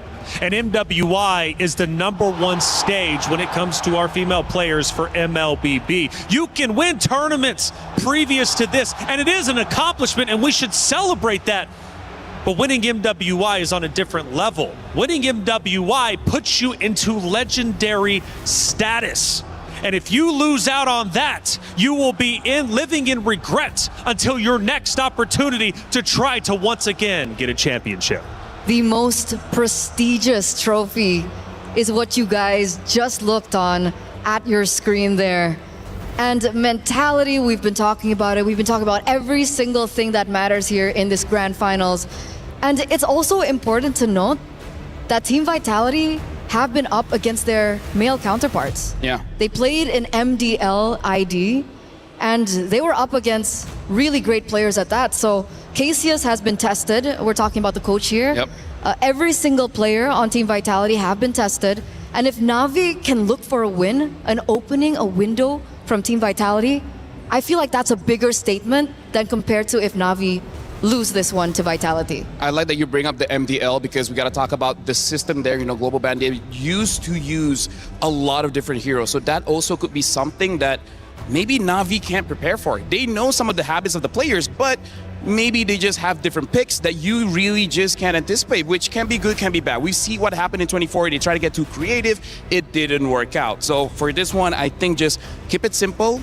Give Vival an assassin, give Fumieko someone that can go to the back lines or set up for a kill, and then you're going to be good. The rest, just look at the matchups. And something that we also did not see, but we got to talk about, is that key, right? Because yes, getting the trophy is amazing, but what if you have to watch your key get crushed? Not only did you lose, not only are you the first loser, that's right, your key is going to get crushed. That's going to be heartbreaking. Which it is. It is truly heartbreaking. I always say it, sometimes it's better to lose very early on versus losing at the very last opportunity and having that key crushed. When you knew just moments ago you were protecting it, it was in your hands. That is absolutely brutal. And let's not forget, you can use up to 3 crushed keys for your own trophy.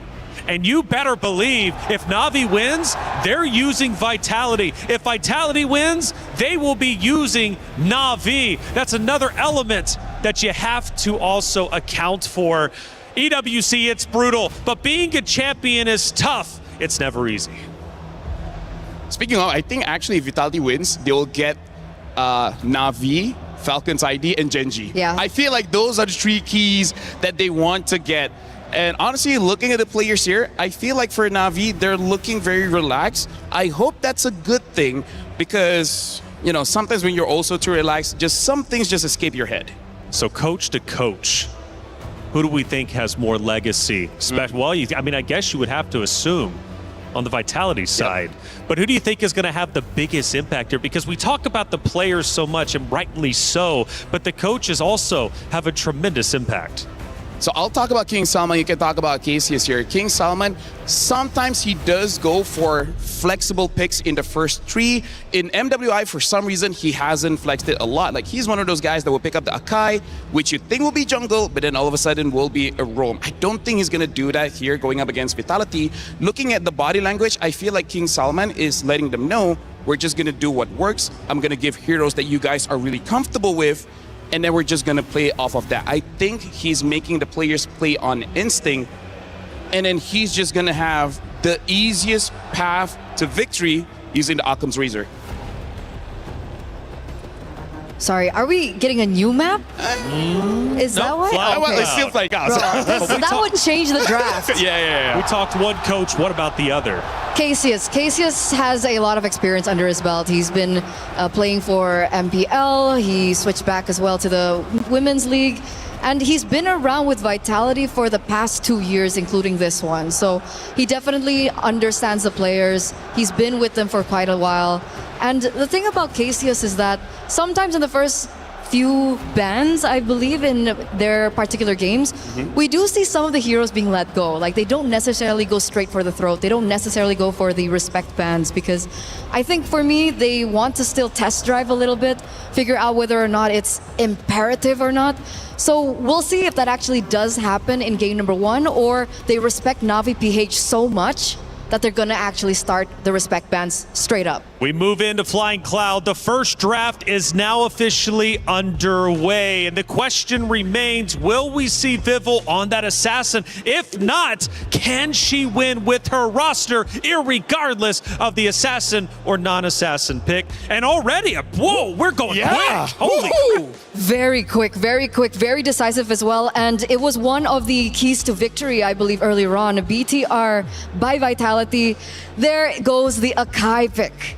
Okay, so this draft is going fast. So now I'm going to talk about the synergy here. Vitality, what I like is they bat out the box. Yeah, make sure that Keishi does not get that, one of the best heroes. And then looking at Na'Vi, betting out the Marcel as well as the Hirara. Now we got to talk here. Vitality, they want team fight. They got the Arlet, they got the Lilia as well as the Akai. Akai, Arlet, best combination. Lilia able to beat out that tank, which they know Na'Vi will probably get. Now let's talk about Na'Vi here. They pick up the Eve. S tier mage, Claude, S tier gold laner, and it's good because they counter each other. Now they're on the same team. It will be amazing. Alice, good counter towards the Arlet.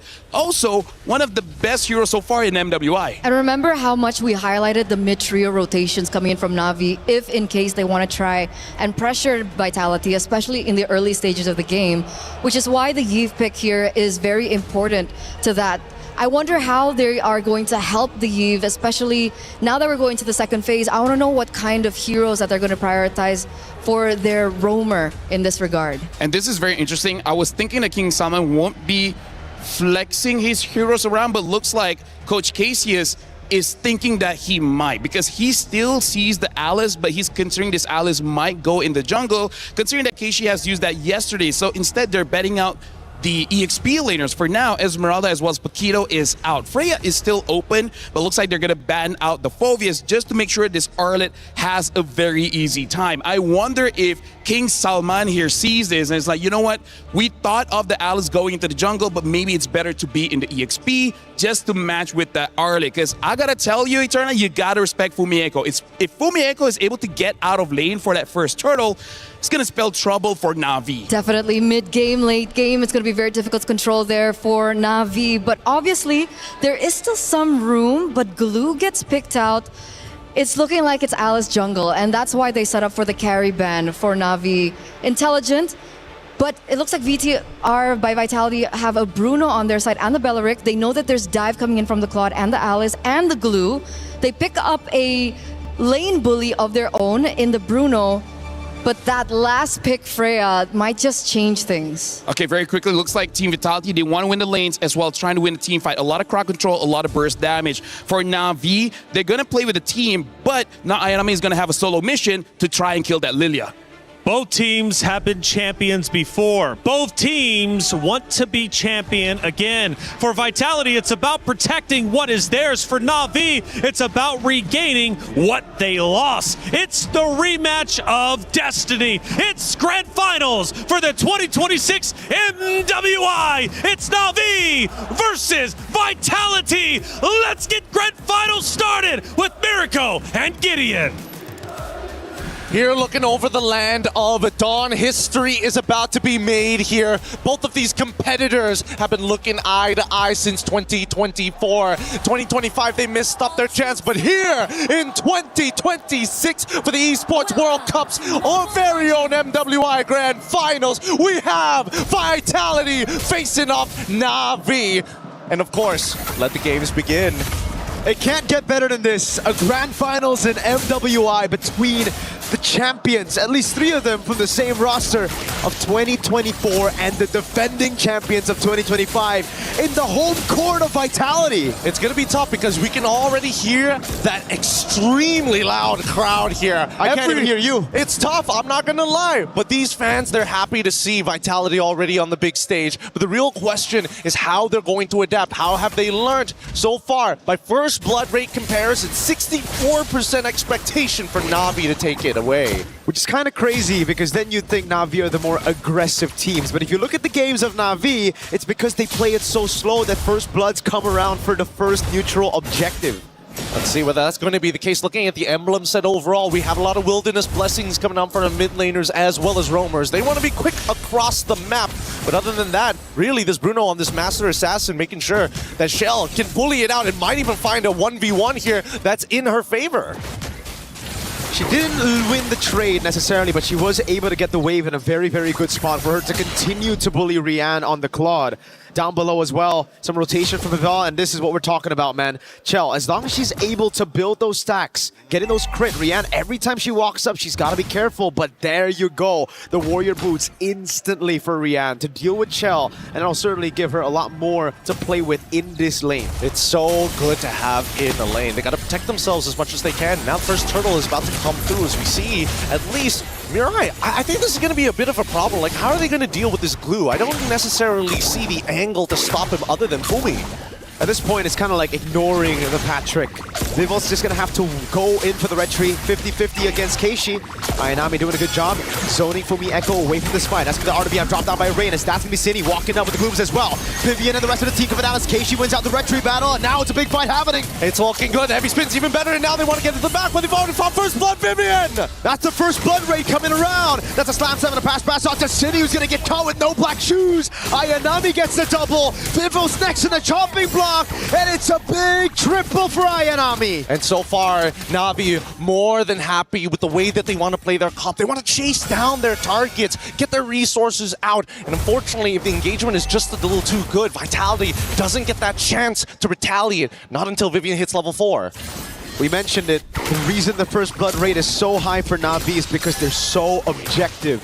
Usually when you hear objective and first blood, it doesn't go hand in hand, but for Vitality, they fell right into the trap of Na'Vi, again, setting up for that 5v5 and then taking it with this Freya. I cannot mention how important, I can't mention it enough, how important this Freya is in a draft team.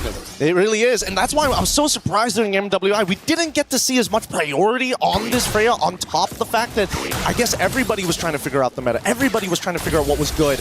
But let's keep in mind, the standards are there for a reason. And now we see that Vivian trying to open up this map. A lot of the motions coming in from Na'Vi needs to start leaning towards Rian's side. They want to unlock her from the lane because so far, a bit of an EXP lead and now RWM. Yep, the black shoes come around for Cine to escape, so it's an ult for ult. But Keishi seems like she wants to go for a bit more of a chase. And there you go. It's just both teams going back at it. Chell, though. Wow, starting to really dominate this laning phase against Rian. Yeah, it's looking very, very nice here. If they can just maintain this for another 5 more minutes, it will net them some pretty good profits. Not to mention on the opposite side, let's not forget that Ayanami is currently 3-0 and wants to snowball this lead. They want to kind of get her out so she can start dominating the jungle side as well. So well played by Rian though. Right after getting bullied, knows that she has enough with the Festival of Blood in their kit to just sustain back up, and she builds up a freeze with a rotation earlier as well from Mirai. Gold Crab though still will be monopolized by the Bruno.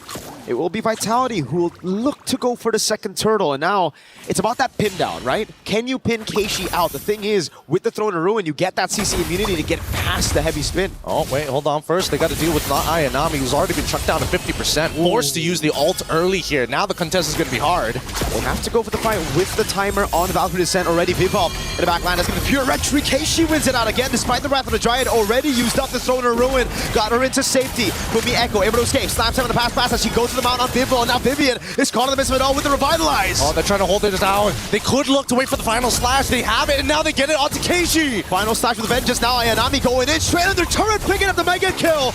Not enough damage for Vitality as Mirai goes in for the dive. Under turret, taking a lot of those shots and still able to get away with the pass. Meanwhile, up top, is Shell going for the dive on Rian, but she gets away in time as in the bottom lane.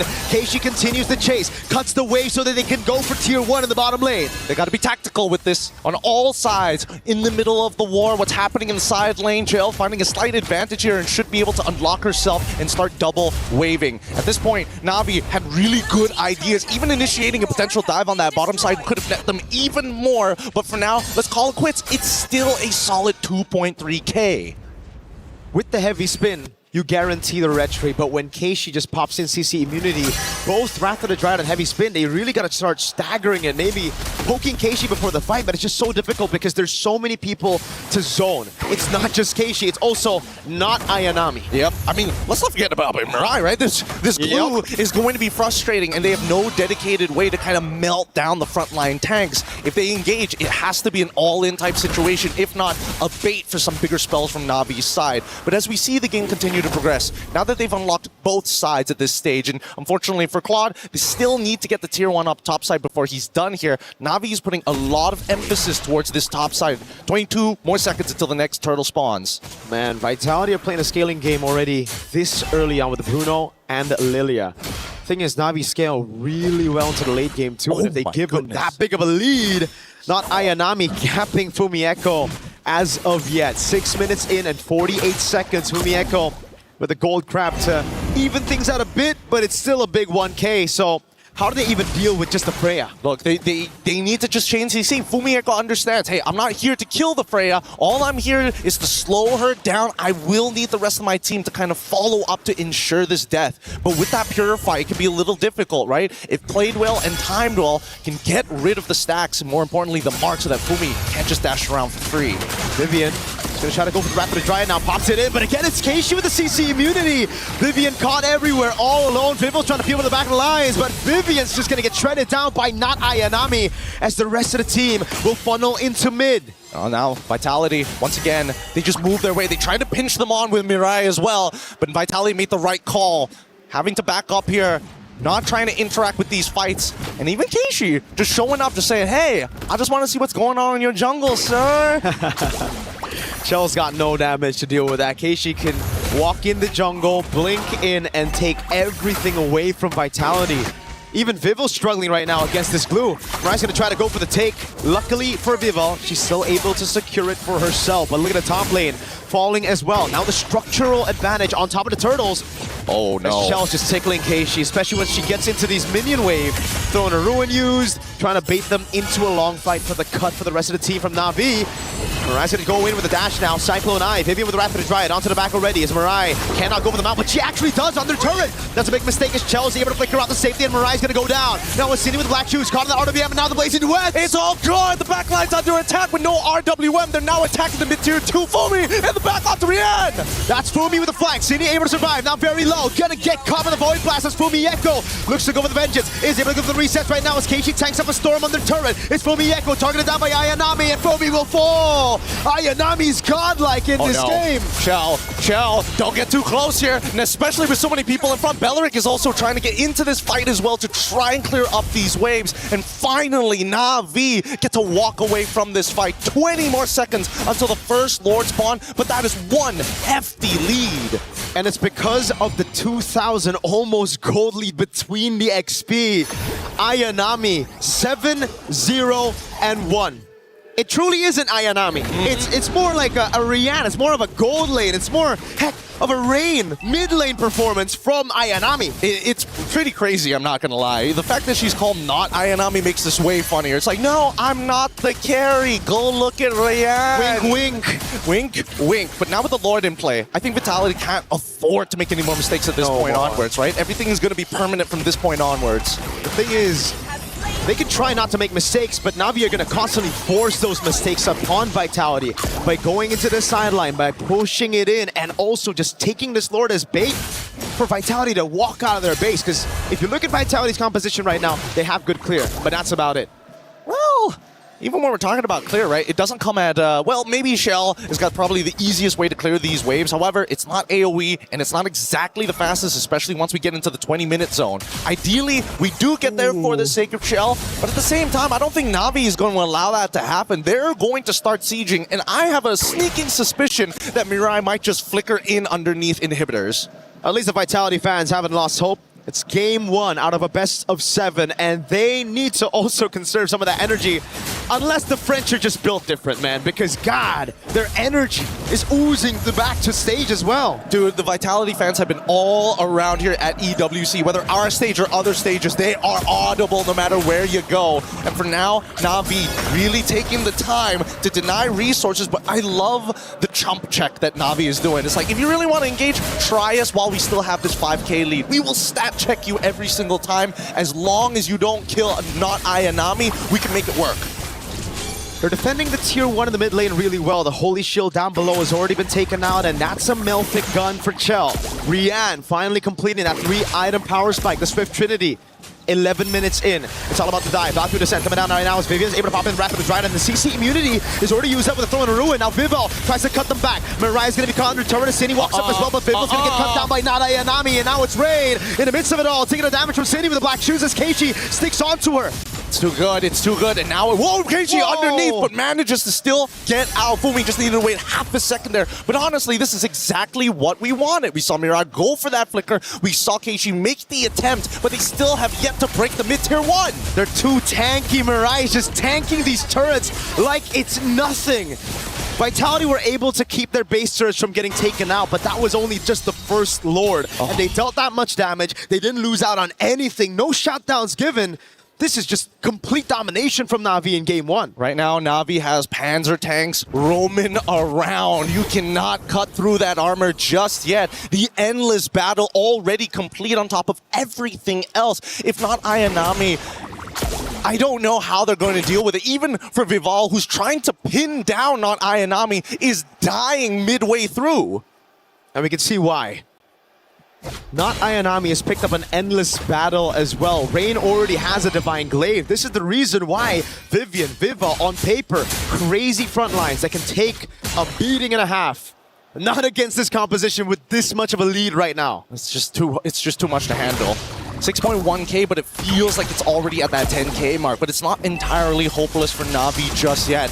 Shell can still pull through. They just need to max out on their items. However, it will come at a huge investment as both sides contest for no man's land. Again, Na'Vi just doing a brilliant job forcing the errors on Vitality. Vival's going to try to go for the pin on Mirai, and it will work out. They will get Mirai, but now it's the Lord already taken for Na'Vi at the cost of just their roamer. They don't mind this. Whoa, dangerous stuff from Rian. Able to respond in time with the BMI, but for now, with his 3 and 10 score, Vitality, trying to defend, and Rian making a play. Oh God, right in the RWN, the Blazing Duet. Now it's the kite back for Vitality as Keiichi pops in that skill 1, had already used the throw in a ruin. Double 0 and 9, setting up perfectly for the rest of the damage dealers of Na'Vi. And the worst part is that now that Fumiko is gone, it's only just the Wrath of the Dryads that they have to worry about. The Heavy Spin was also used in the middle of that interaction, so now that Na'Vi sees all of these checkboxes being ticked, outer turrets will be destroyed, a guaranteed inhibitor on bot side. Can they convert this even more? Can they find that winning fight? Yeah, Chell really wanted to clear this Lord before he got the charge, but it will be guaranteed in the end. Lord with the Trident charges into the bottom lane turret, giving Na'Vi the far lane advantage for the next Lord. Now in the tier 2 in the mid lane, it's Rain and Rian. The double R's working big together. It's all about defense again for Vitality, but we know from Na'Vi in the semifinals and the quarterfinals, after taking a loss to Galaxy Phoenix, they've learned it is just back to discipline, back to playing the textbook game after getting a big lead at the start. You know, it's time to call Zipper and pull up the item list real quick. We need to see where Shell actually is currently in the game, because while you see 4 items already completed, and a Winds of Nature recently being purchased by Rian. Love that. Until we see a Winds of Nature on Shell's side, I don't think there's that guarantee, you know? Big auto attacks, but if you get hit by that fully stacked Blazing Duet, how do you protect yourself? At this point, I don't even think she can go for the Wind of Nature. There's just so much damage to deal with. It's not just Rian, right? You go for the Wind of Nature, then what are you going to do against Mirai, Rain, and Keishi when they go in on you? At least you can flicker out of those, right? The worst part, I think, has to be Mirai. I think that's like, if you get caught, there's nothing you can do. You're praying that you flicker out of the way, but at least the Winds of Nature can protect you from not Ayanami and Rian, which we're very used to seeing jumping into that back line. Mieko with final slash already on Rian. Oh, gets away with the vengeance. Now it's even thrown to ruin. It's Mirai is even flagging the back line. Finding for Mieko and Vivian. Now goes to the straight to everybody else, but Vivo is able to push her away. Now Rian with the blazing duel! And they touch him! They got him! Keishi just needs to get back out of there. 37 more seconds until the Lord, and this was the perfect angle. They found the pinch, they found the pull, but worse yet, they needed Vitality right into the corner. You can flicker out of one. You choose which one, and Na'Vi throw all the other 4 abilities at you. Now with Cine, can they clear? Na'Vi are not going to go straight for the Lord, playing it here just to try to get a little bit more pressure before the Lord spawns. But in the end, Vitality still have good wave clear when there's no RWM and any of those zoning tools. They're going to have to breathe for a moment, because this next contestant is going to be extremely difficult for Vitality. Na'Vi has got him in a little bit of a chokehold as that bottom wave needs to be dealt with at all times, and Na'Vi instantly rushing this down. The beauty of having a Freya on your side. Quick work of the Lord. Quick with a Freya, a Claude, a Yves as well. It's just boom, insta gone, insta delete. The only one that can do it faster, maybe a Lunox and carry combo, right? Those are good. 8,000 gold lead. Na'Vi knocking on the base turrets of Vitality earlier. Now they're charging at it. They're bringing in their catapults. They have their siege equipment. And we get to see the replay again. Yeah. What went wrong here? A lot of it just comes down to the formation just breaking in half, right? They had to decide whether to be on the left side or on the right side of the purple buff pit. And as soon as they got broken in half, that's where we started to see problems. I think that at least for Vitality, they need to recognize, yes, there are ideal fights, but there are some key problems that they can't deal with. Number one is Mirai. If they commit any ultimates to Mirai, it's not going to work out mathematically to deal with not Ayanami. And yet, here we are, Lord pressing in. That's a big resource spent already, man. Na'Vi were able to bait out the final slash. Now it's Mirai under turret, down below. It's the Lord already. Vitality trying to keep these base turrets alive for as long as they can. Are to be able to throw the ruin! Coming down, but it's only going to land on 2. But that's going to be Vivo with a heavy spin, pinning them down, and that's a good taunt onto Keishi. But it's Rian with a killing spree! It's not over just yet. They want to get that mid inhibitor first. The Lord does go down, and Vitality might have to respond here and now. They want to go for the brute force onto the base turret. They take it down, but Mirai so low as Chell is going to go down. Very low one. Now with the Rose go mid here, Rian gets her down, and it's a killing spree to Rain. Revitalize is already through, and Vival trying their best, but the base is under attack. Na'Vi stay objective. They stick onto the crystal. They lock it down, and they don't give Vitality a chance to come back. It's game 1 secured in this best of 7. Okay, lesson learned, lesson learned. Na'Vi, they've got something up their sleeves with their 2 side layers, and not to mention the access to the Freya. That's something that Vitality have got to remember for this upcoming matchup, because dear Lord, Fumiko, difficult after that first death, so difficult to recover. Super difficult, and I just think it's an Arlet thing, right? It's always about snowballing early. If you don't get it, you're kind of chopped. Yeah. Well, we're just going to have to leave the panel to discuss about it. We're throwing it back to the studio right after these messages to break it down for all of y'all.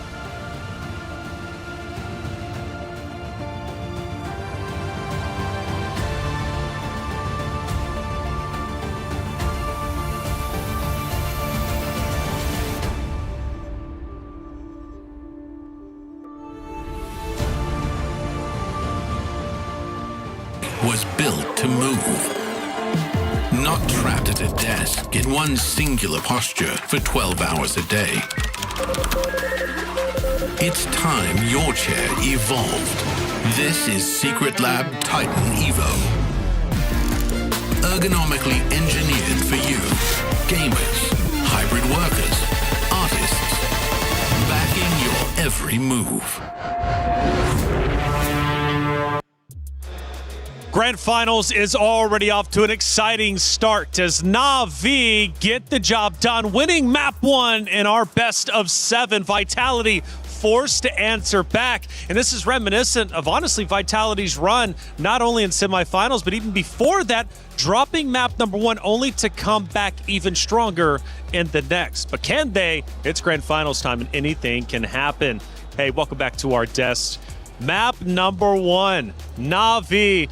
Was it you, Lavelle, that said, look, if it goes 1-0, it's over with, and Na'Vi's dominating 2-0. 2-0. Everyone calm down. Here's the thing. Calm down. I know. Let me just say, not Ayanami, you can't fool us anymore. You are Ayanami. You definitely are. Because let's talk about is winning the lane. All right, that's cool. But then winning the turtle fight, all right, that's cool too. But then you win everything 8-0-1. You didn't die the entire game. What's going on? Which is why in the drafts, when I saw the Freya last pick in for Na'Vi, I was like, this is a game changer. Yeah. This is going to change the course of the game, because if the Freya gets rolling early, you better bet that snowball is going to hurt. Well, for our commentators, the first blood was very exciting. We had a chance to see the reaction live.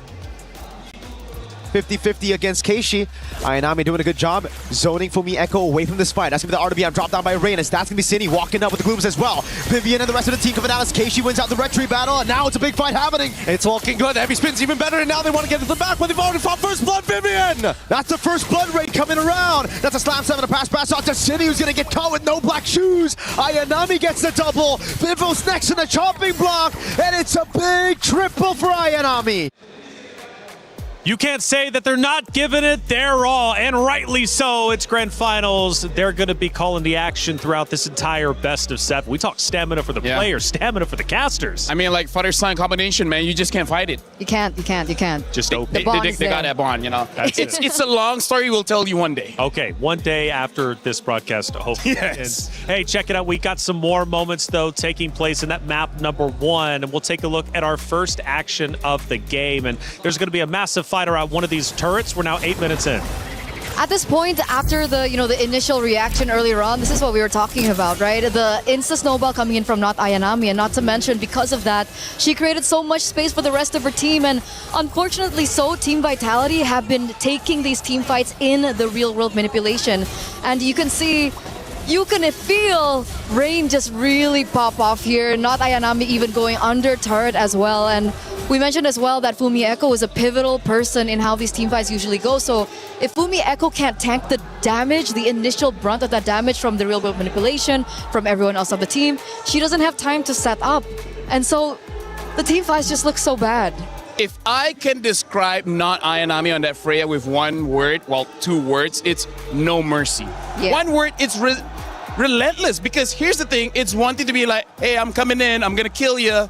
But then she's like, all right, I'm backing up. I'm kidding, I'm going in again. She doesn't stop. It's the mind games. It is, and let's take a look at our second action of game number 1 and see how it ended up unfolding. I'm sure we're going to be towards the tail end, 17 minutes in, and the base, it's under attack. And again, this is what we're showing that Na'Vi, they're relentless.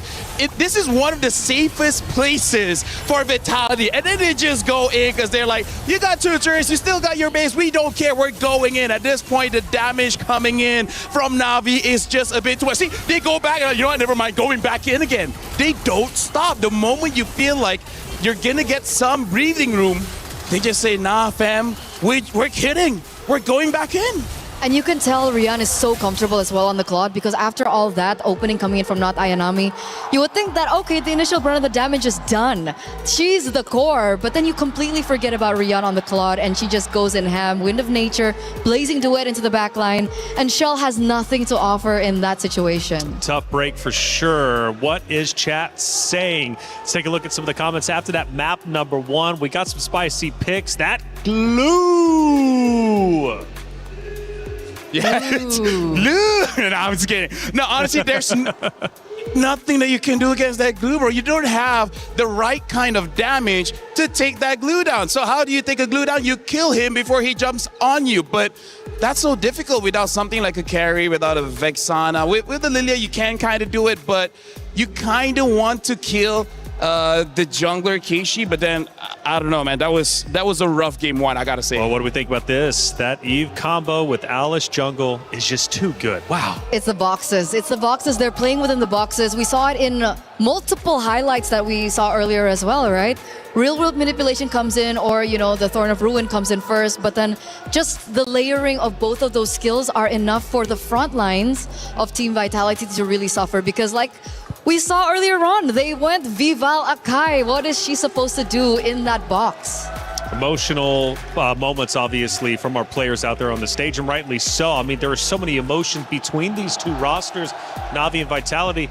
They've got a long history, and as we take a look at some of them, obviously, the pride out there for Vitality is intense. However, Na'Vi ignores the noise. They come in with a mission and they take map number one. After all, during the interview, they did say pressure is normal, but is Vitality truly feeling the pressure now?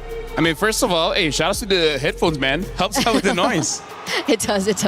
But that's one thing that I really want to mention now, especially after that first game loss that unfortunately Vitality had to go through, is that after they won last year, MWI 2025, a lot of people out there have made both statements that said the only reason that they won that year was because they never even met Na'Vi in the grand finals. So this is their time to prove. Ooh, and obviously the pressure is definitely there. You can even see, That's Shy, by the way. Shout out to passion. Shy. If we interview you, I'm going to take off my earphones, but shout outs to Shy. Shout outs to Shy. Shout outs to the player at Na'Vi celebrating the moment they finally took down Vitality in that map number one. Phenomenal job coming out from the ladies on the very stage. They'll continue to battle, however, got to win 4 games. It's a best of 7 after all, so still a long way to go. We're talking 3. We go to the dugout. This was just before they took the stage, celebrating once again, getting together, and hugs are needed, especially in tough moments like these. Explain the No, it's nothing. I don't want to be professor in body language again. I can teach you after this. Okay. We take a look at Rain and her stats, and remember, she's got one of the highest KDAs in the entire tournament. 92%. And again, honestly, if you look at the items, after she got that Ice Queen 1, it's basically over. Because for Team Vitality, they have a lot of front lines. And then if you're stuck in the real world manipulation, that's basically GG's. Yeah. And then Divine Glaive, and then Wishing Lantern. Imagine being a frontliner. It's a nightmare. It's I'll over. tell you what is not a nightmare, but a blessing is our Level Up series. And it covers everything Esports World Cup. This series is truly special. You need to check it out. A lot of people are haunted by their past. I'm inspired by it. They're not just playing for themselves, they're really playing for their entire family.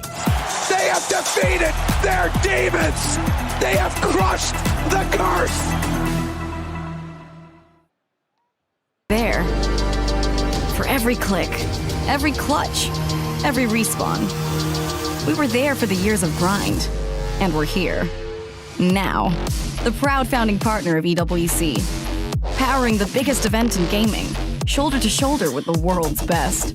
Making history. Greatness deserves a stage. Lenovo Legion. Reach your impossible.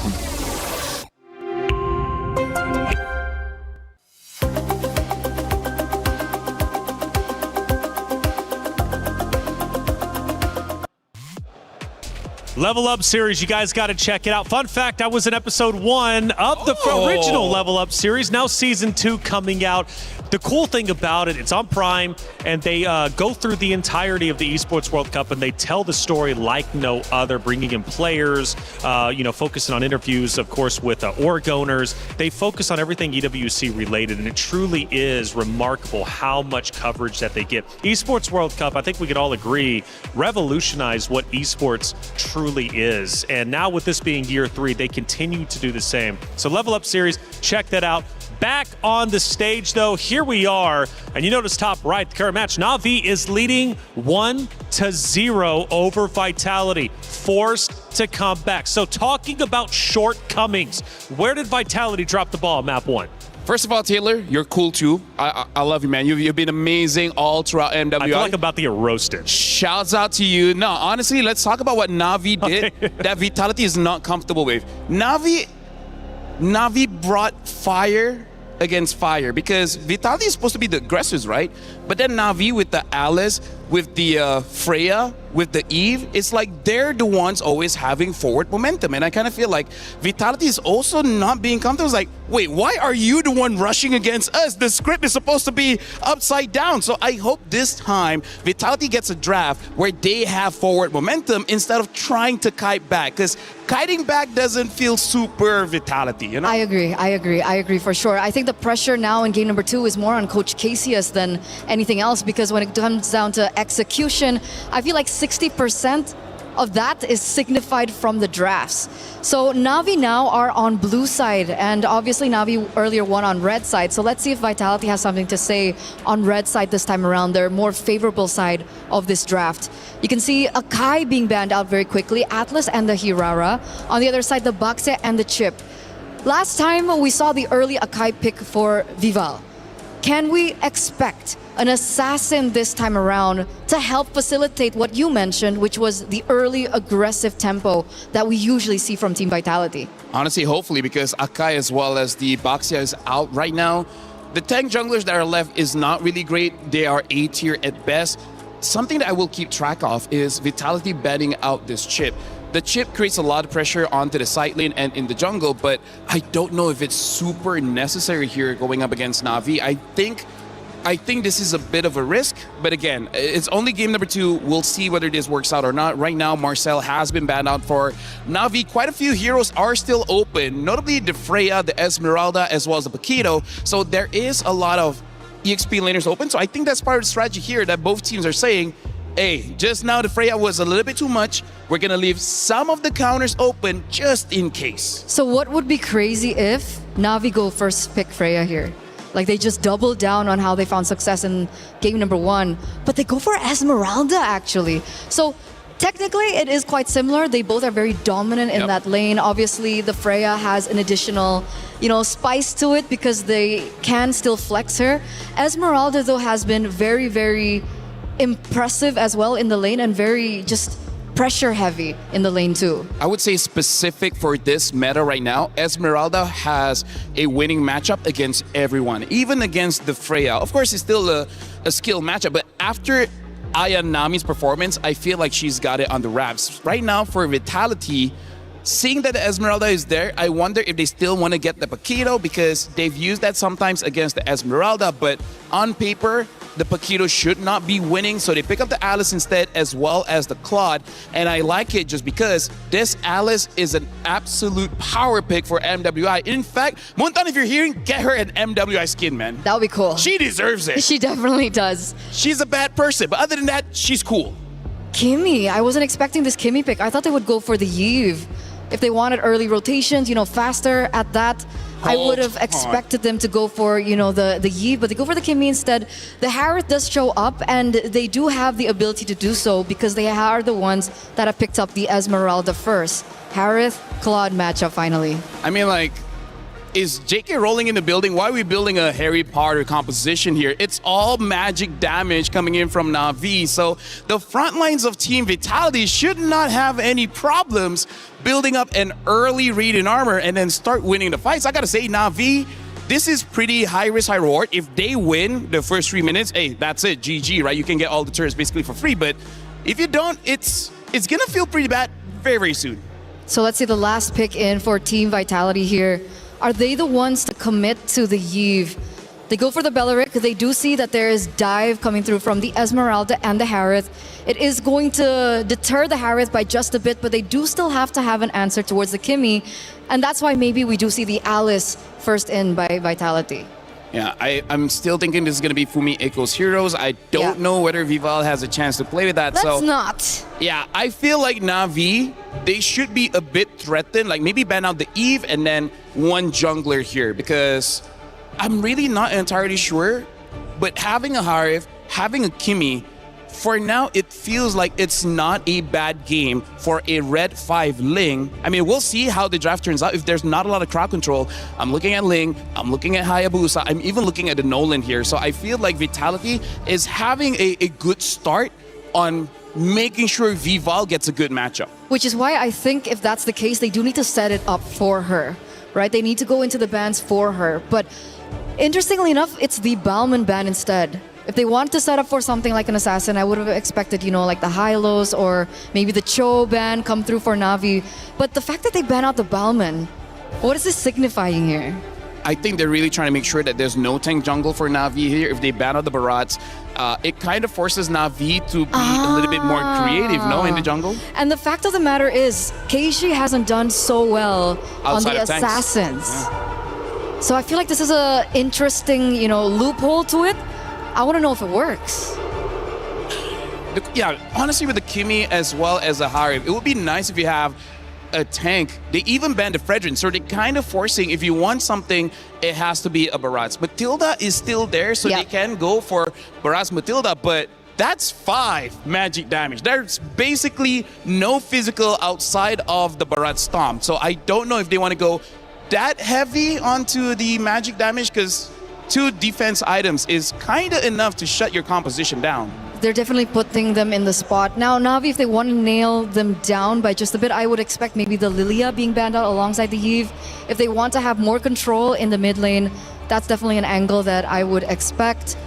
Going back to the jungle pick for Keishi, is there room for a Kyoe signature pick? Is there a room for like an Aulus or even like an X-Borg or... Do you want to see that, considering she hasn't tried it yet? Hey, who knows? Maybe they've scrimmed with it. I mean, like, right? I feel like a safe Suyo. No, Suyo's not safe. There's so much magic damage. Honestly, I have no idea. I think a Hayabusa might still be okay-ish. I really don't know what is going on, especially because Na'Vi has put so much egg in the magic basket here. So I feel like it's better just to pick up your mid.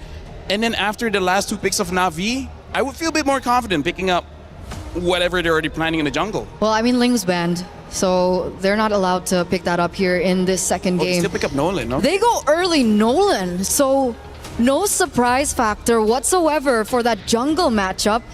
It's actually the mid lane that we're still waiting on. Do you think it could be like a Selena last pick in for Cine? I feel like they kind of have to, because even the Valentina won't be all that great unless whatever roamer or mid they pick up makes it super valuable.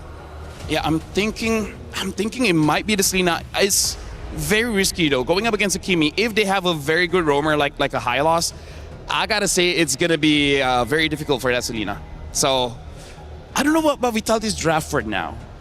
I'm very iffy about it. We're waiting, and it looks like the players are also thinking about it. Wow. I did not expect a Hanzo pick here. I think the Hanzo's sitting at a 0% win rate. We saw it picked up once by Falcon's ID. I don't know if you saw it on Stream B. Yeah, Stream B has, so there's a total of 2 picks for the Hanzo for now. Both have not won. Okay. It will look okay in the first, I don't know, 6 minutes of the game, but then afterwards, you kill the Hanekage so fast that it loses its value. Right now for mid pick, I think this lineup is screaming, let's try the end latest by 14, and Vitality, they do go for that Selena. So right now the problem is, once Vitality loses that mid prio Eterna, looking like a 2-0 for Na'Vi. Let's see if it will be. Vitality, where you at? You gotta step it up. You're down 1-0 in the series. I know it's early, but you can fall behind in the blink of an eye before you know it. For Na'Vi, however, they're off to a stellar start, and they look poised and ready to potentially go up 2-0. However, it's up to them to decide. It's Na'Vi versus Vitality, the rematch of destiny here at the grand finals of MWI. Let's get map number 2 started with Mirko and Gideon. Everybody's been waiting for this match. Nobody would have expected the drafts to look like this, but if you're wanting to be the best, you got to show that you can play at your best as we head on in to the land of Dawn. I want to see how this magic damage is going to be applied. Both sides have interesting ways of applying it, but Vitality, they need to accelerate. They need to close the game off with a snowball. I don't see any other way. And LaFell broke it down real nicely. Their scaling isn't as good, but at the same time, it's all magic from Na'Vi. I agree. I mean, they do have the Hanzo, right? So if they do make it to the late game, yes, scaling is on their side, but also they'll also have much more to play with, not just pure Harry Potter. Is that what he called it? Harry Potter. Harry Potter draft. All right. Bargain Hunter on both mid and gold. Rain and Rian, again, even though they're scaling, they want to try to make it a bit quicker, you know, trying to get those very pricey items quick.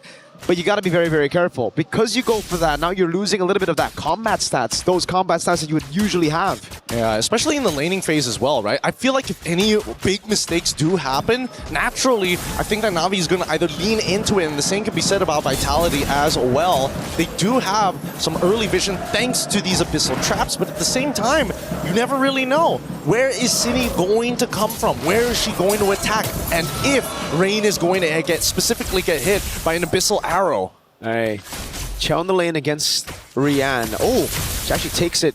The BMI. Vivil's gonna walk up now, trying to go for the damage. Oh, the Purify out, the Fracture as well. Vivil's gonna get taken very low. No punish right now. It's just the Purify out. A bait on the battle spell. And now, secondary attack. Cine looking for an angle on the opposite side. The Abyssal Arrow does not connect, but they're holding each other hostage here, and yet nobody wants to truly fully commit. Oh, that could have been really good. They already got the Purify out, but Rian's a bit too aware for that, knows that this mid lane's been missing for a bit too long, and that means it's full prio for Na'Vi.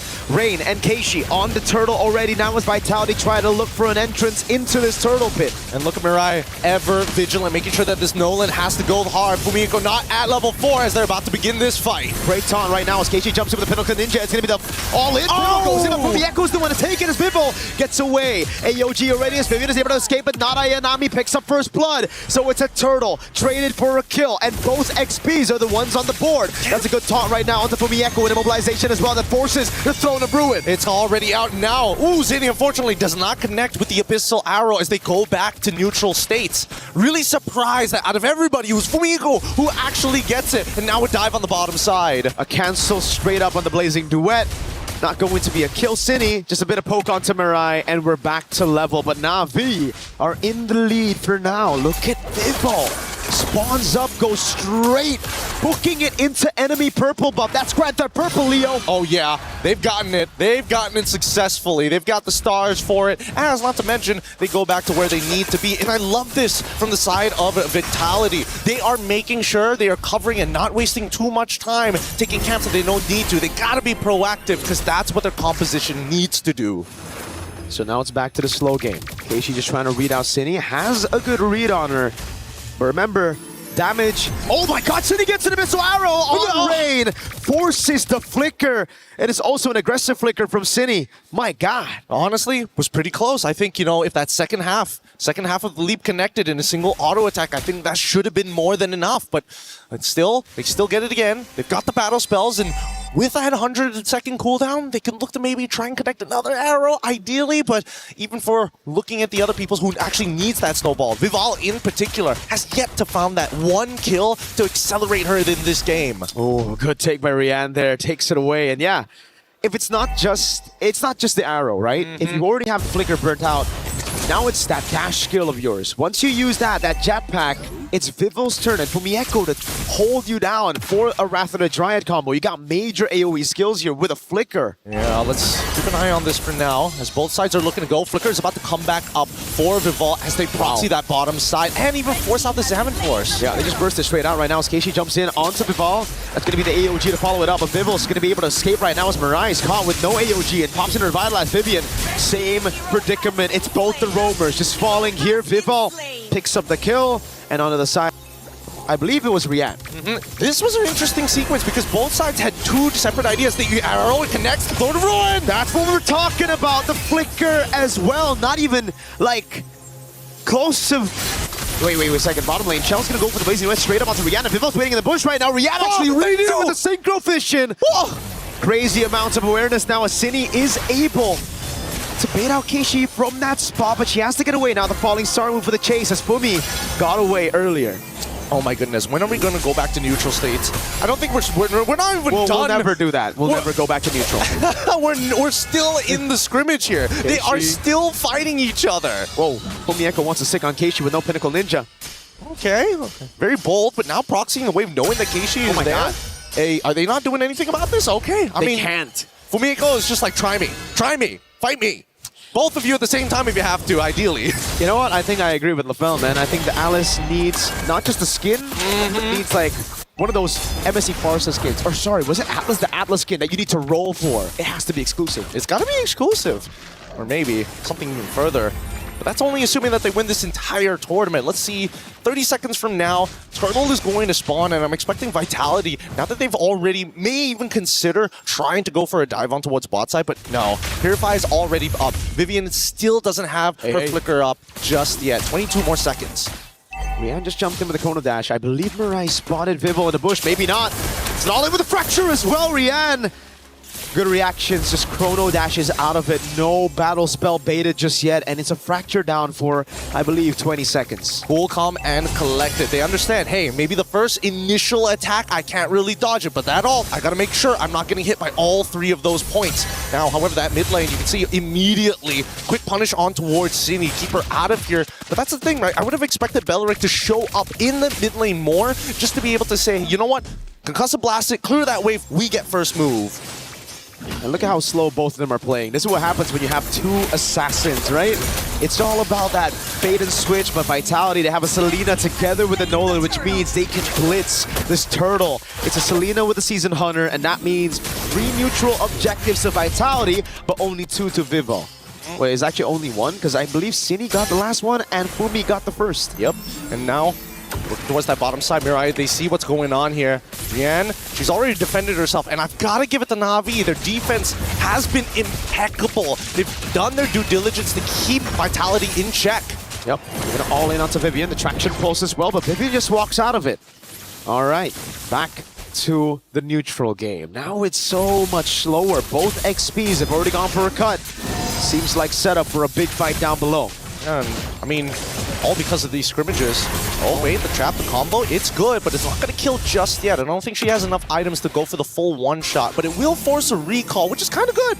This would mean that, as you can see, Vivian instantly already trying to man mark, looking for Keishi. Where are you? What's your status? And most importantly, where are you going to show up on the map? They got that map pressure. Vidball goes in. First passive strike, that's the second there. That doesn't land on Ayanami. Yeah, Ayanami is just going to be able to tank this up all day. No chance for them to burst her down. Maybe if she waited for that Melfic roar first, she would deal 10 more damage. Just a little bit more. I mean, let's pull up the item list to really see whether or not it would have been the difference maker. Because if there is a lot of armor, oh, actually, right? Honestly, that would have been it. That could have been it. But overall, it's still a dangerous game. Radiant armor already completed by Fumieko. Every single person who has radiant armor, it's going to be way harder to deal with. That was crazy. Right there, an attempt. Vivian on it as well, trying to siege this tier 1 down as Fumieko tries to cut under tier 2. Rain, big pickup, Sky Piercer. We have to look at this fight. If it's an explosive fight where Rain can thrive and get a few of those kills in, that's going to be big coming into the 10th minute of the game. Well, talking about big, they're about to crack open mid-tier 1, which is so good. So good for Vitality. People not too worried about not Ayanami, who's they're waiting really just to be able to reposition. As the rest of the team looking bot side, they're trying to make this gang happen, and Cine in trouble. Zaman Force already, Cine with the flicker out to the Unbreakable of Mirai. Zaman Force already baited out, but it's for the flicker. Now it's Vitality waiting for Vivo to get onto the purple buff first. Don't have a naturally pushing wave here, and I think Vitality recognizes this too. Purple buff just obtained by Vival. I don't know if this is the position they want to fight in yet, but at the same time, they can't afford Na'Vi to actually hold on to first position. Wave mid is shoved in though, and Vivian wants to take an aggressive route into this Lord Pit. They're going to try to get that advantage on the side lane as well. Yeah. Sending Fumieko to cut under tier 2 up top. This is beautiful. This is beautiful macro coming up from the side of Vitality. The only way you're going to get Na'Vi to forcefully move is if you start taking some prime positions. Yeah, sure, take the Lord, but if we're shoving out mid, what are you going to do? You can't afford to get flanked, and that's the Falling Star Moon if I saw correctly. It was onto Cine. The rest of the team now coming at Ayanami. Wave up top is going to take the tier 1 down. So Vitality, take any structures, just the macro control as Na'Vi have to just group up. This is the nature of their composition. It's built to team fight, and it is not good at splitting up to deal with these split waves. Oh, it's looking really difficult. As soon as Keishi shows her face, I think that's when Vitality are going to start attempting the Lord. And then it's that consistent back and forth. And I think even for Rain, right, there's just no more camps to actually maintain those stacks overall to get the maximum range from her auto attacks. So at this point, Vitality have all the advantages and really maintains control and tempo over the game. And Fumi is just going to stay up top. No Zaman Force means that Fumi Echo can stay here a bit longer. Goes for the cut again, this time with a bit of backup though. So Rian, she decides to walk up. It's going to be very scary. Vivo, what a bush to hold right here. Trying to go for that cut. Not on the minions though. On a player, Rian. She's selling it. Might just fall into it. So in a room going to be used up, and now it's going to be the fracture as well. Zaman Force comes in, but Vivo pops her there. City going to fall as well. Keishi going to be very low. Fumi Echo with a flicker in onto Keishi. Now it's Chell the Blazing Duet. The Wrath of the Dryad taunts Mirai. And now she's going to get double taunted. Not able to get the AOG in time. They're dancing around now. Ayanami must peel, and Rain is telling them to stay back, demons. Go to the Lord where you belong, and Vitality is more than happy to oblige. Impeccable macro from Vitality. They play up top, they push it in, they bait out these resources slowly but surely, and they build upon those small wins. It's so good. And I love the fact that you don't even get to see this very often with some of the professional teams in the regular leagues. Vitality is so good at pushing and pulling, but also taking advantage of the space. You plant people when you take the space.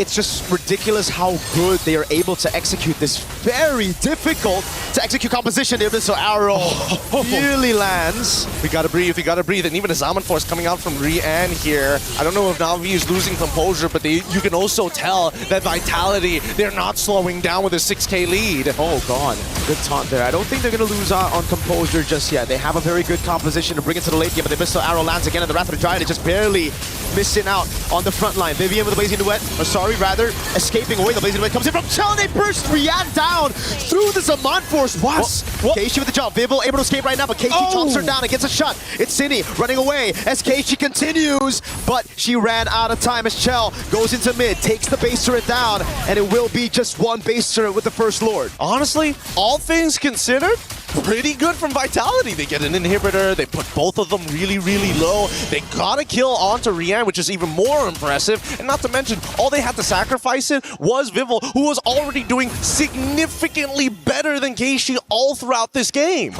I know that Chell was ahead, but I didn't know it was by that much. I know Vivo was ahead, but I didn't know it was by that much as well. It's a 2,000 gold lead for the jungle and gold, and that's why they were able to just pop Rian straight up on the Harith. Well, let's also not forget about the supports here. We got to show some love over to Vivian. She's been playing a really strong game. I mean, so far, the fact that she already has like a 1.5k lead against another support is good enough because the stats that are coming out of her, it's just, what do? Half the time, Vivian can just stand in your face and absorb that damage for free, and it feels like you're hurting yourself more than anything else. We still got a composition to play in the late game. Vivian going to be caught now. Pops in the Wrath of the Dryad, finds everybody, but there's no throw in a ruin. The Alice is in the bottom lane, and it is a punish from Na'Vi over on Vital. Chell. Oh, damn. They got to be a little careful here. They can't just take the free shots coming in from Chell. That corrosive will build up, and eventually you won't be able to escape from this Claude. At this point in time, at least 30 seconds left on the clock before the next Lord actually spawns. And I would say that from Navi's POV, they're a little bit off from getting those full items. Do they notice, though? Uh-oh, City's gonna run. The arrow slows Keishi down enough, but look, yes, it's Vivel. Maybe it's Vivel gonna be caught now. Mirai goes in with the conceal. Too many dashes for the Nolan with the purple buff. She gets away. It was a risky move. She was waiting for the real body of Keishi to come back there. Hey, let's not forget that even Na'Vi had a sneaking suspicion of, hey, we don't see where this Nolan is. Yeah. Now we need to make sure we cover our backs. Look at that burst. My goodness. It's all up to Keishi though. Oh, whoa. Ninja. She hasn't entered the AOG as well. Vivil's gonna have to go for the steal right now. The 50-50 goes to Vivil. Blazing duet in the winner crown already as Mariah's already used the AOG, and now it's a throw in her Bruin, only locking down one. It's a blinking forward again as Vivil tries to stop from the side. They're trying to chase them all the way through. Ayanami falling star move. Vivil gets right past them, and we're finally done with the chase. One singular wall keeps them separated. Oh, the arrow lands on terrain. There's no one there right now, but Zaman Force has already been baited out as the Lord spawns in mid. And Keishi's back up. She's gonna try to go for a little bit more poke.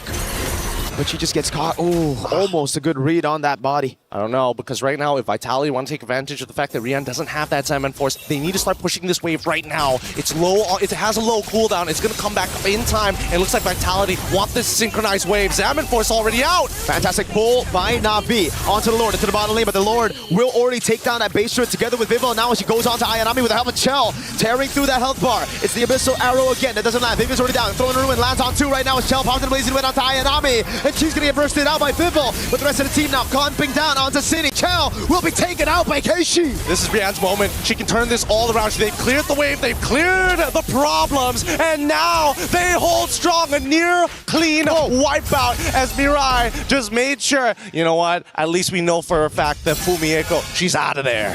3 base turrets, but Na'Vi show more than signs of life. They got signs of winning this thing with a comeback. It's the scaling that we were talking about from the start, Gideon, that is now really showing. Rian's doing ridiculous damage. Rain as well, and especially with the help of the Crystal. Oh, they're bursting through Fumieko! They can do it. Forcing the winner crown. Marai's right there, but Fumieko has to burn the flick, which means she can't use it aggressively for the next 120 seconds. Oh man, the Lord is going to spawn, and Fumieko is still not going to have her flicker back up. Damai's repurchased here. What can you really do about this? They gotta breathe for a second, because as we see this game progress, I'm thinking of bad habits that they can exploit. And so far, I think that Vitality has really wrung out all the tricks in the book. I don't see any other mistakes being made by Na'Vi, and their defense has been immaculate now that they've figured out the lines of attacks that we see consistently from Vitality. Divine Glaive pickup for, I don't know if it was Rian or Rain, but I saw Divine Glaive, and either way, that'll really help this Harry Potter composition. The magic damage, it only is a problem in the early parts and when your opponents snowball. Once you get into those crucial penetration items, don't matter how many defenses you got. Radiant plus Athena, they'll shred through it all. Yep, they just gotta make sure that they can survive. Biggest damage so far, and not to mention that at least a quarter of it is gonna be true damage on top of it all, thanks to that Starlium Scythe. It's going to be difficult to play, but at the same time, it's really risky to open up the map, unfortunately, for Na'Vi. They kind of have to wait for Vitality to make that first move, but if they don't probe, nothing happens anyways, and they lose free objectives. Vitality still have the advantage, though, because of that base turret down below, right? It's going to be auto-slow pushing, which means they can continuously just reset the Lord and play it slow. The mid-wave as well is going to be crashing down, and they find the Abyssal Arrow on Mirai. Fumieko doing a good job zoning. Now Keishi pops in Pinnacle Ninjas. Fumieko's going to be caught, but has the blink away from the untargetable. But look at Vivol. Already hiding back in the spot. I'm pretty sure they saw at least the dash, and yes, they check it open. Winter Crown's already used, and they go in further. They split them up, and now Mirai with no AOG is going to be caught, but still, oh, with the fracture! They deal with immortality. Fumieko, in the midst of it all right now, has the Throne of Ruin, pops in with a crown. Keishi has to go away, but Vivil's going to be going in for the chase. City! Finds an Abyssal Arrow, lands it on Rain. Vivil's right there to capitalize. The base is exposed, and Ayanami cannot deal with this. They're going to have to leave Kenshi by himself. Start proxying that mid-wave. Kenshi, can they do it? Keishi's going to try to clear out these waves. There's just too many members on her. She gets the unstoppable, but she's returned to her body, and we are at 1-1 in this best of 7 grand finals. You wanted to see one hell of a match. We gave you one hell of a match. Game 2 going over to Team Vitality, and this is what we wanted. The consistent tug of war, and I'm not gonna lie, I was really thinking that this composition would eventually fall off, but they just kept on pressing, and I think the nail was there. Once those inhibitors were down, they could not recover from that point onwards on neutral objective takes. At least Team Vitality, they understand how to load the gun. The macro, the forced errors, the split. We get to see it again in that final skirmish. Vivol taking a Crazy angle back. We get a replay of the final defense, but man, what Vitality did there with this composition was just phenomenal. Really great stuff overall. I really hope we get to see more of this, right? Is Na'Vi going to still play that more scaling, comprehensive, tight style? And now we've seen so many of the bans. I think, you know, our panel is going to give us a better explanation. Let's throw it over to them right after these messages.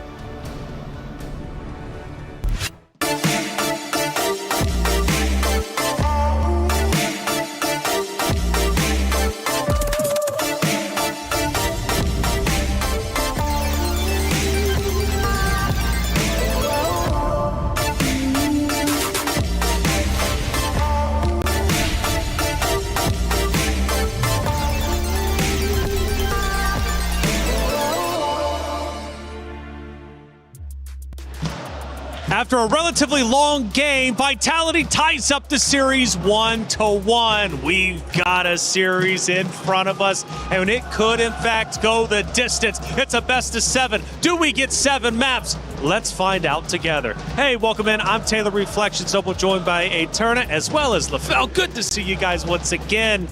Hey, what was one of the win conditions we talked about? What put Vitality in home court for you, LaFell? It was Vivel on Assassin. What does Vivel do? Goes from tank to assassin. Hey, they get a win. Finally on the Nolan. You want to say something? No, all good. I want to hear you talk. You can talk right now if you want. I love your voice. Go ahead. Thank you. Anyway, Oh, she's blushing. we finally get the Nolan. And remember, it is one of her comfort heroes. I wouldn't even say comfort at this point. I think it was one of her power heroes being able to get that Savage on, and it really changed the tempo of the game. But of course, one of the main focuses was how they were able to facilitate the Nolan. And why LaFell was so adamant with the Harry Potter opening when he saw the first 3 picks from Na'Vi. Na'Vi! Hey, can they come back? That's the question. The casters have been pouring their heart into each and every moment. And there was one moment that took us all by surprise, including Na'Vi. It was Vivel hiding in the bushes, and the casters give their reaction. And she's selling it. Might just fall into it. So in a room going to be used up, and now it's going to be the fracture as well. So Marforce comes in, but Vivel pops her there. City going to fall as well. Is Keishi going to be very low? But Echo with a flicker in onto Keishi. Now it's Chum the Blazing Duet. The Rather the Dryad taunts Mirai. And now she's going to get double taunted. Not able to get the AOG in time. They're dancing around now. Ayanami must peel and rain. Is telling them to stay back, demons. Go to the Lord where you belong. And Vitality is more than happy to oblige. Impeccable macro from Vitality. Vivel must have been hiding in that bush, LaFell, for the longest time. I think it was at least probably 30, 45 seconds, but once the trap was sprung, she made the most of it. I mean, like, here's the thing. You got to wait for your opportunity, and Vivel was able to do that. Part of the reason is because they were able to control the map so much that every bush is going to be very, very dangerous. By that time, she already had about 4 items, meaning that she can burst just about anyone, maybe except Mirai. So that also made it so that there's opportunity anywhere. She just had to wait. And then even if the initiation was kind of botched, the damage too much, she has so much dashes, there's nothing that Na'Vi could do to stop Vivel. But around the 14-minute mark, there was a chance for Na'Vi to get back into the fight. We take a look at that moment, and Eterna, this was the moment I really thought, honestly, for a second, Na'Vi was going to be able to flip the script and maybe come back. There was a possibility, maybe, had they not allowed this to go so far into the later stages of the game, because you can see here they're trying their best to go for the defense, but it really was difficult. There was a really great opening, by the way, here by Fumi Echo, and I think, was this the moment where Vivel kind of overstepped? Yeah, this is also one of those moments where, yes, they have a lot of magic resist, but Keishi is the one that's dealing physical damage. Yes. Made it so that her damage was not lowered at all. So part of the good and bad is that when you're over-investing in magic defense, your physical defense is going to be low, and Keishi took advantage of that. So what could have happened for Na'Vi in that situation? Let's say a perfect world, they protect their base. How could they have made that moment into a game-winning moment? Well, technically, it really depended on the item, right? Because we saw that there was no damage until we started seeing more Divine Glaives. And I think that was like one of the pivotal moments of how the damage really went through. Divine Glaive for Kimmy, I think, was a game changer in that respect. So I think as long as they were able to hold down their fort, wait for those divine glaives to come through, there was a possibility because we start to see cracks in Team Vitality, especially when they went in for that particular engage. That was a big overstep by them. But the crack Na'Vi was waiting for was Vival, because I feel like they were waiting for Vival to come in and then Mirai on that Gato Kacha taunt her so that they can catch her. But Vival has been so good on this Nolan, it made it impossible for Na'Vi to catch her, right? Basically, they did not have any answers for Vival on that Nolan, and that's part of the reason why we were so surprised. Game number 1, why did she go for that tank? You see how good she is with that assassin. Don't change the formula. It works. Keep doing that. I'm upset, Taylor. I'm sorry, I'm mad, man. and I want I don't know why game 1 Vitality did something wrong, and then now game number 2, Na'Vi, why you? What? Ooh, now he perks. Interesting. You know, you got so many emotions, LaFell. I do. I'm still learning who you are, but it's fun because it's like a Pandora's box. Hey, I have 2 therapists. Rose is out there, and she's been covering everything, including the Wild fans out there who have been going nuts for this Grand Finals. Shira and Funi. Girls, it is getting crazy. It's a 1-1, and the Vitality fans are going crazy. How are we feeling? I'm feeling great. Great, guys! Really? Great. You guys just lost game 2. Shira, what's happening? We will have a comeback. Come back. Okay, how do we feel about the atmosphere in the Grand Finals? The supporters here are crazy, guys. Vitality. Yes, home ground for Team Vitality. Now, as we enter game 3, what do you girls think will happen in the Land of Dawn? Of course, Na'Vi PH will win!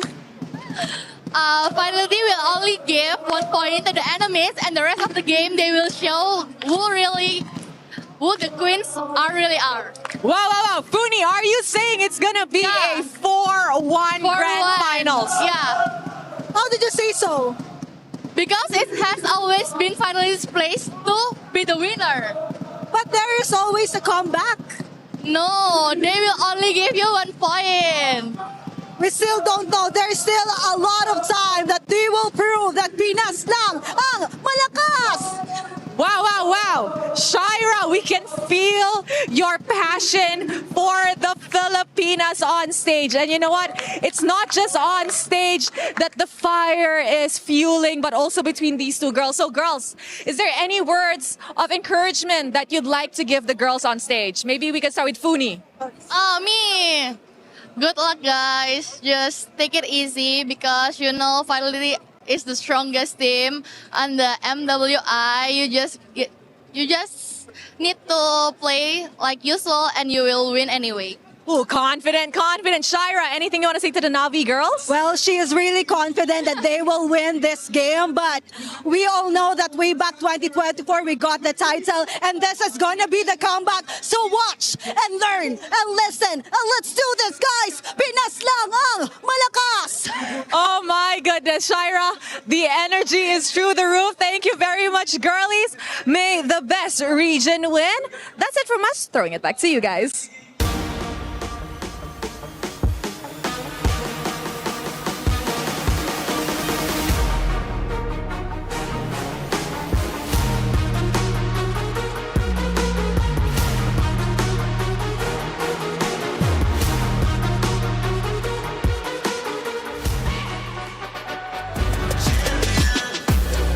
Regular thing, came for the ring, you know what I mean.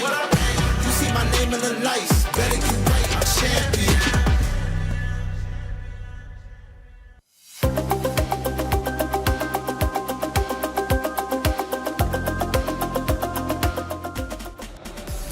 I'm loving the energy. I really am. We need more of those interviews, especially with those 2, because you got both orgs representing Na'Vi, Vitality.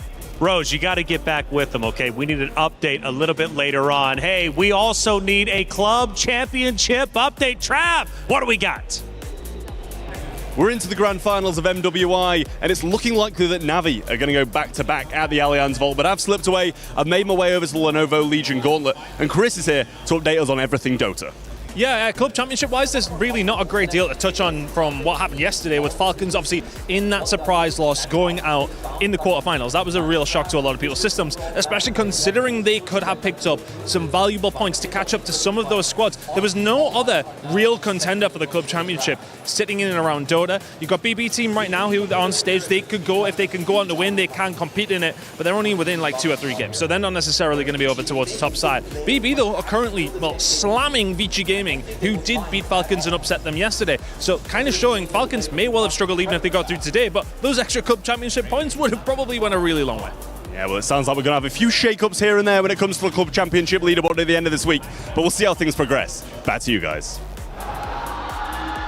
Thank you, Trav and Ton, for the update. Ton sounds pretty good. Hey, he's been my good friend for about a decade, and I gotta say, man, he's a great talent. Thank you for the club championship update. We'll be keeping you up to date as much as we possibly can, including here with Na'Vi and Vitality. Series score 1-1. Na'Vi won game number 1, but Vitality answered back, and now the series becomes that much more serious. Now, as far as the series go, Vitality, they have been known, at least in our tournament over the past couple of days, to drop map number 1, but be flawless after. LaFell, is this one of those moments? Here's the thing. I gotta say, Taylor, they gotta stop building PCs with just graphic cards, man. They need everything else. The thing that I didn't like in game number 2 coming in from Na'Vi is that they're just drafting the same thing over and over again, meaning like magic damage and then magic damage and then magic damage and then just one physical damage.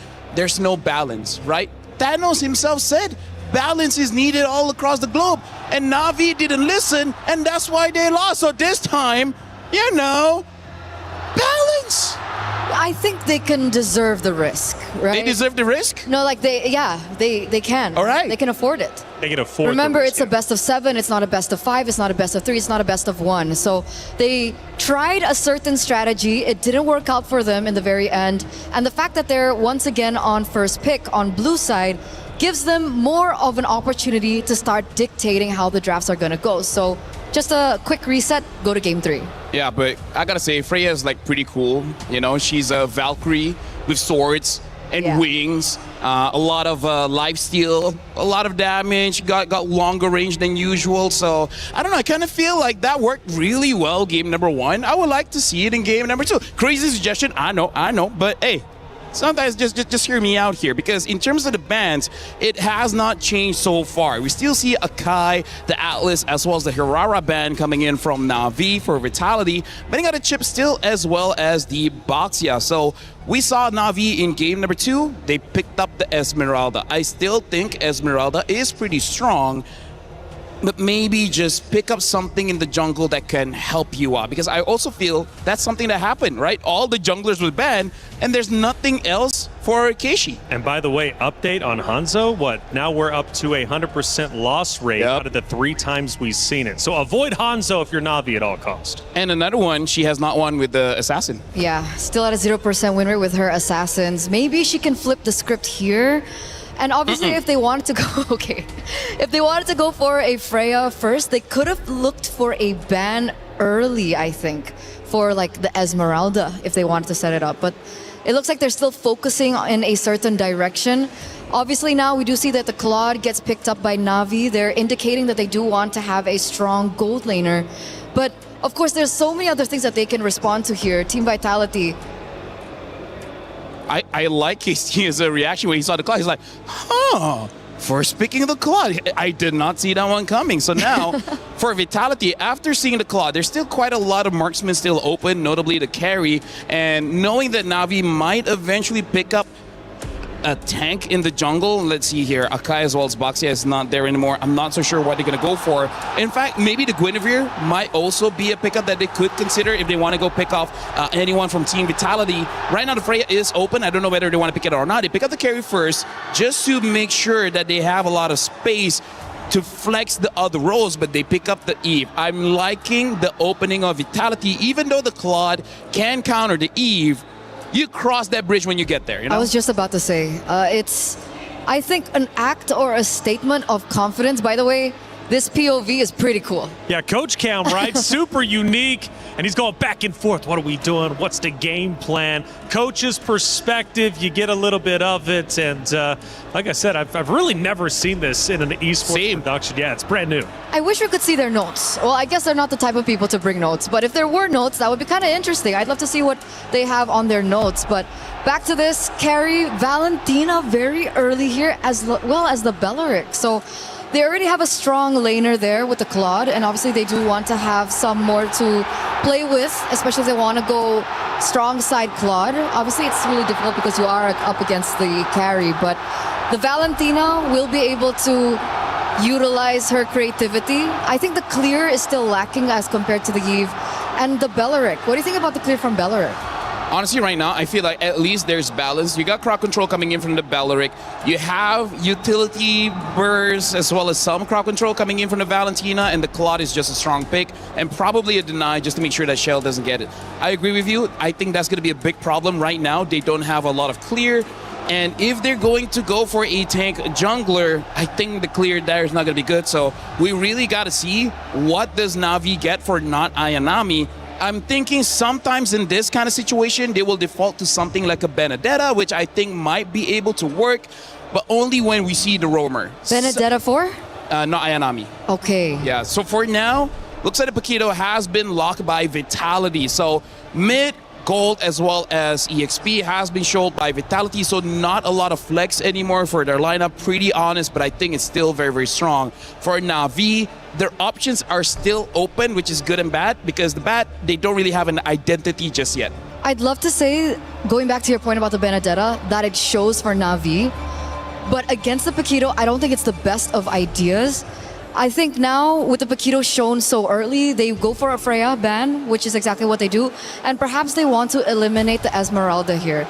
Because if they want the Paquito to be strong side for Fumi Echo, which we have seen them set up for, this hero really needs a little bit of help with the drafts. Well, if they want to default to something like an Alice, they still can, but that does mean there's a high likelihood that Keishi will be using some damage dealer inside of the jungle. The good thing is, looking at both draft here, I feel like a Ling is definitely possible for either side of the drafts here, so, you know, it could be something that they want to consider. Okay. Ling, an option on the table for both teams. Guinevere eliminated. So you mentioned the Guinevere earlier on. The Guinevere does get sniped out here for Na'Vi. BTR though, I really do think, there you go, Esmeralda being banned out. Na'Vi.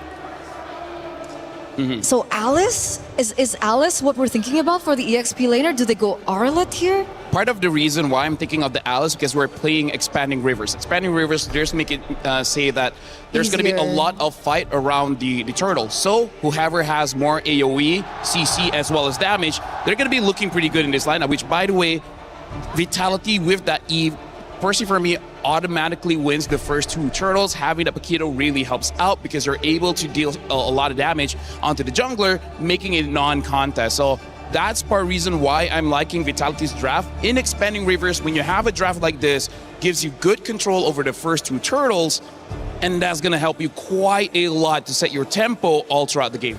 And that's why it's already nerve-wracking for Na'Vi at this stage, because we don't even know what the Mother of Tanks is going to utilize. And Na'Vi, they smell this, they understand this. I think Gwyn, other than of course being a ban against Vival, which technically we haven't seen Vival on the Gwyn. Oh wait, we have once, but only once on the Gwyn. I think it's more so as well respecting that potential. If they already have a strong Yve in the mid lane, if they have another roamer that is also very strong, what is the winning condition for Na'Vi? I kind of feel like that Gwyn ban also signifies that they really don't want to use Purified or prefer to go for a Flicker here. So now for Vitality, knowing that they probably don't want to run Purify, if they get a roamer that can engage fast, that's going to be great. They pick up the Bellman here. I don't know how to feel about this. Yeah. We just talk about how great she is on the Assassin. At least Bellman has damage. If she goes for War Axe first item, then hey, maybe it can still work out. We don't know what the EXP laner of Na'Vi is.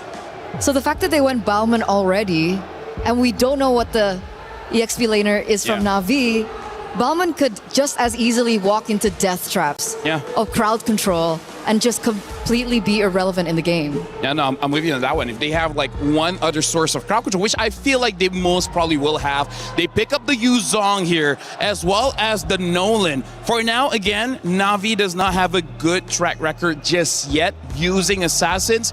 We'll see whether this time they flip the script. And what if they do? I think that would be a huge statement for Keishi. I'd love that. I'd love that storyline.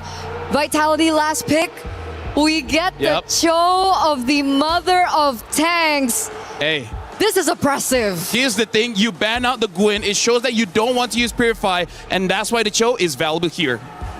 At first, it was Na'Vi who struck and said, "This is our series." But then Vitality answered back, tying the series up 1-1. And now we go into Game 3. Who will once again take the lead? Will it be Vitality for the first time, or will Na'Vi take it back for themselves? It's time for Game number 3 of the MWI 2026 Finals. Mirko, get in, take it away. Thanks, Reflections. We're already here to cover game number 3, and we're already excited to see how this is going to start playing out, because when you look at compositions of this caliber, the question is who can perform better in lane? Mid trios, so important this time around, but with a Bauman, there's just so much more you can do. How long you could stay on the map, so much sustain. We gotta figure it out, man. It's not just the sustain, it's also the classic Leo. Shove it! The ultimate lethal counter. You go for that insta-retry on the neutral objective. So Na'Vi, the advantage that they were coming in to game number 1 with, the fact that they have CC immunity and a 50-50 clean, they won't have it here. Plus, obviously, that mid-prio. And then we also have to talk about the physical defense shred that has been moved from first skill to second skill. So Chell and Vivian, with technically Vivian also has a physical shred. So this is just going to be Fumi Echo wreaking havoc, especially because she went lethal ignition. Yep, it's just a lot of damage. However, they have to coordinate it well. They got to mark their targets as soon as they can. And not to mention the fact that they already have lethal ignition just goes to show, hey, I don't mind just touching you for a little bit, but you will get bursted down. And speaking of bursting down, Shell already doing a very good job getting a lead in the lane. Yeah, not the best of lanes there in terms of matchups for the Claude against the carry. That's why they were so comfortable picking up the carry with the Yve, knowing full well that if you want to try to counter the Yve, you're going to have to go Claude, but that means the lane will be given over to Vitality as Fumi Echo tries to bait not Ayanami in. Vivian with a walk-up as well. Concussive blast onto Ayanami, putting a lot of damage on her, but Fumi Echo's going to get caught. Mirai, great backup, Vivian. Escaping with the Shunpu, and it's Na'Vi who strike first. Beautifully played, and this is right after Ayanami actively took a trade against Fumi Echo. So again, just trying to drag out and wait for those cooldowns to come back. Rian, unfortunately, taking so much damage. All of this just to try and get somewhere close to the wave. And that's a big one for not Ayanami. Now Na'Vi have proper setup to actually stun Vival down for the first neutral objective as Keishi starts it, and the Dragon is up. Black Dragon Front gonna be used up straight up into trying to zone Vival out of this turtle pit. Vival's trying to escape right now, but he's gonna be caught by the damage again. Lethal counter in the rectory. Vival still gets it despite it all, and the jungle falls as well. Now it's Mirai caught under the RWM as Vivian walks up, but now she's caught in the RWM. Immobilized in that zone. Fumi Echo with City dropping down bombs. Again. Oh, up top. Whoa, Rian ends up dying for it. A solo kill for Chell. Sokolil. Vitality strike, and in one fell swoop, despite the small wins from Na'Vi in the laning phase, they couldn't convert onto the big objective. But do you hear that? Do you hear the Vitality fans? They're really taking this momentum from that game number 2 and bringing that same energy here in game number 3. And it's only more proactive that we are seeing Vitality move across this map. Because once again, Vivian double checking whether or not the purple buff is open to give information to Fumi Echo. Hey, if Keishi doesn't see you, you can go for that big one shot we were talking about. You have so much damage in the early game. And that's why you have to respect the Bauman. They were doing all they can to respect it, to be fair. But once she got into the vicinity of the turtle, lethal counter retry is guaranteed. There's no way for a Nolan to out retry that unless it's just miscalculated by Vival. Yep, it's unlosable in a lot of scenarios, like the old Suyo, but still relevant as Ayanami taking this full fire. Fumi Echo tries, Black Dragon form getting called here. Vival has the lethal counter if she drops down just a bit. Oh my god, she might be taken out from the skies. Gets away just in time, but she stays. No. Ayanami with a Venture Furious dive. They're gonna go in onto Pumieko. The way the Dragon comes around with a lethal counter. Shove it. Vivo picks up the kill up top. It's Cine. Caught in the 1v3. Can she escape? She flickers out to safety past the RWM. Oh man, that was a game of Dance Dance Revolution for sure. He able to sidestep basically everything and still maintaining a good amount of health. However, Shell needs to get back into this lane, and Na'Vi is denying them that space. Vitality need to make some choices. They still have to deal with the turtle down on bot side, so they cannot commit everything to alleviate space on top. It's free. Maybe Rain can deal with it with a splash of damage. Vivo with the retreat. Vivian still trying to buy as much time as possible, just being an absolute nuisance to Keishi in the jungle. Just gotta show that. Just gotta show that presence, and I think that's the beautiful thing here, right? Khalid, Cho, all of the. My God, Vivian! Wait, potential dive here. Vinay. Gotta hold on to that BMI. You can't show exactly where it is. As long as you don't show it, Vivian ain't gonna engage on you for free. Oh, Fumi. Oh, what is that damage, my guy? Right through the XP crab as she gets it, and she bursts Ayanami down. Hey, gotta be careful. Gotta be careful. They've got a pretty hey, a 1-level lead in EXP is a lot for a lot of these laners. And not to mention, with that lethal ignition, it's a lot harder for not Ayanami to win this out. Uh-oh. Mirai with a walk-up. Great read on the dash by Mirai. Baits out the flicker. Mirai tries to go for a little bit more now, but look at the backup from the rest of the team. Cine and Vivo has already rotated towards the top lane. Na'Vi not able to get that trade in structures. Finally, Vitality said, you know what, they're putting so much pressure on you, just take the mid wave. Cine is going to swap lanes with you and maintain that. Mirai should be, oh no. Wait, the Dragon lethal counter, they're gonna try to feed it over. Mirai gets a massive taunt. Oh, it's a cancel, the lazy duet. Straight into the knockout striker for Mieko. Can they get anything off of this? No, they call it off. And Vivian getting disrespectful. Ayanami's thinking about it. They know they don't have the way of the Dragon, but the RWM is still in play. This is going to be a Nolan with no purple buff at 5 minutes. Up top, it's the carry. Chell taking a structure down below. It's for Mieko. These side laners working double time. Again, this is what we were expecting in the Balmond versus Assassin matchup, especially when an Assassin needs purple buff. We've seen it happen many times already. Oh my God. No way they're going to commit even further than this, right? I mean, Fumieko's barely taking any damage, but even so, that's really because not Ayanami just doesn't have the items yet. I want to see what items Pumieko is on right now. Oh, no wonder. Hunter Strength and a Legion Sword already. That has... I think it's a Sea Halberd. Yeah, I think it's going to build into the Sea Halberd as well. There is an argument that maybe could lean into it later on and look for something else. I honestly kind of feel like Fumieko can even go for a Malefic Roar if she wanted to, but I think it's the smarter option is for the anti-heal. Even Keishi is having a little bit of troubles here as Cine now joining Vivian in this Roman expedition. And, oh, Vivo. Into the bottom lane, they just burst her down even through the Petrify! And the Furious dive, the lethal counter didn't even land. No, they try to go for compensation on Vivian. That's Sajid Kundo. She runs out of the Wrath of the Dryad and baits out the RWM. Chell with the punish. Now they all punish. Chell, it's an all-in, but Pumieko's in the back line, and Vivo's just waiting in that tier 2. Vivian getting the way of the dragon on Keishi. The awareness is just crazy from Vitality. That was a planned play from literally top all the way down to the bottom to corral the sheep right into the mid lane. They are capturing Na'Vi right now. And I think that Na'Vi, they gotta be proactive. I think, unfortunately, the choice of ultimates here needs to be maybe not just the RW, and maybe even arguably a way of the dragon if necessary.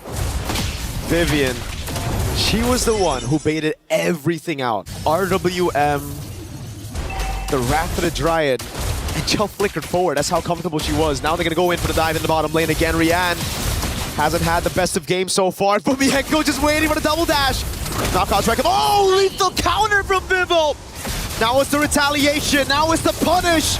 You did that to our goal laner. Now you must pay. RWM was saved from City.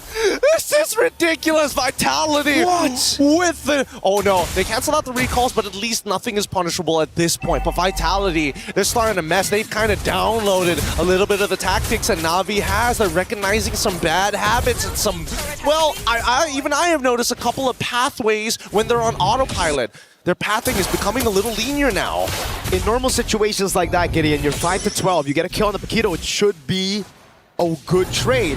But the fact that it's a gold laner and there was no shutdown, there was no bounty on Fumieko, that means Rian's gonna have it even more delayed. That item power spike that they're desperately waiting for. I think it's gonna be 11 minutes or maybe even 12 arguably if it keeps up like this before the Trinity is even complete. Fumieko now looking on the side, sees not Ayanami as well as Mirai, but at the same time, this is what Vitality like to do. If you want to go to the bottom side, sure, let's push out mid. We could potentially flank you, and Na'Vi has no choice but to back up because bottom and mid tier 1s are non-existent.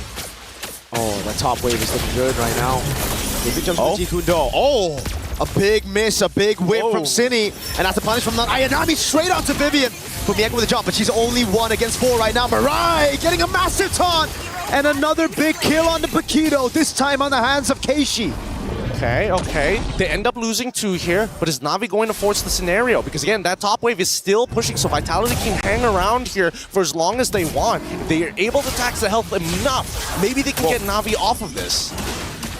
Whoa. Ayanami's gonna walk up again. Gets caught with a lethal counter.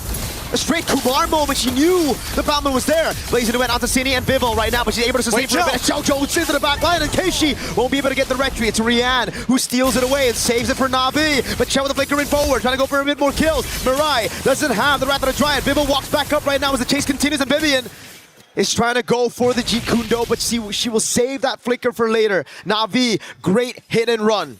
Oh boy. And that's how they just have to play the game, unfortunately. They gotta stay on their toes. Looking at the item list as well, War Axe already done 2 tank items on top of the Cursed Helm, speed up the clear, and also apply real damage towards Navi's side. They can't deal with these longer fights. Maybe Yuzong, but Yuzong can only deal with so many people at once. And now it's how Na'Vi convert on this. They see Chell. They know she doesn't have a flicker. They bait out the ultimate, and that's about it. Now Na'Vi build again with the Lord. Down below, though, the Holy Shield's gonna go down to the minions. And Fumieko, if nobody responds to this, there's a possibility they might be able to just clear out that wave. They don't need her right now, as we see that Na'Vi is slowly taking pressure up mid. I'm just trying to go for a flank right now. Just walk straight up, and Rian has her physical defense shredded just a bit by Vivel up top as well. It's going to be good for Na'Vi to try to get this tier 2 down. Vitality have done a good job dealing with the mid wave and now the bottom wave, but up top is where they should look at next. This could possibly be a siege into the base turret. Black Dragon form as well. They want to commit. Oh, they're going to try here. Prolific Aurora has been purchased by Fumieko, and as soon as she reveals herself, the rest of Na'Vi call off the attack. It's because of Fumieko down below. They know they have the Lord, they need to convert, but it's not worth if they go and lose their own base turret because it's the far lane down below that Fumieko was threatening. This is difficult. This is a difficult position to be in. With no holy shieldings, a single mistake could net Vitality an inhibitor. And at this point, I would imagine with Kichi's item power spike, it should be more than enough. But in terms of damage dealt, Cine is the one who's sitting right at the top. Vival at second here in terms of damage dealt. Whoa, Mirai? Jumps in all alone, has to flicker out of there. And that's why once Cine used the RWM, once she whiffs it, Na'Vi pounced on Vitality. And also, it should be a lesson for Vitality, learning after that big mistake. If Cine whiffs or if their backliners can't reach them, they have to just call it off. That's the important thing. But hey, they have a lot of faith in each other, right? They will learn from this mistake. And I think from Navi's side, the question is how good of a play does it need to be to ensure themselves a victory? Or at least a 3 for 4, 2 for 3, as long as they're positive. This is the problem, though. Na'Vi, with this kind of composition, you would usually think they can play in the side lane. Hold on. They're trying to catch Fumieko down below. Won't be able to find it, but the Claude cannot match the Paquito right now. Rian cannot deal with Fumieko, and that's why they're going to have to stick together. I wonder if Rian's already hit those item power spikes, though. I think that's a big one. Try to have a look at the items to see if Rian has it. Zipper, let's pull up the item list right here, right now. Thank you so much, Zipper. Big ups. 3 items already complete. Looking to get a Winds of Nature as well. In comparison to the opposite side. Fumieko. Oh, can they do this? No, they've already triggered it. Yeah. Vitality, they set up the chokehold once again. No choice. They were going to lose an inhibitor for it. And they have to make a decision whether to back off or to go for the fight. They go for the fight, but it's only 4v4 right now. Bounty in the bottom lane. They're going to go for the commitment right now as Vivian jumps in. The Wrath of the Giant is able to connect the back line, but Vivian's going to go for the chase on Keishi. Finds the way of the dragon. They got the kick, lethal counter takes it. They got the Lord of Chell, deals Ayanami. Who's here is Fumieko. Punishing with the help of the RWM. Look at Keishi running through the hills, but it is onto the bush, and Chell's going to try to go for the read, and she cancels the recall. Keishi jumps in, but Chell has the win of nature. Fumieko will be sacrificed for it. At least they got the RWM out of Rain, and at this point with the Lord coming in, as long as Cine maintains her distance, Rain will not be able to steal back a real war manipulation from her. Chell, finally, full item build. The Malefic Gun, we've been waiting for so long for it. With the Malefic Gun, she'll be able to maintain her distance against the majority of the heroes, as Vitality could be looking for the end, but Mirai's coming back up. And the safe place to go for the guaranteed base turrets right now. Wave bot will guarantee the base turret bot. There's no wave up top. Na'Vi have done a good job. Now it's up to Vitality to try to play with this Lord. Keishi's up in 1. No chance. They're going to back away. They're going to breathe. They're going to say, you know what? There's just too much risk. Not enough reward. We want to close out this game, but we want to guarantee. And we've seen Vitality do this. They like ending their games closer to the 17th minute if necessary, because mistakes are costly at this stage of the tournament. And that's why Rain is crucial in these skirmishes. For the Lord, if they wanted to go for the gamble on the Lord, they need some more CC, some peel. Not for their backliner, for Keishi on the red tree. Because the team did such a good job. Mirai already got the Wrath of the Dryad, not Ayanami as well, sticking onto Vival, but Vivian was doing the same on Keishi. But that's the thing, I really think it should be not Ayanami going to deal with these waves rather than Rain in these scenarios, because at least you have the Black Dragon form to kind of just run through, but Na'Vi understand, hey, the Black Dragon form is going to force Vitality to back away, or maybe that's what it's supposed to do, but with the guarantees on this Balmon, like the collateral is so little, there's so little risk. It's a difficult scenario to be in. Very difficult. I'm literally trying to figure out a way for them to catch like something off, like unless Mirai can flicker in with a Wrath of the Dryads to catch Chell alongside Fumi. But the problem is Vitality purposefully make sure that they are split apart. And with no War Axe, there's no reason for Fumieko to ever peel for Shell. Just play to kill. There's too much they have in their arsenal right now, especially with the 5,000 gold lead. And the Lord is spawning up top again, so that wave in the bottom lane, it will already be a threat just having a Paquito on the other side. Now that it's a base turret taken out, that's free push onto bot. Fumieko could just wait in bush, and it will already be a mind game for Na'Vi. They're constantly going to be thinking, is the Paquito gonna punish us bot if we move towards Lord? Or is the Paquito sticking and using that? I mean, they got to start doing their protocols right now. It takes about roughly 12 to 13 seconds to get right from your spawn point all the way down to the end of the lane. So they need to start clearing out these bushes down bot side around that timer just to make sure that Fumieko moves away. And once she's done, then slowly start clearing up to the Lord side. Because of the expanding rivers as well, it just gives Fumieko so much to play with. He's a race car, bro. Just flying through, flying through. The queen is here. And now we wait. Wait, do they know? Oh my god. Whoa, whoa, whoa. Oh, right through it, lethal counter. No way, she tried to be at my forward to go for the poke on City as she overextended, but it was just a bait. Now it's a free Lord. And with Rian down, I believe Vitality are just going to go for the straight push. Lord's going to be up in 4 seconds. That has got to hurt. That's got to hurt. It's not just hurt, it's a tilter, Gideon. I mean, yes, it is a tilter, but at the same time, what can you really do? Oh! Vivian. Another attempt here. Wrath of the Dryad, though, locks him down. The RWM is melting Mirai. Thank God for that flicker, because the lethal counter would have found another victim. It's not over just yet here. No big ultimate from Cine, at least. Can Rain steal it? And yes, they got the RWM back. But she's getting poked down now. It's giving the RWM to lock Cine down. Has the flicker out. Not Ayanami with the Petrify and the Fierce side, but it's her that gets deleted by Chell. Last baser up top gonna be taken down as Mirai tries to move up forward for Rian to clear. They're not willing to die for this. They're not willing to die for this base just yet. There's enough minions, and honestly, they could have forced it down, but Keishi finally in a position where actually she does some real damage. Rian as well. She's scaled up to the max items, and if the Art of Thievery is maxed out with the Golden Staff, I don't think Vitality can hold it out, especially without some Winds of Natures around, which they use very early on in that fight.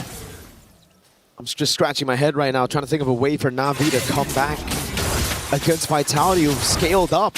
Because even if we talk about scaling, this is a carry and a Yve. Exactly. And I think the worst part about it is that the fact that they have guarantees on this Lord, I think they need to kill Vival at some point. The question is what timer is good. I would say around 30 seconds is pretty good, arguably even 20, but Vival just refuses to die and is always so close to her team. The only time she died was when she brute forced Turtle 1, and even then she died with the Turtle after securing a big objective for the team.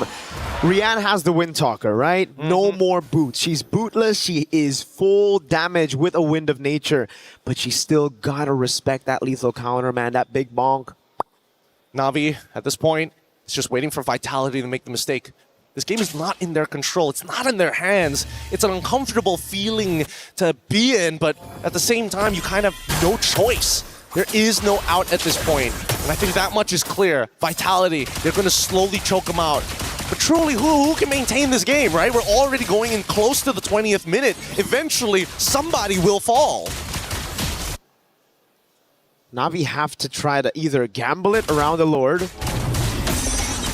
or just bank on a defense. Because at this point, they're trying to do both. They're trying to set up top to clear the wave after it's been slow pushed. Then they try to go over on Lord. This is a good idea.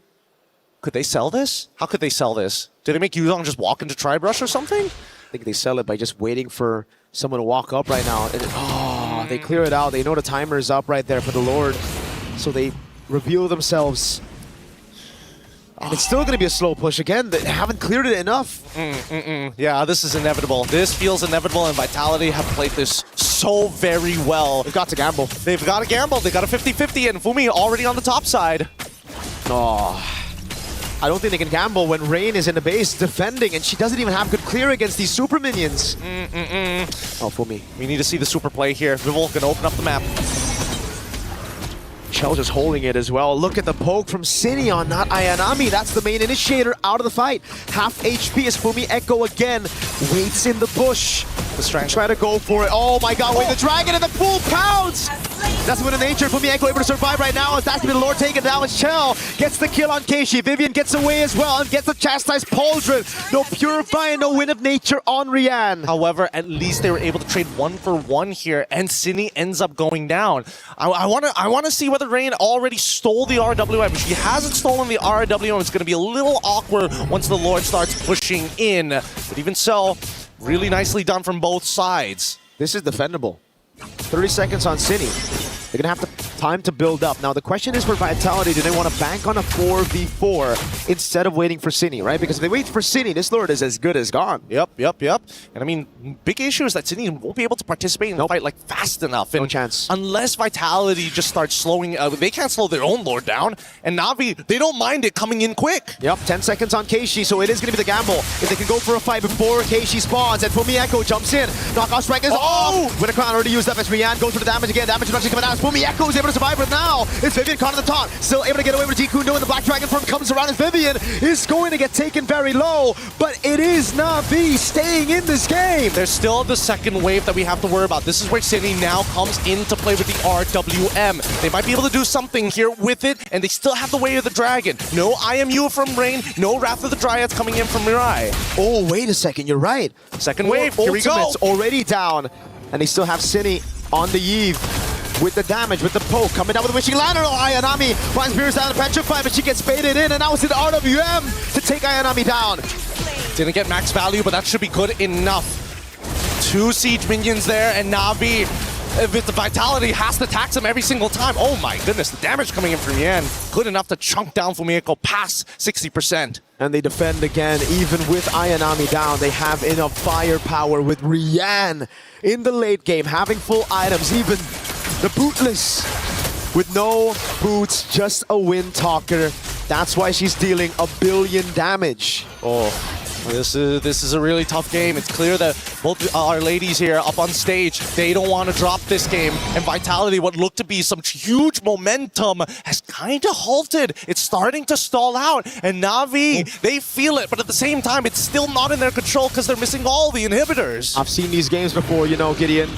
A game that was dominant to one side, but our team just holding out all this time. It was also a yellow team against a sort of orange-yellow team, so it's kind of similar. Very, very similar. It happened in M5. Oh, it's an all-in over from the Echo. Keishi finds a pick together with Mirai.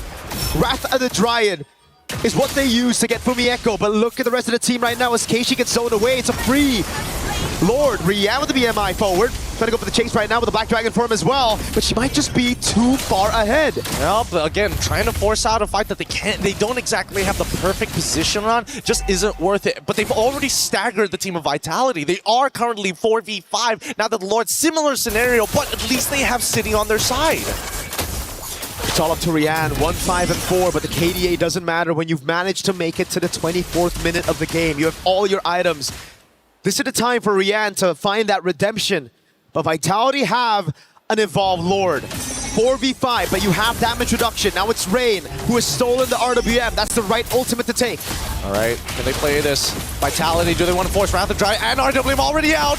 City just took it like a champ right there with the help of the damage reduction from the Evolved Lord. Now with the RWM comes down as well. It's good! It's Vivian who loses Immortality. Mirai's right there. Rian gets bursted down. Chell pops it. Oh, Rain! With a shutdown of the Flicker. It's 1-4-1. Both gold laners gonna fall. City trying to run away right now. Has the Flicker. Gets away in time as Ayanami goes for the dive and Keishi lands the fracture. But City gets the slow on Keishi. Now it's Vivian with the walk up again. It's Vivo with the lethal counter and it doesn't land too much. Onto the members. It's Vivo trying to clear. Fumi is already here and now they have an opportunity, but they don't have a wave to actually work with just yet. They could try and collaborate with the rest of the wave to clear and try it one more time, but it's just too late. And Vitality, despite everything they've thrown at Na'Vi, this impeccable wall holds with no inhibitor as they chase them down the map. What a defense. Oh my God.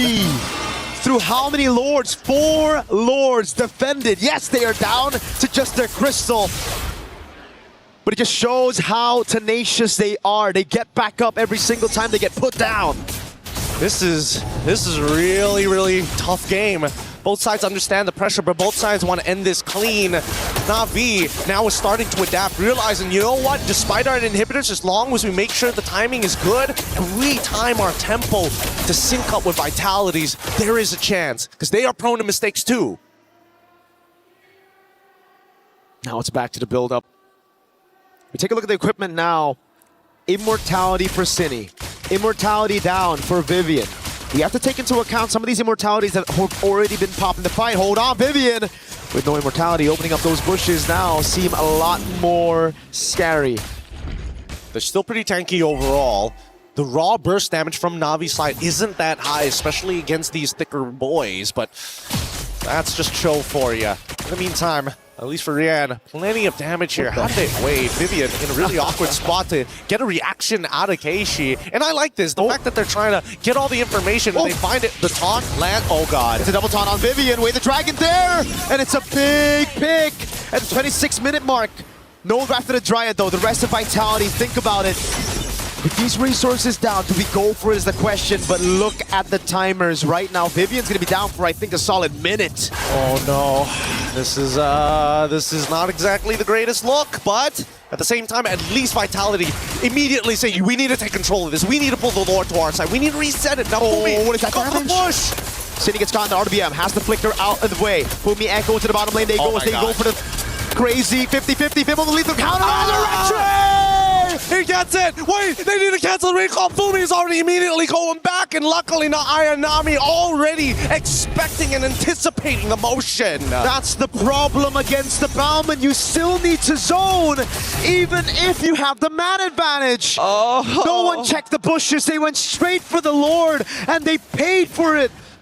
Now it's time for Vivian to get back up. They're gonna have 5 members pushing in unless, no, the mini waves are still okay. Vivian's not up just yet. That just goes to show how long of the death timers are. They're trying to synchronize it, and they're going to push all at the same time. However, this time, it's not staggered, and they're looking for a little bit more. City, you cannot afford to die here.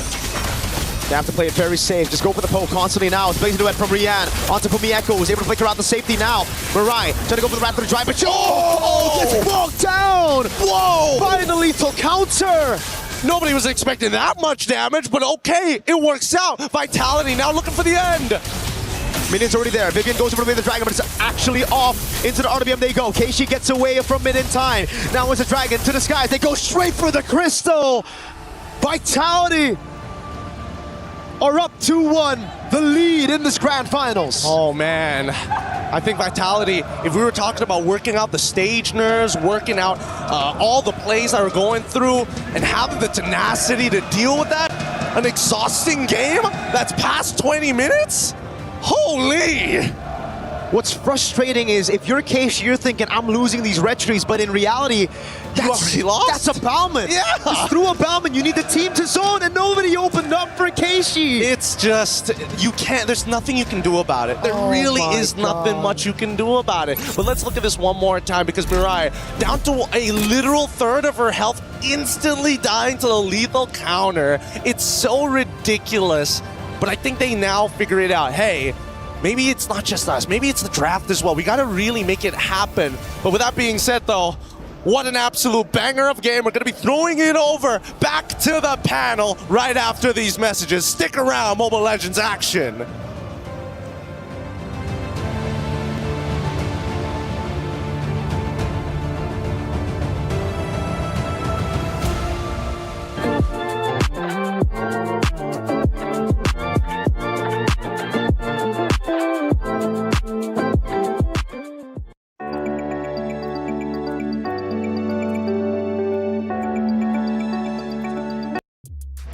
If you weren't entertained before then, you should be at least entertained now. An unbelievable round, the longest round we have had yet for the MWI in 2026, going nearly 30 minutes. Back and forth, Na'Vi refusing to budge until the very last seconds of the round number 3. I am blown away. MLBB has been incredible, and I have loved watching it over the past 5 days, but that has to be the best map we have seen yet. It turned out so close. Do we have no idea what we're talking about? Absolutely none. What? Absolutely none. We were talking about how Vitality wanted to go fast, and now they're the one scaling, and then like we said that, you know, Na'Vi wanted to scale, not go fast, but then they had very fast game 1. What's going on? Absolutely no idea. I thought the game was going in a certain direction, and then it went another way as well. There's just so many things to talk about, honestly, in that almost, what was it, 27-minute game? Like 20, 27, 28. Let's look at the stats. I believe we're going to compare a couple of different players here after this map number 1. And yes, we will have our star-studded players. It was 28 minutes and 10 seconds. Unbelievable. But what are we looking at when it comes to our star players? Well, first of all, we got to talk about Sini, man. She's the carry as well as the best wingman, always being there when we're talking about fights. Over 6,000 damage per minute. That's amazing considering it's 28 minutes of the game. Sini on that Eve, unstoppable. But I do have to, give my flowers over to Rian here. Being able to get the rich guy. We were looking at her laning phase earlier on, and she wasn't having that great of a time up against Shell. But the fact that she was able to, get to the power spike, be able to stay relevant within the game despite her being so far behind, I think that's very impressive. We see now the players going back. Oh, we even have some dancing action. We have some dancing inside of their vaults as they get ready to set up for map number 4.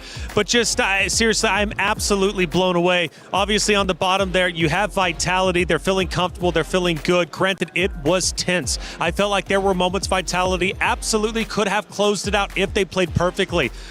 But Na'Vi also, in their base defenses, were out of this world. And I believe we're going to take a look at a couple of them anyways, especially the first base defense. And really was a shock to see Na'Vi defend as well as they did. I mean, it had to have been 3 or 4 if I'm not mistaken. Yeah, and honestly, it's right. We talk about this backstage as well, where this is such a long game. This is going to be the turning point for this best of 7, because let's put this into perspective. This is 28 minutes, and this is only the 3rd game in this best of 7. Before we start, Taylor, even you talk about stamina. Their stamina has been depleted quite a lot in just this one game. Dude, it's incredible. This is like literally 2 games, 3 games rolled into one from like quarterfinals. Obviously going back to group play, rounds were like 11 minutes. So it's just absolute insanity. We take a look at our second base defense. Na'Vi holding on tight. An unbelievable set of circumstances They had to go through, we're talking the Lord coming in, Vitality with a full frontal assault, but Eterna, they held on tight. They did. They held on real tight. And this was one of these exceptional moments, I believe, that was made by Rain. The fact that she was able to get 2 people down here, really just making the team fight unorthodox, I would say. Like, not the way that obviously Team Vitality were planning. And they went like this over and over and over again. Yep. The splash damage and the taunt as well that goes through from the Valentina was very surprising for me. And in the later stage of the game, it turns out it came out really clutch. And I want to say that was just 2 of them, right? But we had like 3 or 4 of those moments throughout the 28 minutes. And one of the critical moments of the game was the final Lord fight. And Vitality ended up stealing it for themselves. And the commentators were going absolutely insane. Crazy 50-50. Vivo will lead the counter on the retro! He gets it! Wait, they need to cancel the recall. Fumi is already immediately going back, and luckily not Ayanami already expecting and anticipating the motion. That's the problem against the Bauman. You still need to zone, even if you have the man advantage. No one checked the bushes. They went straight for the Lord, and they paid for it.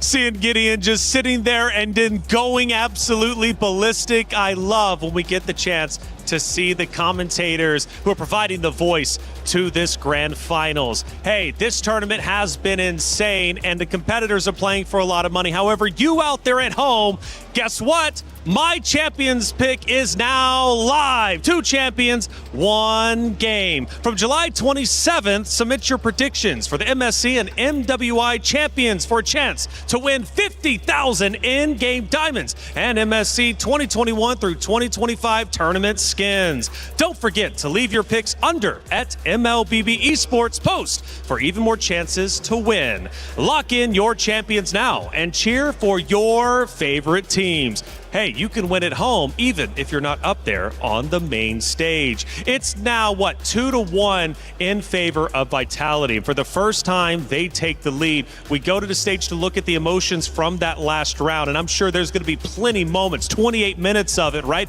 of heartbreak and elation. And for the side of Na'Vi to go that long. Now, do they take away hope from this map? Yes, they lose. But LaFell, they were losing for a large majority of that map, but they held on tight. I think there's a lot of positives to take away. Yeah, here's the thing. I feel like looking at how the pick and bans have been going through, I feel like they need to risk it by not banning the Akai.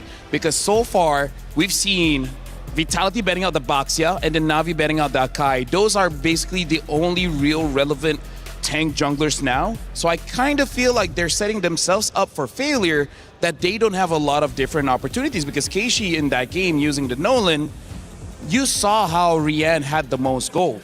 And that kind of just shows me as well that unfortunately Keishi was not able to farm that much. So I feel for game number 2, you don't want to give match point, try to get a tank. I agree. I think the tanks have been working so much better for Na'Vi, and surprisingly so. If they do still want to go for Assassin Jungle, if they still want to play with that flare, at least help the Nolan out. Because if you give a pick over to this person that you're looking at right now, again, that's right, the mother of tanks, something like the Cho, despite her kind of, falling behind in that 2v2 in the mid lane in the early game, she did still have the opportunity to dive into the enemy jungle, pressure the Nolan so much in the early game that Keishi really didn't have a chance to look for her star openings, to farm the way that she would want to farm and eventually get, the power spike that she wanted. So yeah, do they just resort back to jungle?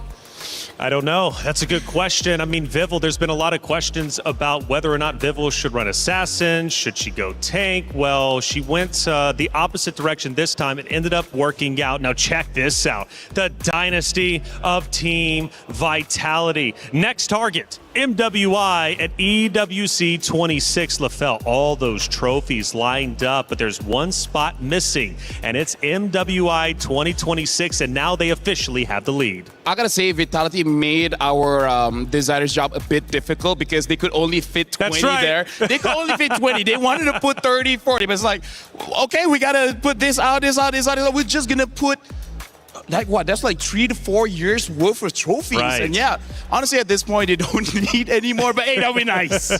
We're back to the stage where we just left off a 28-minute game. So much back and forth. Great base defenses from Na'Vi, but the relentlessness of Vitality ended up paying off in the end. They now lead 2-1. Now, LaFell, I'm going to go to you real quick, and the reason why, because you were making some spicy predictions before the series started. Now, you said if it was 0-2 in favor of the side of Na'Vi, series was done with. Now it's 2-1. What do you have to say? Honestly, with this kind of momentum, Vitality could take it because Na'Vi, for some reason, game number 2, game number 3, they look a little bit lost. It looked like they're not entirely sure on what they're supposed to do. And maybe that's why, again, we don't really like them using the Assassins. It's not an individual thing, it's a team thing. Speaking of team, shout outs to Gideon as well as Mirko, doing a great job so far in the 3rd place and now grand finals. Looks like it's going to be a long one. Hopefully it's a long one. Hopefully. But I have to agree with LaFell, you know, more so than just the gameplay alone. I think going so close to winning that previous game and falling short, I feel like the mental blow is definitely for Na'Vi this time around. And remember, they're fielding in some new players as well. The experience that Team Vitality have definitely will bring them even further come this next game. Now, a lot of attention has been put on Vivol, and she's kind of flip-flopped back and forth over the 3 games that we've seen. But she's shown versatility, and now she's had success on 2 different hero picks. What do we expect going in to match number 4? By the way, just before we begin this, I just want to say that the person or the team that has gotten red side has won. So back-to-back Vitality were on red side, and now Na'Vi are the ones back on red side. Hopefully, this means that we're going to another game. Yeah, honestly, that first 2 picks is super viable to the point where I kind of feel like first pick now might be one of the best is actually just to take that Eve away because in the previous game, Vitality was able to get the carry as well as the Eve so quickly, making it so that they're looking very strong as they move forward. And now the carry gets banned out, so Vitality might even consider first picking the Claude and opting just to fight against that Eve because without that carry, the Claude isn't really all that scared to move forward and actually use the Blazing Duet. That or they might be setting up for another Akai pick. Like something of that sort, you know, like a tank jungle because Baxia's open, Akai's open as well. Hopefully we don't get it. Yeah, I'm not a fan. I'm not a fan. I know. I feel like Na'Vi should be the one using Akai. The Eve gets banned though, so I think Vitality, Claude would be great, but if they want something like a Paquito and Esmeralda, I can accept that. Because right now, in terms of the power picks, there's a lot open, so I feel like no matter what, Na'Vi will have the advantage anyways. And that's probably one of the reasons why Red Side has been doing so well, because a lot of power picks are open, and like I said, they're going to pick up the Claude here, and without the carry, what's next on the table? Maybe the Esmeralda would be okay. I think Paquito's a little bit too risky here, come first phase, unless they save that for second phase. Freya, I mean, like, you won game number 1. It was an MVP performance, and never again? Nani? I like the Freya. I like the Freya. You know, going so far into the series in this best of 7, I think going back to what works is definitely a possibility. Freya Akai? Kind of sounds good. You want to go Akai here? Okay. Oh, Alice. So this might be an Alice jungle, and they pick up the Lilia. Well, since the Eve is banned out, second best, I think, in terms of wave clear would be the Lilia. I think the Lilia still does trump the Valentina if they are relying on mid-rotation, which they did rely on mid-rotation, but in reflection to the earlier game that we saw, I really do want to think about the side lanes. Oh. Like side lane match priority. Yeah, so for now, we've seen in game number 1, in terms of the side lanes, was 100% won by not Ayanami. I would say the previous one, the Paquito coming in from Fumeko, did die early on, but then redeemed herself, come to the Turtle. So I agree with you, the side lane is going to be pretty important, but I do have to say, for all 3 games, the gold laners, they haven't been super pivotal in the match. For now, Esmeralda as well as Atlas has been picked up. So now both side laners for Vitality has been shown alongside with the Atlas. Na'Vi might be able to ban out a few mid laners just to make sure that his Lilia has an amazing time. Now I kind of feel like picking up a roam early would be good. because the Belleric is still open, and I think it's not bad going up against what Vitality has already shown. Yeah, Esmeralda, it's great against the Claude as well. There's an argument to be made there.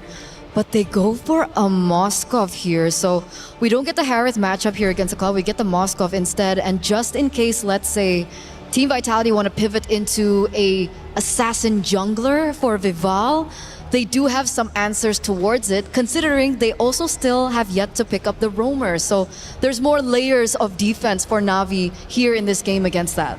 Yeah, right now we got to consider that this Alice is most probably going inside the jungle here. So I think for Team Vitality, maybe ban out some of those strong EXP laners. Again, like the Freya, maybe even respect a Paquito. And then honestly, I feel like Vitality already has won the draft. Like, as long as this Esmeralda is not disrupted, this is looking good for Vitality. Could be. I think it depends again on Cini's pick. And Na'Vi understand this. The Kimi does get banned away. When I had a look at the Atlas pick, third in for Team Vitality, I expected that they would go for something of Burst. See, I don't know what Cini would like to play. Does she want to go for something real heavy into Burst? Like the Kagura? Farsa? Farsa does work, but the Kagura was the hero that we did see her really play on in this MWI. Another hero, if she's feeling frisky, she could actually pick up the Gourd. The Gourd might be able to do quite well against this lineup coming in from Na'Vi. The burst coming in from the Farsa could honestly win you so hard for the first two turtles, because you can deal with Lilia to the point where she might not even have time to use her black shoes, and then she's out of the way. Kimi as well as Valentina has been banned out here. The Belleric has been banned, so it looks like Vitality, they're trying to make sure that Mirai doesn't have any heroes. But in this situation, I can see a world where she might pick up the glue. Glue is an option. If Vitality seem to be leaning more towards Assassin, we might see a Kaja pick. That is something that she has picked up as well for MWI. Another is Gatot Kacha if they want to play a little bit more, what do you call it? Counter engage against the Atlas. The Revitalize is good as well, making sure you stay in the fight for a very, very long time. Yeah. So yeah, 20 seconds in, I kind of feel like between Gatot as well as Glue would be a pretty good ban here, just to make sure that they don't have that in the bag. And in terms of the EXP, okay, it looks like they're banning out the Gatot. Yeah. Na'Vi, I think if they want to set up for Glue, just pick up a very strong EXP and then see if it's glueable, and then it should be good. So we're still sure that this Alice is going jungle? Well, given the run, they did win with that. Okay, they show up the Glue now. It still could be a roamer. What, the Glue? The Glue. I think it's 100% a roamer. I think this is Mirai's hero. Alice jungle. Yes, I think Alice jungle and Glue is going into the roam. So pattern-wise, I agree, but there is still a possibility. Okay, let's see here. For Vitality, I'm looking at the jungle here. The Nolan is still open if they want to try for that again. And honestly, Ling is not bad because there's a lot of squishies here that she should be able to kill off very, very fast. Especially when you have the Esmeralda and the Claude. It does make it so that you don't have to worry about your siding, and that's why they have the Ling. So now Na'Vi, in terms of the EXP, I think they need just a bit of crowd control, so the Paquito wouldn't be bad. Just try to avoid the Esmeralda and you're good. The other option would be an Arlet, but the problem is Arlet loses so hard against Esmeralda. I like the Paquito. Like, just in case this goes to, you know, the later stage of the game like we saw in the previous game, the Paquito is still the king of the far lane, especially if the Paquito is not falling too far behind of the Ling. The Paquito should be able to control the far lane. Yeah, I'm looking at Paquito or Freya. Both should be serviceable here because Na'Vi looks like they're going back to something that's comfortable for them. And now Vitality, they're just drafting for any kind of weaknesses that Na'Vi has showed. So I'm liking Vitality's draft. It looks sound and it looks like they should be able to do it quite well. Instead, they go for the Balman, which I think is good because going back to the tanks might be the way to get the win. That's the flex. That's the flex. The teams have gone back and forth. It's Na'Vi and Vitality both going for a championship.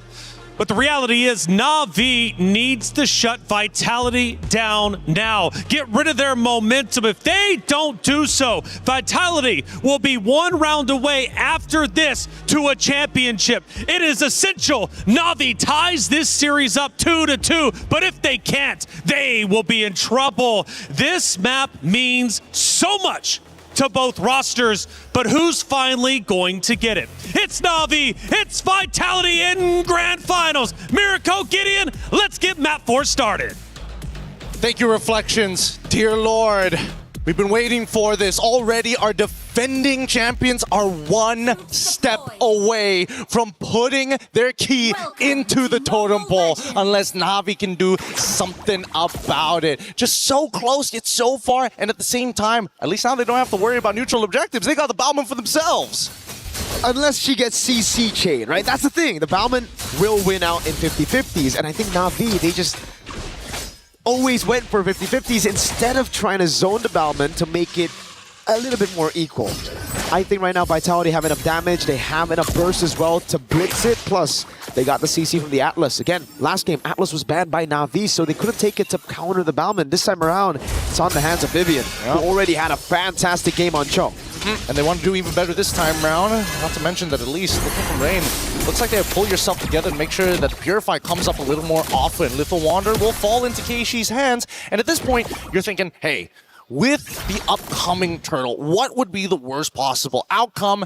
I think it's really if Vivian ends up dying early, or maybe they catch out Cine. It shouldn't be ideal, but at the same time, I would imagine that, like, hey, if they are able to contest or break apart that mid trio, they've got some work cut out for them. You have to look at the pattern, though, Mr. Gideon. So far in the knockout stage, Vitality have always dropped a map, a game. Against Falcons ID, they dropped the game. They were able to take the entire series 2-1. Then we continued on to just yesterday in the semifinals, where they dropped the game again against Geltech Cyber Team. But overall, we're able to take the series, and every game got more dominant than the previous ones. Well, I mean, yes, that is true. But what happens? What if we're looking at this narrative wrong? What if they take this game away and Na'Vi turns it 2-2? Does that still apply, or does this only apply to best of 5s? What about best of 7s here? Ooh. Does Vitality have what it takes, especially when it comes down to these marathon runs? That's a good one. That's a good one. It's been best of 3s. That was the first one. By the way, shout out to B right there. Smug little B. I love that guy. Smug little B. Smug little B. Best of 5s, it also was 3-1. So we'll see. Again, after getting this game, though, if they get this game, just as Reflection says, it's momentum. It's ridiculous momentum. Home turf as well. We just saw, in other titles, how home turf really plays a big role. Yeah, it definitely helps when you got your fans literally shaking the stage with their chants. Through the other stages as well, by the way. We hear the echoes and the shockwaves of these other titles. It's vicious. It's really, really vicious. But at the same time, does that mean that if Vitality end up, completing history, getting that title run, that next year we're going to get best of 10s at that point? It's like, at some point, they can't just keep on winning.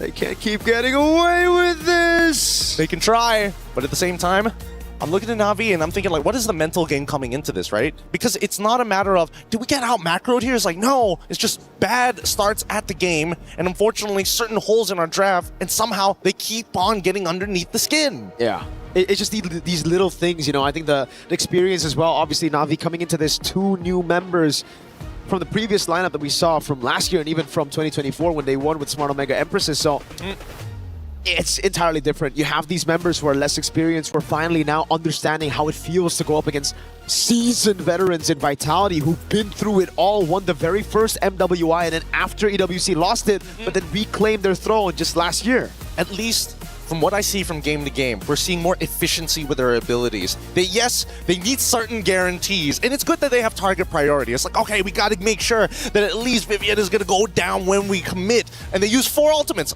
All right, following game, 3 ultimates. Hopefully we get somewhere close to 1 or 2, ideally to make sure that it gets a little bit more evened out. But by then, Team Vitality are already at high heat. So at this stage, now that we're already thinking about it, maybe they could look to punish a different angle. Maybe, even better, they start flipping the draft on them to make sure that their adaptations is always 1 step behind. Honestly, if we're just looking at the drafts, game 2, I really thought it was going to be Na'Vi's win. I'm not going to lie, I thought the exact same thing. And looking at this composition, I honestly see how Na'Vi can win. I would give the advantage a little bit over to Na'Vi in this game, just because there's no one to assassinate. This Ling, I expected to come out game 2. Game 4, they pull it up here against a Lilia who has black shoes, against a Moskov who should be able to just jump out of the Tempest of Blades and also pinning her down. A Glue, Bauman, Alice, those are self-explanatory. Yeah, I mean, both of them, and they even went with Purify. Not even Flicker, Purify, just in case they get hit by the Tempest of Blades for whatever reason, or even better, get hit by, well, Atlas as well. I mean, the Fatal Link Switch is going to be really deadly and something that they have to keep in mind. But I'm curious, who's Mirai's target at this point? Obviously, you want to go for Ling if you can, but at the same time, it doesn't sound like a bad idea actually getting on to someone like Esmeralda and completely pulling her away from the fight. And I think in this game particularly, this Glue is going to have to itemize a little bit more defensive, because if you go for the classic Cursed Helmet into Glowing Water, heck, Glowing Wand first, there's a ton of damage that will obliterate you before you can even go for the mount. They got to keep a lot of things in mind here. Thank God for the Vitality fans maintaining the energy in here, making sure that nobody is gonna get a little sleepy or getting bored in that audience, especially with a chant like that. These French fans, man, these Vitality fans, they are something, certainly. Their energy throughout the day, they've been like this all the way from the morning. It's consistent, and I love that so much. We're from Southeast Asia, and even then, some people, they got to start cycling out the super fans. Look at that trophy. I'm just... You're taking it all in. Taking in the atmosphere, that trophy with the crowd all chanting. I want to learn some of those chants, man. By the end of today, we got to at least get one chant down. I don't even know what exactly the chant is. I'm trying to figure it out. It's in French. It's in French? It's in French. Oh, no wonder. No wonder. But even so, I love the energy. Let's look at some of the tournament stats here so far, especially for Vival. One of the big standouts here for her performance with a KDA 5.38, 25 total Lords, and 27 total Turtles with a 666 GPM. I think that's so far the most impressive hero pool that we've seen. I think it's very impressive if we take into account the fact that she's been playing on utility jungle for the most part. Only a handful of Assassin games and we're back in Lanadon. Okay, here we go. It looks like the game state hasn't changed too much. No major advantages and no first bloods. Once again, keep in mind that Cindy, every single time that I say, hey, Selena, if you don't hit those arrows, it's going to be useless, Cindy somehow is able to make it collide to the right target. It's almost magnetically. Yep. Just hold on to my mid lane. Got that Abyssal arrow landing constantly, man. It almost feels like a target skill when she's on it. So weird. It's strange. Maybe the hitboxes just double up. I don't know. But at this point, here we go. We haven't seen a first blood, and we're expecting at least something here on the first turtle take. Yeah, Vivian's on there as well. They're trying to delay this for as long as they can because they know, I don't think... Oh, what? Fumieko with the steal, no retry!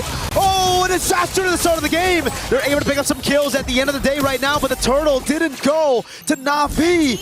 Fumieko gets another on top of the turtle, and now it's Rain. Who's next for Fumieko? How? What happened? Oh my God. I think if we pull up the replay, I'm fairly certain Keishi got hit by the falling star move. Vival got in quickly and retreat, and it was just the auto attack. We need a replay of that if we can, you know. Oh, thank you, Zipper. Thank you. Here we go. Keep your eyes open, okay? Hits. Oh, it's the Abyssal arrow! No way! Every single time you count out this Selena, somehow squeezes out the perfect amount of value. Oh my God, it's a target lock ability when it's on her, man. How does she find that? Literally threading the needle! In the middle of... Oh my God. People literally weaved it through. I don't know. I got no explanation for it, but great play. No matter what, they still nail... Oh boy. That's the thing, right? On the Glue, when you're up against a Ling, just Tempest of Blades and oh my God, Fumieko, you stole a turtle already. Calm down. Calm down now. We don't want an orange buff take. Oh, they're going to be trying to try and get as much as they possibly can at this stage, but I'm more worried about Rian here, because again, going to be thinking about the cross-map plays. That's the beauty of this Moskov. Obviously, you're able to kind of pin that lane down, but at the same time, if you're not causing that cross-map play, how are you going to do it? Or they can even set it up as a bait to maybe cause Vival to go down and commit to something. And that's what we were talking about for the Bauman earlier in game number 3. We're like, if you can CC her at the right time, then the lethal counter shouldn't be an insta-win on the retreat. And that's exactly what Vitality do Though I really thought it was going to be more on Turtle 2 when Atlas gets the Fatal Links. Turns out, nope. With the Abyssal Arrow, it's pretty good. Mirai goes in on Vivian. Don't think it's going to be a mount.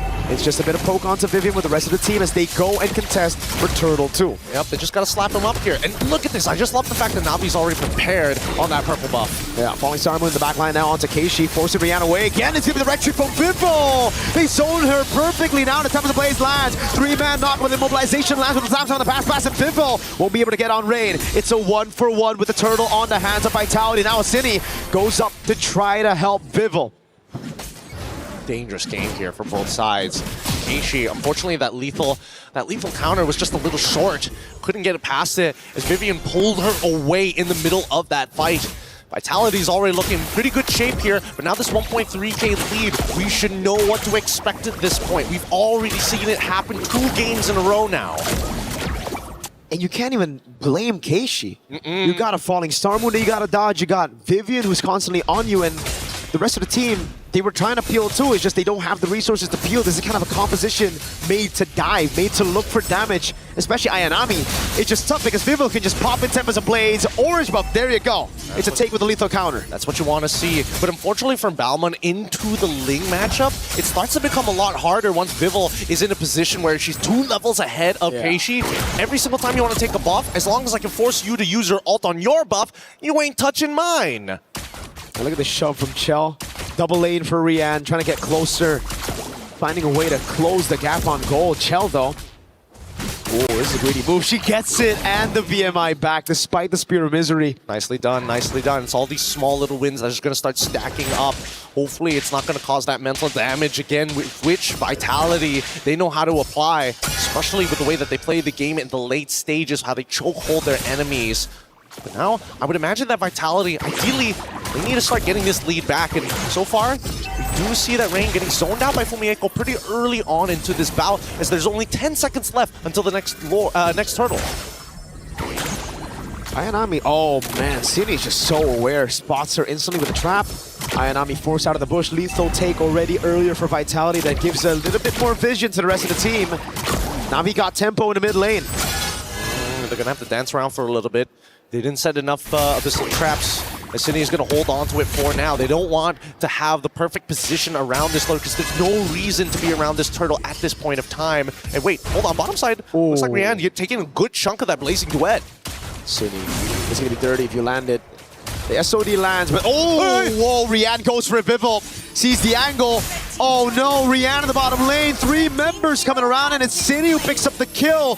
Na'Vi weren't even on the turtle, so it gives Vitality a way to still respond to this. They have hope. They got to clear this out really, really quick. No Finch points as well. Fatal Lane stocks her up. Again, this time it's Keishi who still secures it. Gets a double on the whack as well. All right. At least Navi was able to get something off this. Yes, it did come at the cost of a little bit of scaling time, but it's not the end of the world. And City just trying her best to get away from the scenario that Rain is trying to force upon her. No flicker. Uh-oh. The trap lands. City gets an arrow as well. Now it's Vivo with a walk up too. He's going to go on to Rian. Tempest of Blaze ready. Rian just spawned. She just got back in lane. And she is dead. City gets traded over. But I think for now, Vitality will think that was already a lost cause on the Selena. So we get 1 on top of it. Outplayed. And I can't believe it. I can't believe it. City, just great awareness overall. Set it up perfectly for Vivo. And that's exactly what you want to see. Especially when you know, hey, I'm playing Selena. My usage isn't to be consistent damage. I'm a little bit of burst, and I don't scale very well in the late game. But you will love these stuns. Rian doesn't like it. I don't think Na'Vi likes those stuns, man. I mean, Rian could have purified out of it, so... She's got to hold it, man. She's got to hold it still. If it's Abyssal Arrow, don't use it. If it's Fatal Links, that's when you use it. Yes. Because if it's Falling Star Moon, there's just too many layers. There's too much. Ideally, it all comes down at once, and hopefully you don't die. But like, you're praying at that point. Oh god. I mean, at this point, even attempts to blaze, you can have to purify out of, right? Like, the knockup itself might kill you, and if it's an arrow doesn't land, but it's zoned Ayanami away, just enough for Chell to pick up a turret up top. And you have to take a look at this. Rian, the 2 deaths, has set her behind so much. 2-level lead earlier. Rian finally gets to level 10, but that means, oh my god, these arrows are point click. Yeah, they are point and click. Let's pull up the eye. Whoa, hold up. What is going on here? Vivian's just having a bit of fun on the Atlas, you know? Trying to open up the map through the mid too. I mean, like, you're trying for a lot here. Navi has seen that 3 games in a row. I don't think they're going to let it happen 4 times. Well, at least, you know, in the perfect match, you get a damage reduction as well. On the show earlier, she got bursted down in the late game. Yeah, I'd love to see the items as well. I agree. I want to see Rian and Chell. Specifically, it's a 1,000 gold lead between the two. Thank you, Zipper. Really appreciate it. 2 items to 2 here. At least the house call is already done. Starlium Scythe finished already for Cine. But generally speaking, pretty even overall. Oh, about to be a 1-item advantage for Vivo. Already on the way to the endless battle. So these boys up front, I have breath there. Won't be too beefy anymore with the endless battle. That's true damage that Vivo is going to be able to do. Once again, the dancing begins. And this is where it's going to get really, really difficult because Chell, once the Trinity is already complete, will be able to kind of just soul. They can just hold it hostage for as long as they want. While as you can see. On the opposite end. They have to respond to this. Last time Navi lost all their inhibitors, they dragged it out about 30 minutes, and even then still couldn't get back into this game. So it's better to save the early mid before we get to that point. And it's just going to be the constant dash over from Vitality, dancing away with the Lord, utilizing Cine to clear down below with the Season Hunter, I guess, bro. I guess. Anything works. They gotta make it happen, but it's not enough of a threat for Navi to care about it. And it looks like, honestly, this is getting under the radar. Rian's in a position holding mid and still being able to clear that bot side. But let's see if it does start to force whether this SOD connects. What did Vitality do? Did he pull the trigger on a fight, on a skirmish? Vivo's losing a ton of HP already. Vivian, perfect match onto it. And also the back line. Oh, wait, Vivian just goes for the knockout. That's going to be the Lord secured already. The SOD lands, but you shouldn't take it. Vivo already got it. Great zoning by Vivian as she survived. Yes. Oh wait, Rian did eventually take it for some reason and decided, you know what, I don't want to push down on that bot side. I got to go save that top side instead. I thought it would be better to get a tier 1 in the bottom lane instead of SODing into a 4v5, but now Vitality, they, well, should be happy with that. No trades at all. Navi don't get any gold in their pockets from that. And they also got the battle spells out of the most important targets, the main engagers for the side of Navi, and I think that's why Vitality is a little like, oh boy, we gotta be a little careful, right? If their engage is too strong or hits too many of us, it's already over, so if it only hits one of us, we can counter-engage. So now with the Lord bottom lane, Vivian's gonna walk up on Ayanami. Just opening up the map, the Ling's up top. Vivo's doing such a fantastic job. They're gonna siege in mid. Mirai can't defend it. There you go. I thought she was gonna walk up there. I thought she was gonna walk up there too. But at this point, at least now that the Lord has already been taken care of, they now need to worry about that second wave that's about to collapse here. Okay, forcing the fight. Donor Ruin and the SOD lands as well. Vivian goes in for the big fatal links. The Abyssal Arrow doesn't land, but now it's gonna be the re-engage from Fumieko. Oh! Good Spear of Misery onto Vivo. She's gonna be zoned away by Rian right now as that's the chase onto Fumieko, who's still able to escape. The Abyssal Arrow landed earlier. Vivo now caught in the bad spot. Tempest of Blades dodging away from the lethal counter. Nicely done by Navi. A successful defense, and we know they've been put in these positions many times before, but the gold lead is honestly negligible at this point. 3.5k as we're about to get into the later stages of the game. Once you're past 42,000, that means all of your core should have the correct amount of core items to start brawling out with everybody else. The major leads that we've seen in Fumieko, crazy amount of damage dealt already. More than Chell, more than Rain. 3.5k gold lead for Vitality, but it feels like a 10k gold lead. They're holding every single position on the map. Navi are just stuck under this tier 2. Mirai's doing a good job, at least, you know, but it's kind of like the roamer's job now for Vitality. It's just freezing up the waves. Okay. Immortality down, and Vivian's dead. Do we just say classic Vivian or what? I mean, this has happened twice. I think it has to be classic Vivian. Don't worry. But honestly, it comes at almost little to no loss. It's not like it was a fat shutdown anyways. G flicker. Yeah, and which is pretty big. Well, that is true. I can't. Ooh. Is that unforgivable? I'll forgive it in like 96 seconds. Lord's going to be up in 15, though. Vivo's doing a good job again, just shoving in bottom lane. stopping Na'Vi from getting any capitalization, any conversion on the objective. And Vivo, whoa, this is greedy from Vivo. Wait a second. It's okay. It's okay. Tempest of Blades will get her she out. still got it with a retry. Yeah, and I mean, that's the funniest part, because now that the lethal counter is out, all there's left is Keishi's Retribution, so they just have to wait it out. 20 seconds, Keishi's trying to burst it down. The Abyssal Arrow lands Cine. And go for a bit more poke now as Na'Vi go for the gamble straight up on the Lord. But Pumieko's going to do a good job. Falling Star moving to the back line right now, zoning them in the back. Forcing the slaps down to pass. And now Cine walks up with the Abyssal Arrow. 8 seconds for the Retribution on Vivo. Ayanami with walk up again. Vivian doing a good job zoning. Perfect match. Keishi walking up again. That's a conceal. Chell pops in and Purify. Oh, that's a lethal count already used. Big resources now as Vivo goes over the Tempest of Blades. Cine making it awkward again. Going up against him and throwing a ruin and Chell. Positive Blaze into wet. That's Pumieko shut down. Chell goes down as well. Vivo. Triple kill for Keishi. Oh, the SOD does not connect. Luckily, gets canceled out at the right time. Finally, Na'Vi get a fight in their favor. Oh, man. Imagine a world.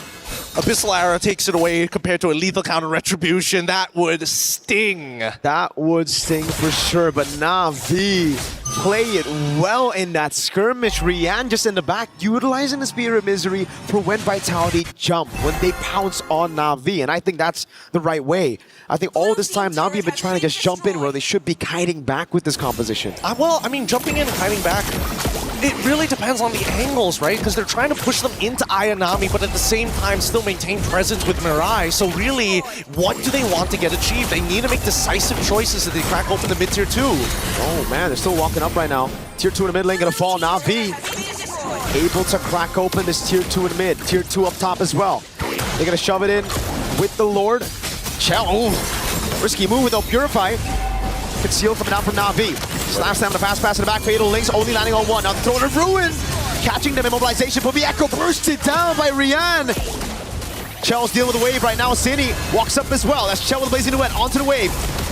Lord gonna be taken down right now. Vivian taken low. Yep, they're still going for it now. The Tempest of Blades now hits onto 4, and they still can't seem to push them out. For the waves, there's just nothing left to give. And Na'Vi say, you know what? Even if the second waves comes in, it's just too much pressure. We're gonna have to back up here. 800 gold lead now for Na'Vi. That lead that Vitality have been building up, that 3,000, completely gone. And I gotta say, 90 seconds have passed. I still don't forgive Vivian. Would have been nice to have. Would have really been nice to have that flicker. No matter what, it just goes to show that every little resource makes the difference. No flicker on Vivian, but not Ayanami able to flicker to close and get right on top of Shell after a Purify. There's just so many different layers that we have to keep account for. And I think even for Na'Vi and as well as Vitality, it's basically an info dump on all sides. I think one of the biggest wins though for Na'Vi wasn't just cracking open a base turret up top, but it was the purple buff mainly, taking it away from Vivo. Now takes her out of the equation, at least with dealing with the waves and the sides. Now it's Rian free on the sides, piercing through that turret onto Cine, throwing a Ruin onto Vivian. CC me with perfect match now, Fatal Links, oh my god! Without the Blazing Wind and the Wind of Nature as well. That's the all-in right now as Pumieko walks up, Rian with a dash and forward, but gets caught by Shell a bit. Pumieko still there, and now she gets hurt. Okay. Vivo. Oh, they want more player. The Tempest coming down. Oh my god, Vivo. So, Ray with the shutdown. And a good flicker up from Mirai. Wind of Nature saves the day. Vivo is down, and it's 17 seconds for the Lord to spawn for Na'Vi. Dude, I get it. It's like a slightly awkward fight. Like everybody is flickering just a little bit earlier than they probably should, and abilities are coming out just a little bit later than they need to be. It's a battle of margins at this point, and they're all trying to think, hey, I gotta predict when you are gonna use that dash more than reacting to it. Vitality is still trying to go for it. Vivian walks up. They've dealt with the wave in the bottom lane. Vivian's gonna go for the lockdown on Keishi. It's the Frozen, but no Fatal Links. Now they go on Ayanami. Lethal counter entry, SOD last throwing of Ruin. Locks Vivian down, and now it's a flicker out again. A conceal now.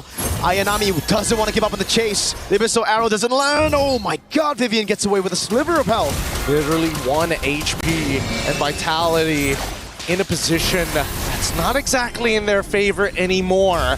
Na'Vi, in a while we've seen in these past couple of games. After taking so much punishment, this is the closest they're going to go to try and get a second game to equalize it against Vitality. And that should stop the momentum. And they got the evolved Lord. Vitality already struggled clearing out the Lord earlier, and it was with this kind of composition. Again, the Selena not great at clear, the Ling as well. Throwing up Ruin, only landing into the front, but now, oh my god, the lethal counter spear victory! It connects, and now they're gonna go for the end game.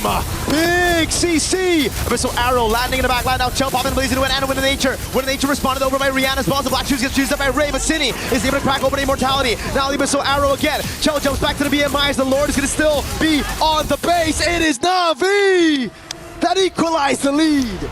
Wow, the patience, the amount of damage that these ladies can take, the continuous momentum on top of that crowd from Vitality. Despite all of that, Na'Vi take this next game. We got a real series here. Maybe, I don't know about you, maybe we need round robins and continuous best of sevens.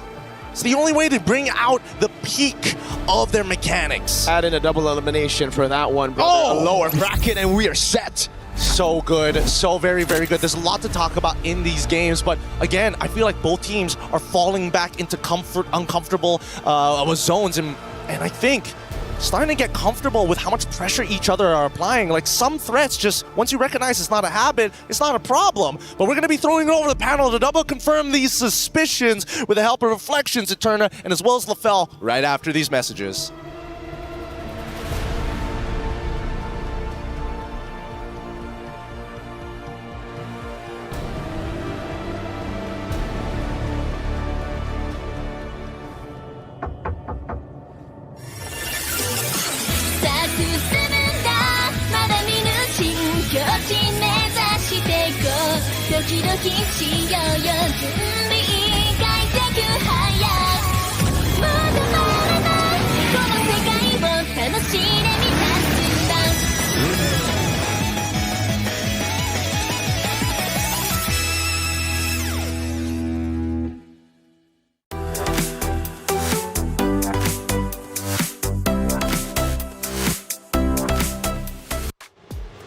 Oh, there it is. I said it, Na'Vi. They needed to answer back, shut down the momentum of Vitality.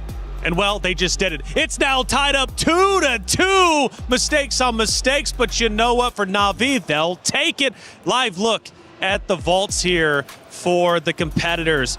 We do see a couple of members from Na'Vi, but for the Vitality roster, they're now there, and they've got a lot to talk about. I gotta tell you, Taylor, this grand finals is definitely something special because this is a different level of MLBB that I'm not used to. I'm not so sure how reliable our analysis is gonna be. But trust me, me and Eterna, we will try our very best to make sense of what happens, because here's the thing. Some of their plays just defy logic. They just figure out ways to make sure it's not supposed to be possible, but they made it happen. Well, I know for Mirko and Gideon, they've been losing their minds, and rightly so. We have an incredible series. Let's see how they were reacting to some critical moments. Double up, I don't know. But at this point, here we go. We haven't seen a first blood, and we're expecting at least something here on the first turtle take. Yeah, Vivian's on there as well. They're trying to delay this for as long as they can because they know, I don't think... Oh, what? Fumieko with the steal, no retry! Oh, a disaster to the start of the game. They're able to pick up some kills at the end of the day right now, but the turtle didn't go to Na'Vi. Fumieko gets another on top of the turtle, and now it's Rain. First blood fight, the commentators going nuts and breaking it down as they should. That's where it started. First blood, Na'Vi already looking good. That was great, but they didn't get the turtle. Right? That was kind of shocking because they are playing with Keishi on the Balman. So I would have expected that, you know, Turtle 1, Turtle 2, Turtle 3 even would have been more in favor of Keishi with the lethal counter. Now, the unique thing about Turtle 1 was the fact that Cine was there, and luckily we had that replay, and even the casters were like really shocked because it was actually the trap, the Abyssal Arrow that hit onto Keishi that disallowed that first turtle take, and at the very end of it, it was actually Fumi who got that first turtle.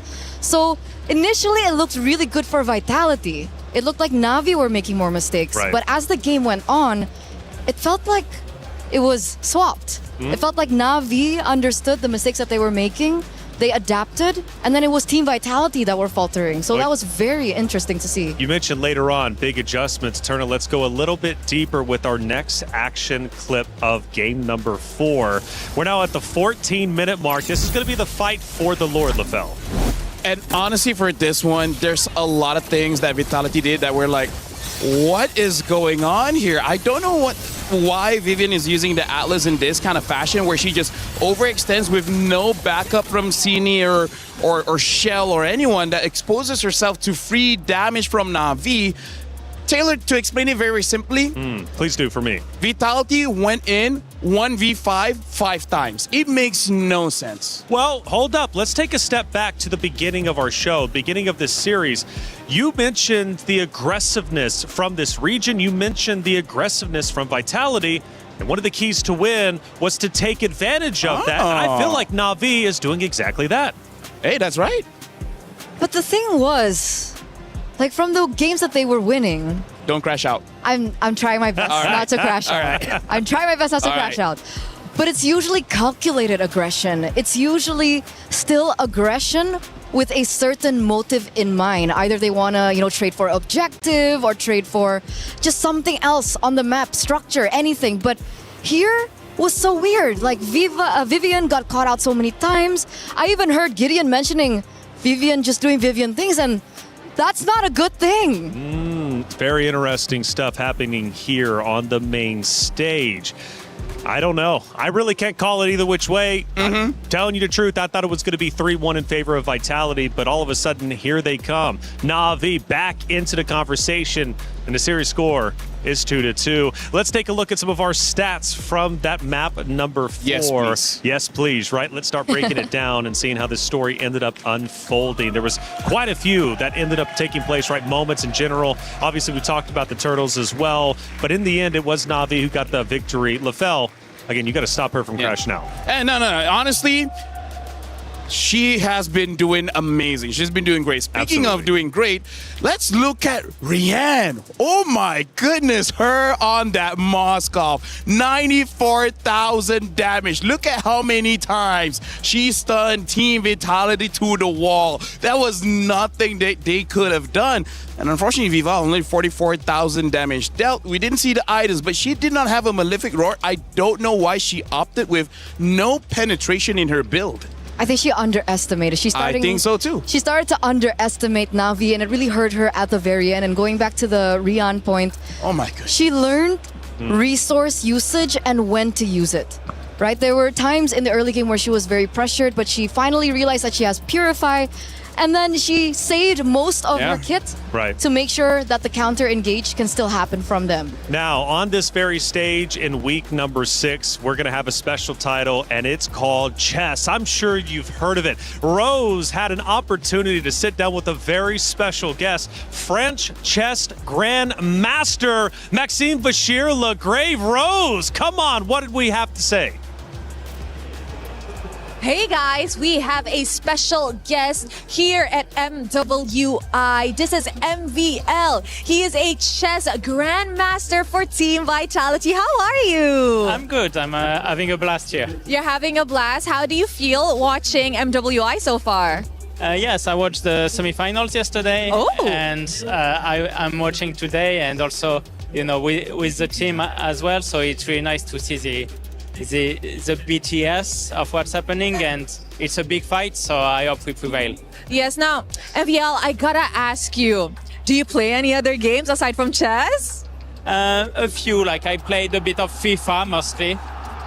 I tried Rocket League, but not so too difficult. It's not for everyone, I understand. So, you know what, I gotta ask you, what do you think about, MWI and all women's league? How do you feel about it? I think it's great. In chess we have a lot of tournaments also only reserved for women. So, but hopefully it happens at the EWC in the next few years, but it's not up to me. Okay, that's interesting. I never knew that there was a lot of female-only tournament for chess. Yeah. You know what? I love the women empowerment. So, I want to ask you, is there anything you want to say to the girls from Team Vitality who are playing in this grand final stage? Oh, I mean, I believe in them for sure. I see they win almost every match. They're big favorites, and I can see they play well, and it's a big fight. And I think we will prevail. Oh, wow. Thank you very much, MVL, for dropping by our stadium. Thank you. Good luck on your match when it comes. I wish you the very best of luck. That's it from us, guys. Throwing it back to you guys.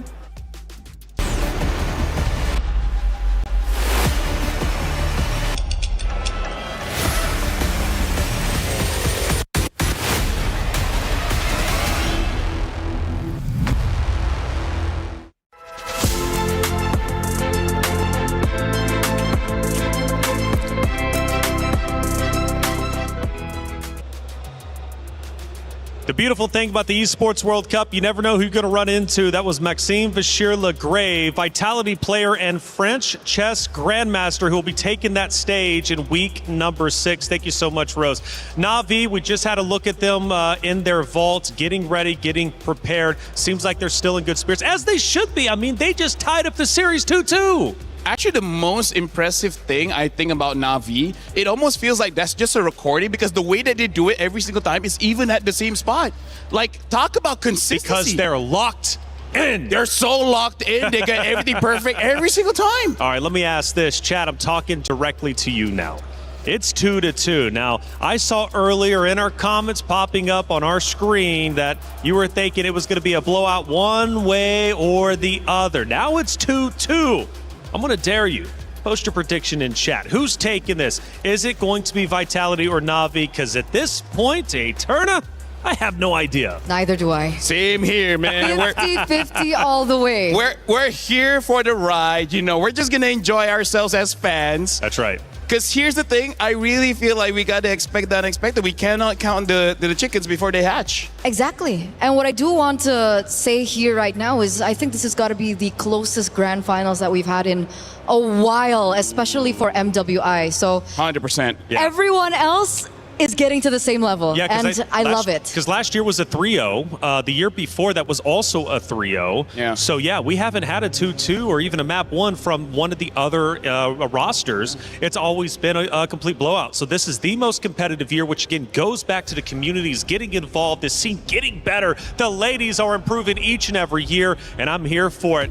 As we go into the pick and bans, this is a serious map. And the reason why, we're tied up 2-2. This is a best of 7. You need to win 4 out of the 7 to be a champion. Whoever wins this next map is going to be on match point, series point, championship point, LaFell. I mean, like, it's insane, Taylor. I got to say, you got to get me a longer chair because I'm already at the edge of my seat. I feel like I need more room here. We'll get you two. Eve as the first pick here, which I really respect because, again, the first pick, Eve, definitely the best mage right now with range, with damage, with control. She does everything plus more. And now, I think they're trying to force Vitality just to pick up that Claw because Rian with that Moskov, she showed up. She know when and when not to use that Purify. She's always in control all the time. I was about to say that maybe they picked up the Eve to deny that Claude pick, right? Put them in a position where they're like, hey, this is a situation where I pick one for another setup to the Claude. So Na'Vi now have the potential to pick up the Claude, and if we had to compare the performance coming in from Rian compared to the Moskov, I think she's way more comfortable on the Claude. So really good setup there by Na'Vi. Balman, though, very quick pick in. And Cici. So Esmeralda, I think earlier on was a menace. Wildcards, she was also a huge menace, and it got us thinking, you know, what are the counters towards this Esmeralda? And it turns out, finally, we get to see the Cici show up, and we see that the Esmeralda can struggle against the Cici. Eterna, I think what Na'Vi is seeing is some cracks from Vitality. Right now, the way that they're drafting looks like they want to force fights. I think they're starting to see Vitality's mental stamina starting to go down a little bit, so they're trying to force that. Look at how easy the heroes of Na'Vi is right now. Right, Babel, you press the second skill, you move around. Cici, you press the first skill, you move around. And then Eve, you just, you know, poke with your first skill. So right now, Vitality's showing up with the lane, the Esmeralda, as well as the carry. I gotta say, it's not the hardest hero or hardest draft to use, but I feel like Na'Vi, they're self-aware that they might have some fatigue, and they're trying to force that onto Vitality. This is, I would say, a very good read by King Salman. So what you're saying, force the fatigue, aka speed things up, keep getting in their face, keep getting aggressive? Perfectly, that's perfectly described, yeah. Which is why the Balman comes in clutch here. It's very simple. Neutral objective takes should be easy as well. And seeing how difficult it was for Vitality to close out the game despite them winning early, Na'Vi, I think, has definite chance here in this particular game. Harith gets eliminated there, though. So Claude is still available. Do they want to also take away the Claude? I do have one concern. Vitality feeling the pressure now. Do they turtle up, go with maybe some comfort picks, or maybe slow things down a little bit too much? If you want to slow things down, whatever your mid laner is going to be has to be able to clear the minions long enough. Because I feel like Esmeralda's a front line, great. You have carry for their shred. You already have the Ling to execute whoever is in the back line. Whatever their mid lane is going to be, it should be a pick that helps them turtle up so that eventually if something goes bad, right? Their early game is bad, their mid game is bad. Give enough time for the carry and the Ling and the Esme and it will work out. Because my word here, Eterna, all three of Vitality's picks needs farm. They need the items. This is looking like Vitality hoping we go over 20 minutes. But I'm worried if they do that their composition is too short range. Yeah. Because I could see Na'Vi going Beleric here. Imagine the dive, right? Yeah. Ling needs to dive. Carry needs to be in vicinity. Esme dives as well. If they go for something like the Valentina, which obviously can hold her own, I'm just worried that they're way too short range and their composition can be countered. So going back to yesterday, I remember there was a pick and ban process between two different teams, and you mentioned this is either going to be a 9-minute round or a 30-minute round. Is this one of those cases? 100%. I feel like as long as Vitality doesn't pick up something like the Selena, we should be okay. Because Selena has horrible wave clear here. And yeah, if they wrong pick a mid laner here, this is 100% gonna end latest at 12 minutes. So what are the options? Honestly, Lilia is not bad. Because again, it's short range. It's not like the best option you would want. If you're courageous, you can go for something like a Farsa, because no matter what, you need early burst. You need someone that don't need no items and clears waves. Right now, they only have a few seconds left. Yeah. If they want, just pick up a tank now. Pick up a tank, and they pick up the Minotaur. Okay, so not the best pick at slowing down the game. Let me just say that. Like once Minotaur has Flash of the Oasis +1, they can team fight. That will look great. But right now, it doesn't look that great. They have a little bit more leeway, I think, in the early game because of the fact that the Minotaur can go revitalize. So there is a little bit more versatility in the lane. But again, this mid lane is going to be really important. Do they want to pair this Minotaur up with someone that is strong in the back line? Like, do they want to go burst, like something like Gord and so on and so forth? Because if they go Farsa here, I feel like the Farsa is super vulnerable to both the range up against the Yve and as well as the CC that can go into the back line. And now they have to think about the Kalea on top of that as well. So right now, it's like, oh, you guys got an advantage with heals. Now we also have a heal in the form of Kalea. And this time, it's going to be easier for them to catch the Ling, the carry, as well as the Esmeralda. So this is one of those cases, maybe if you pick up a Valentina, it would still be okay, because one of the advantages for the Minotaur is that jump, it does quite a bit of damage, and then a Valentina should be able to burst them out. And the important thing is the counter engage setup. Yeah. I do understand that the Gatot is banned here, and Vitality have already forced in the Minotaur. Luckily, there is no Gatot for the Kalea, but I do still see a layer of counter engage setup that can happen if Vivian is patient enough with her Minotaur.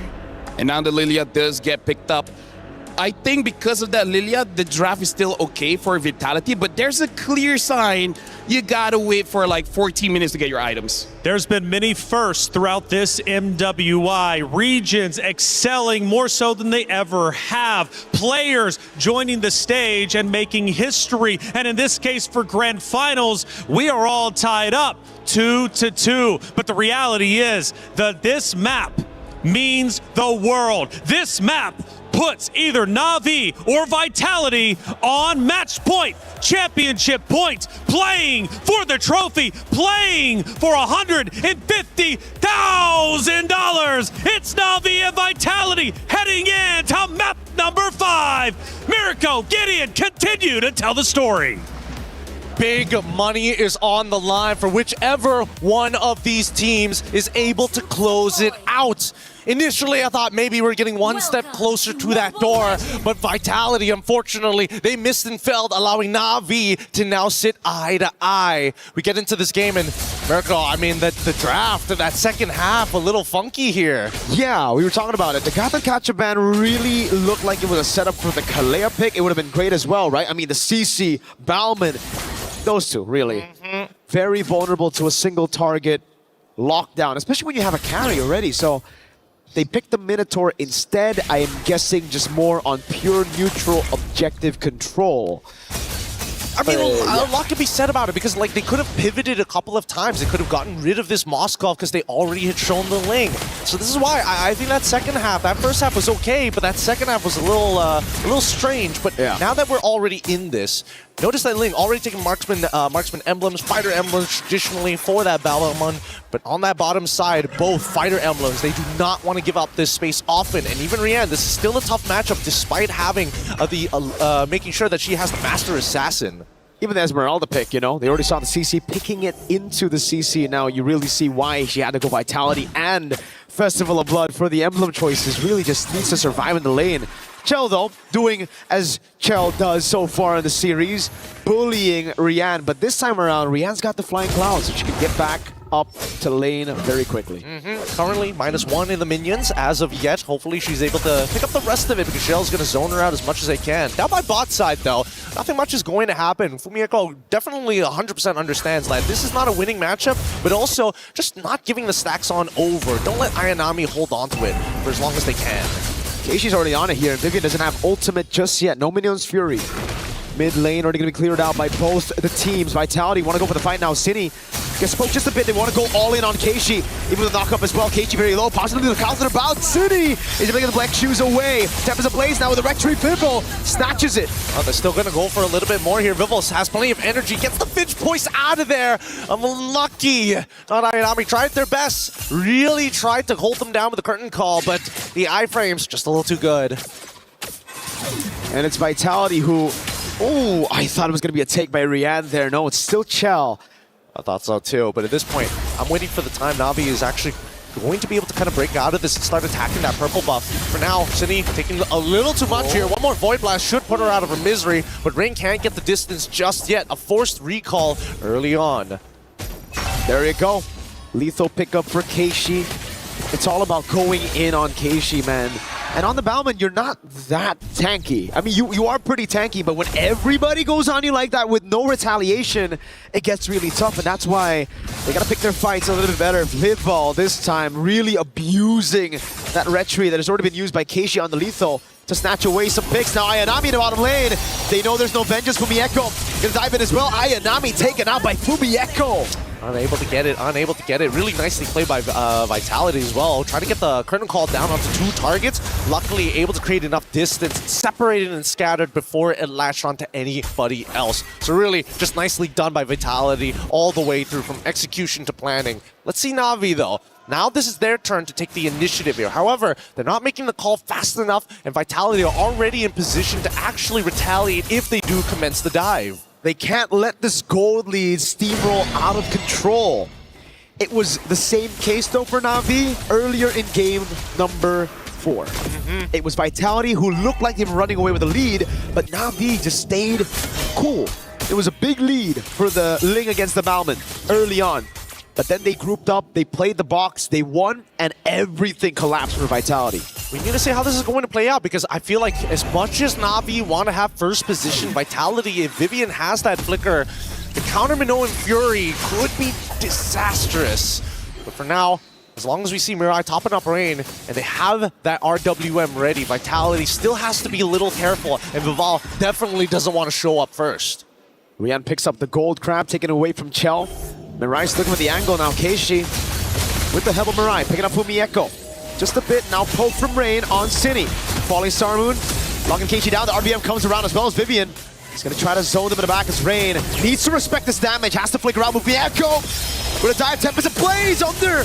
Spear of Misery locks her down for a bit. Good lethal counter and even a Tsunami Slam to get rid of Vival. Okay. Now the War Axe is already done onto Keishi's side, and all they lost for it was just Vival, which is rather surprising. Whoa. Rain ended up dying anyways. Mirai should be... Oh, it's getting close! Minuan's Fury knocking up 2. Now another knock up on Rian with the reset, and Fumieko. Wow! He's dancing around, no flicker. Rian gets away. Now the whole team collapsing onto Fumieko. Keishi's right there. No lethal counter, but she's gonna spin. Fumi condiments of it all. Get the healing! Oh, the photo! It was bought right in time. No way! That was nuts. That was a nuts outplay. That is crazy. Keeping not only Fumieko alive, but still maintaining and now commencing a dive underneath the turret. Not Ayanami. You gotta get out of there. That was dirty.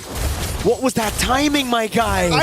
She sat there waiting for it as well. I bet her finger was hovering over the item the entire time. Bro, that was just so unlucky. Hey, you don't get to see that very often. Only here in MWI do these moments actually occur. And it's crazy how much trust Fumieko put on the fact that Vivian could heal. Or maybe just she was just ready to die for it. She was maybe. Like, okay, maybe. Yeah, EXP things, you know? Oh my God. That was nasty. I still can't get the image out of my mind. Is so much faith, or was it just blind faith? Either ways, it worked out perfectly for Vitality, because now they've checked all the boxes. 3.7k lead at 6 minutes against Na'Vi, and they have full neutral objective controls.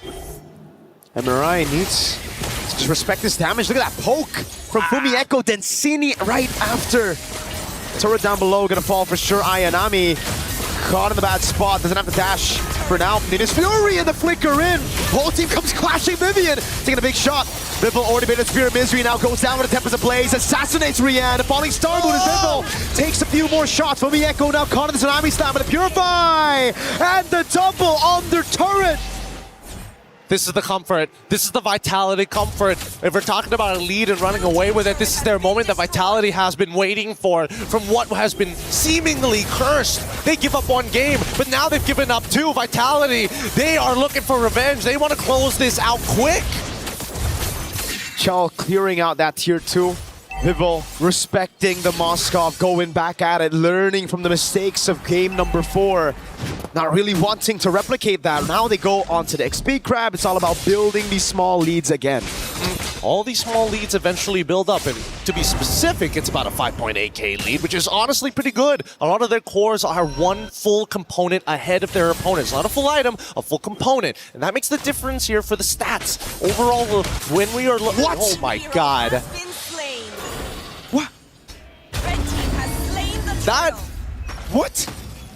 Zipper! You know what to do! Whip up the replay on that one! Oh God, but first, baby. the fight! Was that a flicker? It was a flicker, burnt out already. Vivian on the Minotaur. Now we know why they went for the Minotaur instead of the Kalea. I'm rather surprised that they got away with it. Wait, hold Same. on. There's still an opportunity here.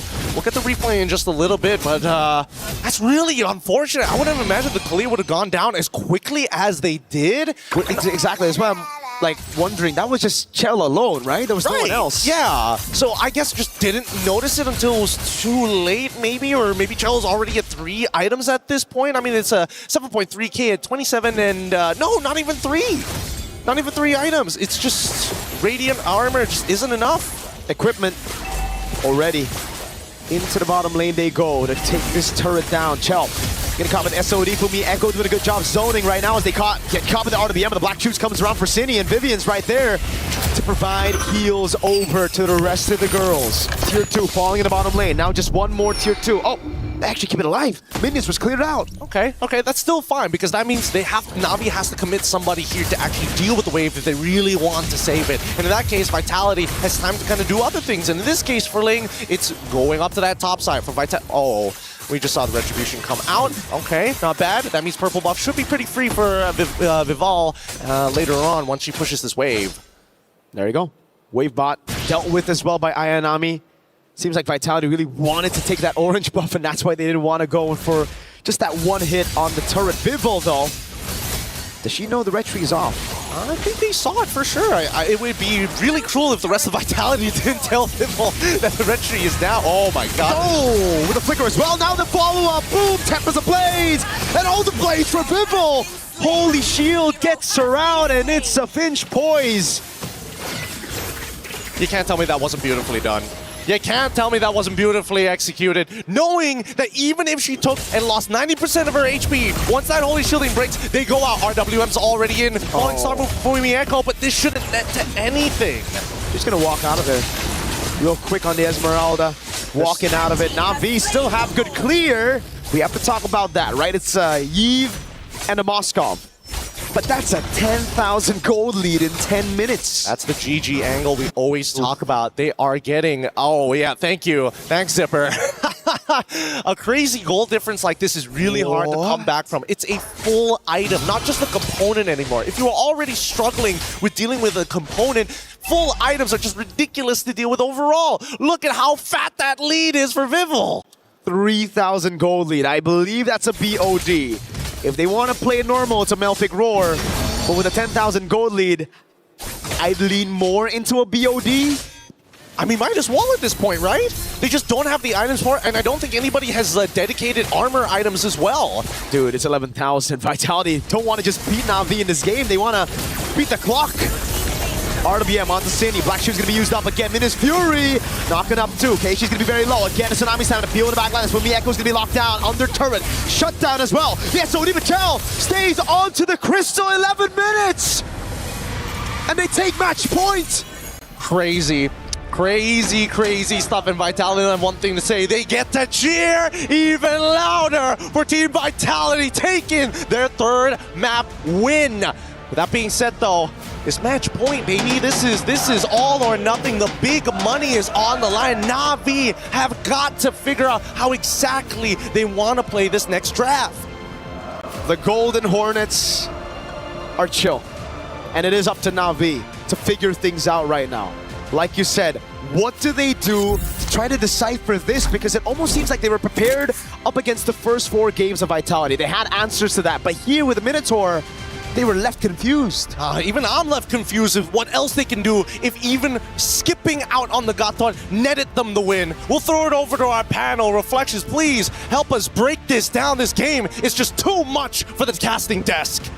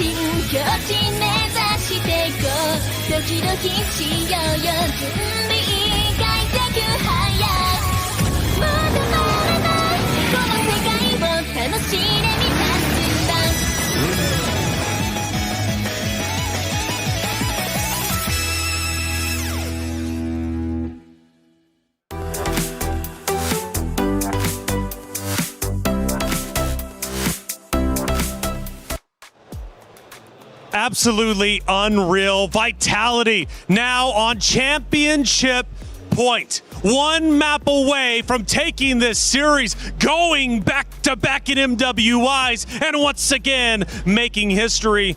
We take a look at the dugout of Na'Vi for the first time sitting in their vault, and they do not look happy. I mean, like, here's the thing, man. Vivian really redeemed herself. Like, in the previous game with the Atlas, there's many times she dove, but then nothing happened. This time, Vitality played like a team. Whenever Vivian using the Minotaur goes in, everyone follows. It's like, you know what? Even if we die, we just fight properly, and they did. And with that being said, I think it was very wishful thinking of Team Na'Vi to not bring Purify.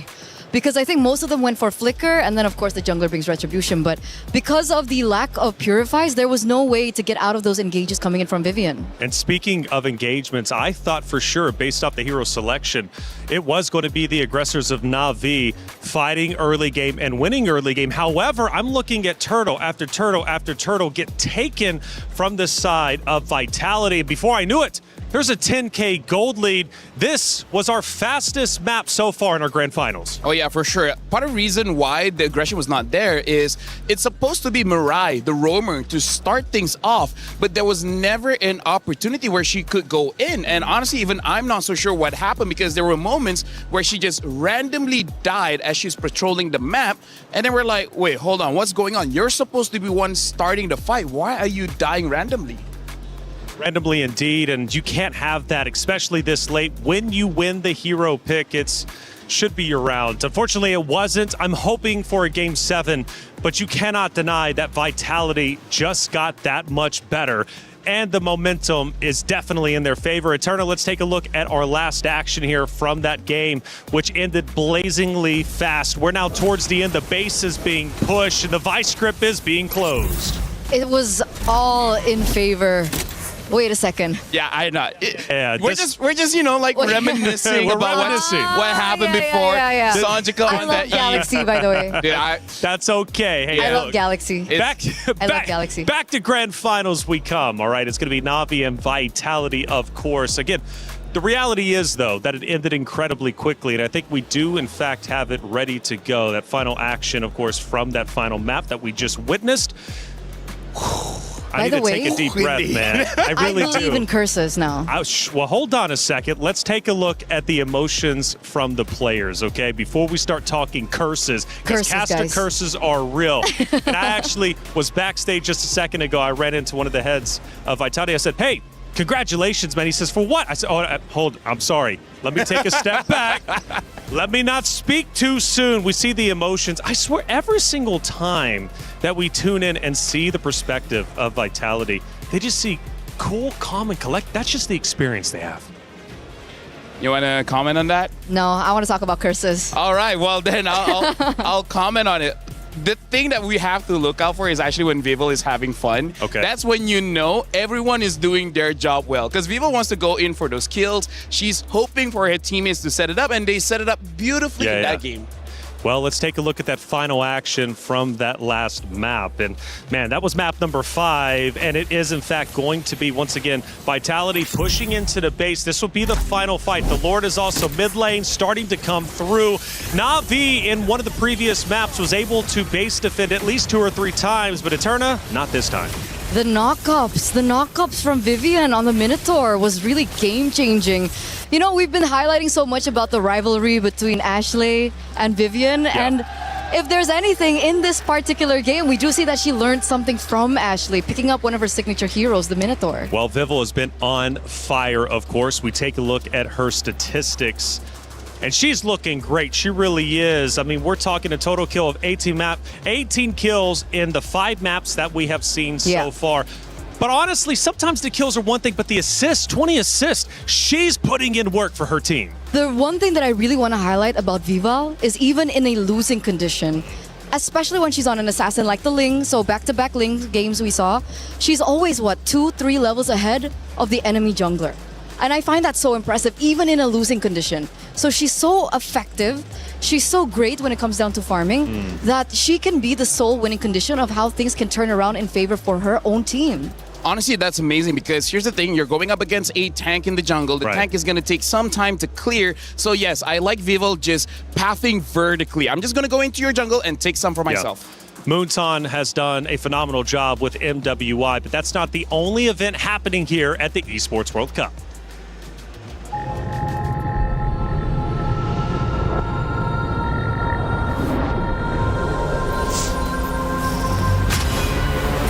In the past, we were always in Asia. This year, we came to Paris. What stories are still left untold? Kami sudah membuktikannya, tapi ini baru permulaan. Tiada siapa akan ingat siapa nombor 2. We need the win. Bukan sekadar keinginan, tapi tekad. Hindi ang pag-abot sa tuktok ang pinakamahirap. Ang corona ang mahirap ipagtanggol. What happened last year became fuel for us this year. This time, we bring it to Paris and finish it. A new lineup, new chemistry, new fire. Once champions, not settling for podium finishes. World champions, defending MSC champions. As the final boss of MLBB, can anyone stop them? Names have been made, stars have risen, but now they need to show the world what it takes to rise above. This time, the world is bigger than ever. Like every year, new challengers step on to the world stage. Some carry the ambitions of 2 continents. Some fight for the pride of home turf. Some have never stopped chasing the throne. So who will finally rise to clinch the title? This is where unresolved stories find their ending. A new shot at glory. One more chance at redemption. We are back. Kali ini, sekali lagi. Bulan atau tidak, Pareho lang ang chance namin. no one is untouchable. Let's fight. Bukan ako kalau bisa. 2 champions, 1 game. Paris breaks through limitless possibilities.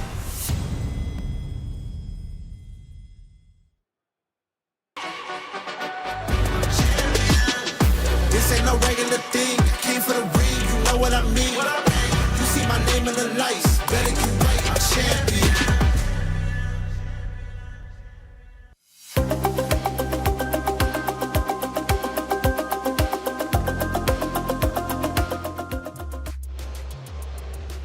It's nothing but MLBB for weeks on end here at the Esports World Cup in Paris. We take another look at the Allianz Vault where the players are currently at, sitting in their dugouts, getting ready to take that stage, and they officially have for what could be the final time, depending on what Vitality has up their sleeves. After that win, I feel like this is where Vitality becomes at their strongest. They've already won grand finals. They've already been champions. And now that they're 1 map away, you can't argue that they know how to close out series. Yeah, especially when they have a huge lead, because in that previous game, it's at the 2nd turtle. That is relatively fast for you to have a lot of wins whenever you go for a fight. I thought it was going to go bad when Vival died early, but then they just keep on continuing to fight. That Minotaur really paid dividends because able to get that Flash of the Oasis quite early and made it so that they can basically fight forever. Eterna, Navi's going to have to dig deep. This is where they truly become a champion by forcing a game 7. But look at that smile. Like I said, Vitality is feeling confident. They're feeling comfortable. Can Navi pull off another win to stay alive and force a game 7? I know they can do it. I know they can come back to this. And it starts with the drafts. If you're talking about digging deep, I feel like they kind of did. Kalea debut pick in the grand finals. That was definitely something that I did not expect. And I feel like that last pick really killed them in the end. Yeah, I feel like for Vitality, as long as you have a draft that you can just keep on fighting nonstop, I think that fits their style. Okay, so you're thinking Navi should go back to where they started, at least in that last pick and ban. Go with the aggressive play style, get in the face of Vitality. But they did try that, LaFell, and it didn't work out. In fact, we had our quickest game in map number 5. So if they go back to it, how can they execute better? Honestly, like Vitality, go for the heal, and Navi, I think...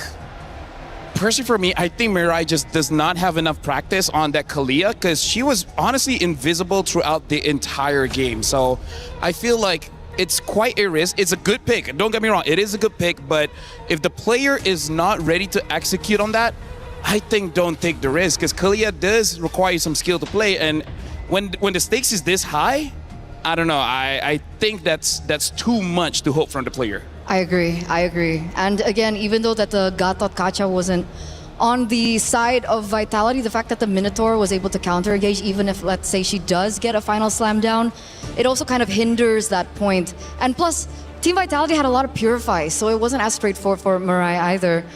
And remember, I really wanted to talk about curses, and this is what I was talking about. Navi are now on red side.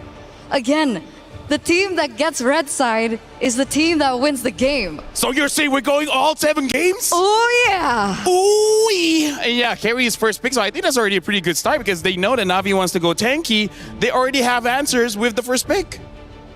Exactly. So I don't know if Na'Vi wants to go for a pick like the Claude or not.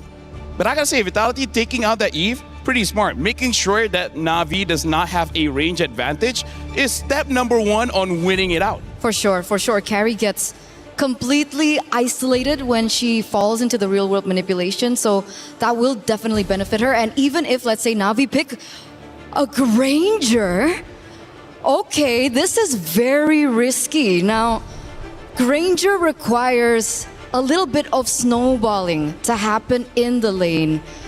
And if they don't get that snowball, if they don't get those Sky Piercer stacks, it's really hard for Grangers to stay relevant mid to late game. Honestly, with that pick, I think Rayanne better hope that she doesn't see a Yuzong, an Alice, a Lapu, a Benedetta, a Paquito, a Freya. Honestly, there's quite a lot of EXP laners that deal very, very well with the Granger. One of the reasons why we don't see it get picked. But I'm assuming because it's picked up quite early, they're trying to potentially counter whatever the next pick is. And now the Cho as well as the Lei. Looks like Vitality, they want to build a draft that they can fight again and again and again and again. Also, can Granger go Purify? Granger can go Purify, but is not the best. So that's it, right?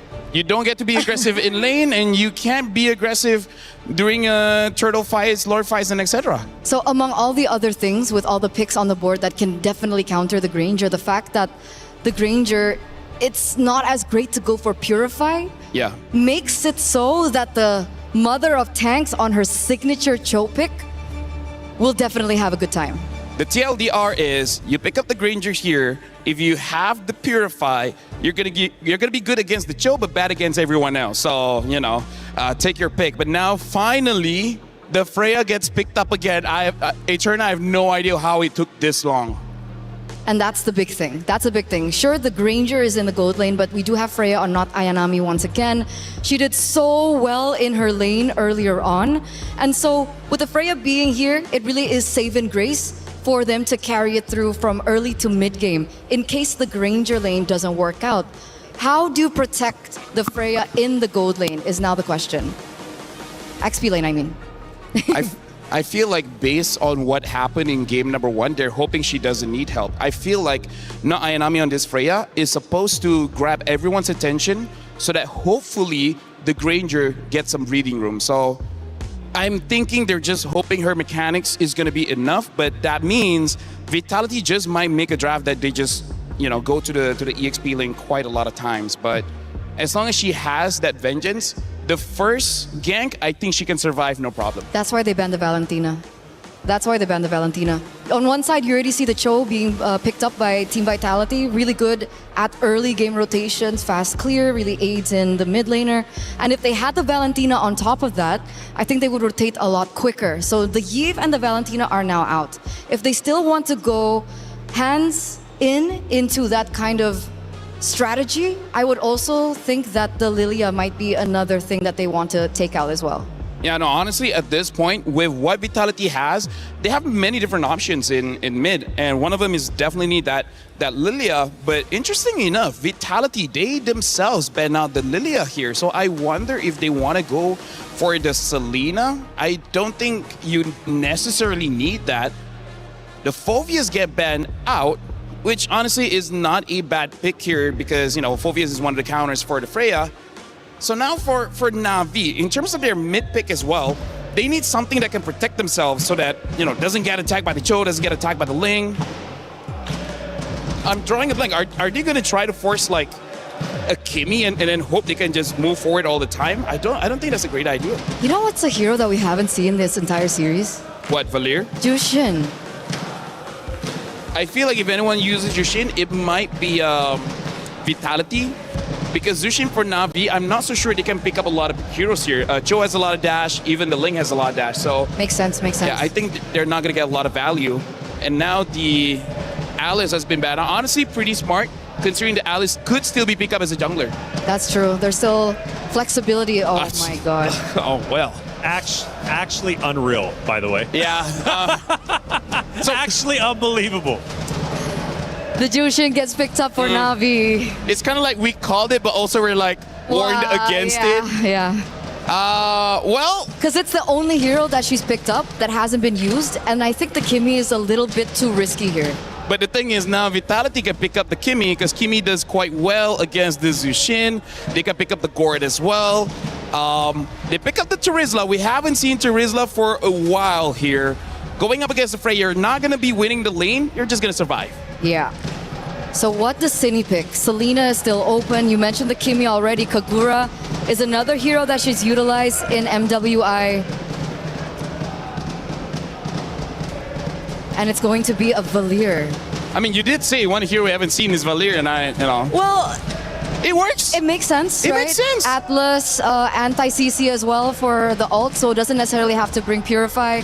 Up against the Freya, it also makes sense. And you know that this is going to be a tank, right? You know that Na'Vi is going to be bringing a tank, so that Valir is going to be helping out a lot. Especially if you have the carry as well as the lane. You don't need more damage. You just need some kind of disruption. And now that Akai gets picked up, I feel like this is going to be the final game.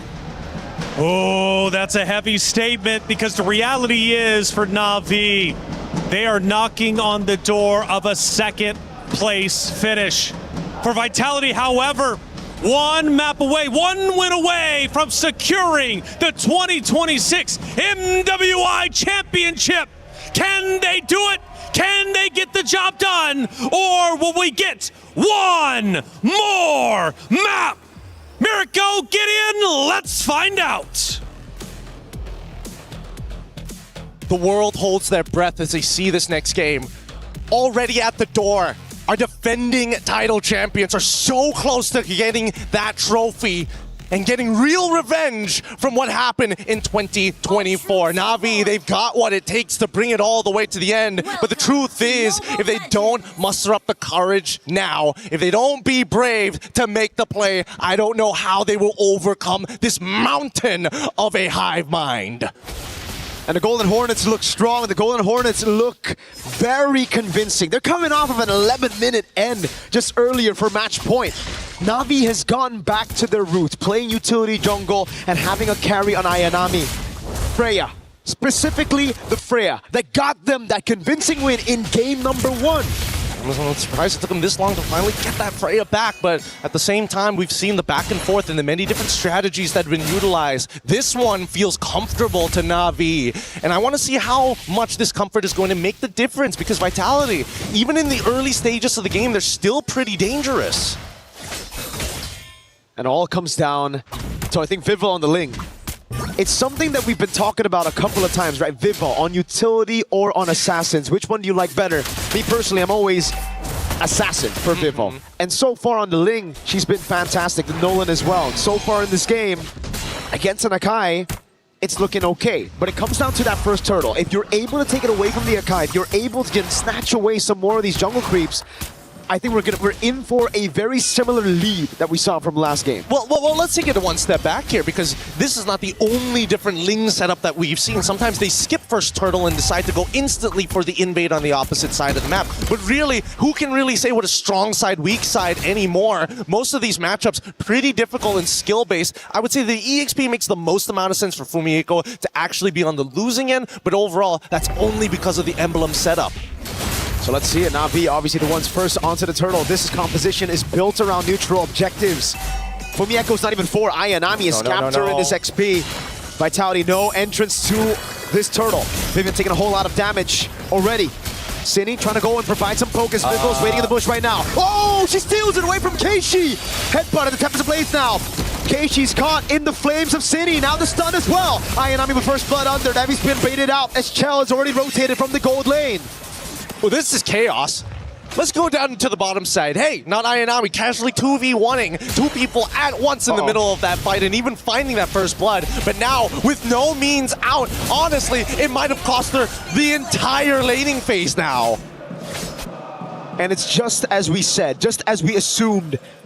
If Vivo can somehow get a lead at the start of the game, this is going to be very dangerous because it seems like Na'Vi, yes, they have Ayanami, but the main guy who they're looking to snowball in this game is Rihanna the Granger, and she's brought Purify. So that means the Ling's going to have a plenty of good space to dash around and outmaneuver the Granger. We'll see how long they're going to be able to do that here. I think Na'Vi, they're not completely out of this just yet, but Shell has consistently beaten Rian in lane. It's outside the lane where things get a little dicey, and because of that, Vitality walk into enemy territory and they have an amazing read on the jungle path that Na'Vi have. Now it's oppression from this point onwards. And that's the clear speed diff. Something that we brought up a couple of times after the patch for the utility jungles, the Fredrin, the Bakshas, and the Akai, but in the group stage, even through the knockout stage, we've seen the Akai still get their hands on neutral objectives. That's the thing. Now that it's taken away from him, you can really see that gap for the Assassin in terms of clear, in terms of mobility. She's able to get into the purple buff, getting out of there as well, without using ultimate, without using any of that. I mean, Ling is just one of those heroes that's really hard to kind of like, to balance out because of how much is in that kit. It's just universally good. And now as they contest for the space at this stage of the game, for Vival, it's a pretty straightforward answer. All I gotta do is keep on stealing these camps and cleaning up bad trades across the map, and this game should be in the bag before I know it. Na'Vi hold control over it, but Vival has a 2-level lead, so it comes down to the red tree battle again. Vivian gonna provide some poke right now as for Mieko trying to zone Ayanami. It's Keishi holding on to the neutral objective. Vivian goes for the kick, but baits out the heavy spin. Now it's Vival looking for the opening, goes in again, and the rinse out the red tree. Around with the play to Links, over on Vival. She's gonna be able to dive in with the Fine Blade. Tempest Ablaze now knocking him up, and oh, it's all the Blaze picked up by Vival. They have to kite together, unfortunately. Not Ayanami can only do so much now that the rest of her backline is already out. Rain as the anchor again. They have to understand who is the anchor of the composition. If you're not playing around your anchor and you're splitting away from them, I get it if it's a Tempest of Blades. I get it if it's a Fatal Links. But if not, why not? And I think that Ayanami at this point needs to communicate to the rest of the team. Look, I'm the only one who has the lead right now. If you want Rian to get these kills, we have to play traditional front to back. Good escape for Ayanami. They will have to do that, but it's so scattered. The way Na'Vi want this fight to be is pure front to back. Vitality are attacking from angles that Na'Vi are just not expecting. And it's really difficult for Rian to land those shots. I mean, I think what's worse is that now that they don't have to worry about their mid laner not having, well, inbuilt Purify, they have access to Flicker. It becomes that much more difficult, right? And not only do I have to get rid of your battle spell, but I also have to get rid of your ult on top of that. It's just a consistent level of problems that Na'Vi can't force out all at once, but over a period of time. In terms of the gold so far, Ling coming up big at 1,000 gold so far, and that's already pretty good. Again, you can see that even Vivian just man-to-man defense, making sure that they have plenty of information on what's going on. Giving up the waves, and Rian should die here, but doesn't get that last auto attack down. We see that Mirai, they want to, but they back away. I can't believe it. That amount of damage at 6 minutes for a carry with just 1 assist. I was questioning it as well. I mean, I was thinking that maybe the Rian would be able to get out or at least create enough distance, but I think just too many procs, right? Too many triggers, that passive. And you have to take a look at Vival. She's been having a nasty game of Farm Simulator right now. I mean, she's taking away the bot wave, the mid wave as well. It's double laning, but on the jungle.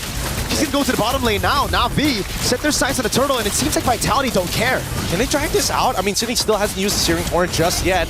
They don't mind. Have the second one. We're gonna walk away from this. We want to make sure that at least Vival's in a disgustingly good position. 2-level advantage. Purple buff about to come back up here on the other side for Na'Vi. It is finally their first neutral objective of the game. And in the bottom lane, it's just Vival clearing out, trying to get those items, trying to get enough gold to assassinate these backliners, mainly Rian on the Granger. And I think they're going to get very close to doing so here, as Vival is already in a really good position overall. Despite the score being 2-2, a majority of that lead is in her hands, in her bank, in a matter of fact, as Keishi slowly falls behind. This should turn that 3-level lead that Vival has back down into a 2, but a play being forced by Vival on forward from Vivian. She gets punished. Rain pulls her back. For Mieko next to the chopping block right now with the Crimson Beacon and a heavy spin. She gets the penalty zone, but now lifted up a bit of the heavy spin, helping her out as well. But Rian finally gets on board with her first stack of the Sky Piercer, all of them low. Vival nowhere to be seen, just going to go for the safe turret down below. definitely think she could have picked up the kills there, but again, don't want to risk the shutdown overall.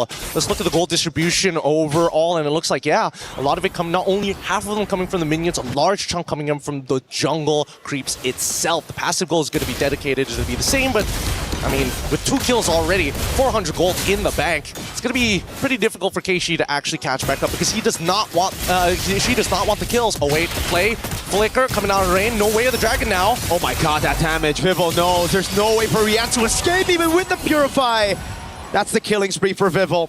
Rian unable to escape. I mean, there's nothing that she can do about it, right? If you have Flicker, you die anyways. You have that Purify despite the way of the dragon. You can reposition, I suppose, but not when 2 people are attacking you. At least not Ayanami was able to get the tier 1 down bottom side before this Lord spawn actually occurs. If you notice, you see that Shell is actually hovering around that top side. She doesn't see anybody. She's going to steal away the orange buff and maybe even farm another wave up top side. Oh my god, it just built up frustration.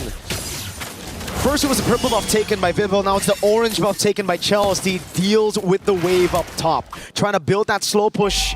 And at the end of the day right now, Na'Vi are still going to have to play that front to back. They're going to have to play for Mrs. President, who's Rian right now. Vivian opening up, wave up top, already shoved in by Vitality. I think you mean Madam President at that point, but Madame. I think at this stage, yeah, they don't really need this Lord. They can start taking away turrets kind of for free. Freya shows topside, and I think it's pretty free for Vitality. Whatever you want, you can take. That's the Lord secured by Vitality. Penalty zone by Fumieko. Now it's Vivo just waiting for the heavy spin. She's such a patient killer. Yeah, they really, they haven't lost too much composure. At now, 9 minutes? Yeah, endless battle. Wait, Zipper, pull up the item list real quick. Is that second item or third? I mean, I'm pretty sure it's third. It's third. Dang, that is fast.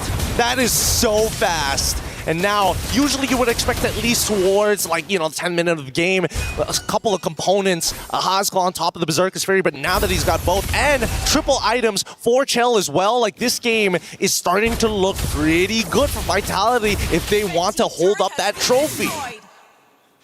3,000 gold lead. Now add a bit more spice. It's an Ice Queen 1 against Na'Vi's composition. It was already... I mean, this Valir is already a big problem for them. Now you add that slow. It's going to be difficult for Mirai or not Ayanami. I think the only way is if not Ayanami and Mirai come in from 2 separate angles. Worst comes to worst, you got to at least sacrifice the heavy spin. Now, they're just dealing with the waves. One by one, they're going to cut it down. Even Rain getting Ice Queen 1 for herself at this stage, but they can't walk out of their base comfortably. And the oppression from Vitality is going to make sure that, hey, this lead, this simple 3K lead is slowly going to develop into roughly, I would give 7 to 8K, depending on whether or not they find another fight. Shout out to chat, pointed it out. I just read it out, but Vivo got level 15 at 950 on the dot. Massive gold advantage, an even bigger XP advantage. Keishi's 3 whole levels down. This is a dangerous game to be around here. And Na'Vi, they haven't been too proactive on the map. They've been waiting for the protocols, and worse yet, they have no real answer to Vival because they can't force anything out of her. They have to attack other members and force Vival to come to them, and even then, might not be enough resources. That big snowball we were hoping for Rian on that Sky Piercer has not come into fruition. And yet, we are still hoping that not Ayanami can somehow clutch a fight somewhere, somehow get him low, and let Rian finish them off. I'm just worried whether or not Keishi will be able to withstand the raw damage, not only from just City, but Chell, because she is clutching these fights. And the fact that Rian, the only Sky Piercer stack she got, it was instantly cut down by Vival. I mean, Vival's having a fantastic series. Another fantastic game here on Ling. Really seems like she wants that finals MVP as well. She's able to close it out. Last time she got it was MWI 2022, the very first one. There's one hell of an argument to be made here, honestly. But considering the team lineups, it makes so much sense. And even then, when we look at the item list so far, it's only going to get worse. Nearly done with the BOD as well.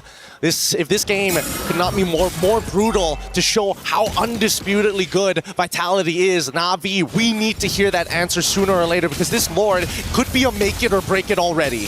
And look at this. In the previous games, they've had a Moskov to deal with the wave up top, but now they have a composition that is built for pure team fights. A composition that needed the neutral objectives. Fatal Links lands, but it's only onto Fumieko, not a penalty zone. Gets a Purify out, and that should be everybody going in. Fumieko taking it low, able to break around in safety. Vivian gets away the dragon. That was Bimble with a tempest of play. Simon straight. It's a double. It's a triple. And it's a maniac for Bimble. Come on. Come on. Just keep on fighting. Keep on fighting and give us what we are looking for, as they are looking for the inhibitor first. They've got the wave. Rain, it's all up to you.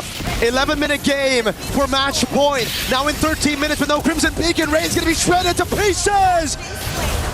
We're better to defend a kingdom than upon its own sacred ground. Paris belongs to the Golden Hornets tonight. The nightmare of 2024 has finally been laid to rest. Empires rise, rivals return, but Team Vitality are your undisputed back-to-back champions! What an amazing game! What an amazing experience! MWI, the storylines that we were all hoping for has built up to this very moment. Once again, congratulations to Team Vitality, but the heartbreak for Na'Vi, a grueling series. There's so much to be earned. We're throwing it over to our stage host to wrap it up. Thank you so much. It's me and Miracle on the desk, signing out.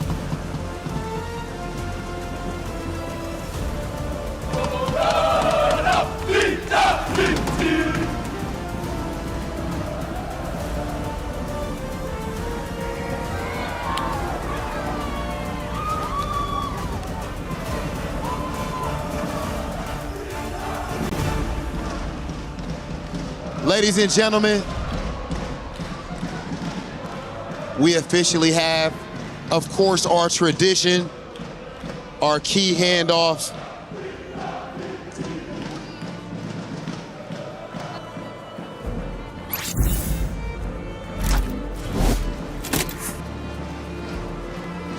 Here comes our champions, Team Vitality. Of course, showing amazing sportsmanship as Na'Vi waits here next to the trophy. An incredible showing from Na'Vi.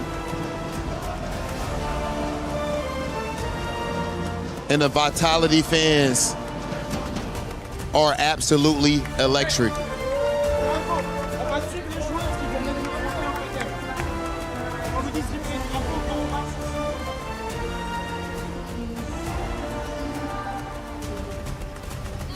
Philippines, you fought valiantly, but your journey ends here. Yo, great performance. Great job. Ladies and gentlemen, we are going to take things over to the Key Crusher. Team Vitality, your back-to-back MWI champions. And now, of course, they have to complete their tradition, which is, of course, what we do right here at EWC as they crush their foes, Key, and, of course, right their wrongs from 2024. That's absolutely right. And of course, in the midst of the Hive, who is currently buzzing right now, the foes that has taken them down in 2024, and their keys now crushed on the home turf right here in France. This is the perfect ending to Team Vitality's reign! Congratulations. Oh my goodness. You actually could join us up there on the stage so that you can grab your trophy with the rest of your team. Team Vitality, dominant, inevitable, unstoppable. Team Vitality, claim what is rightfully yours! Let's go, our champions of MWI 2026, Team Vitality!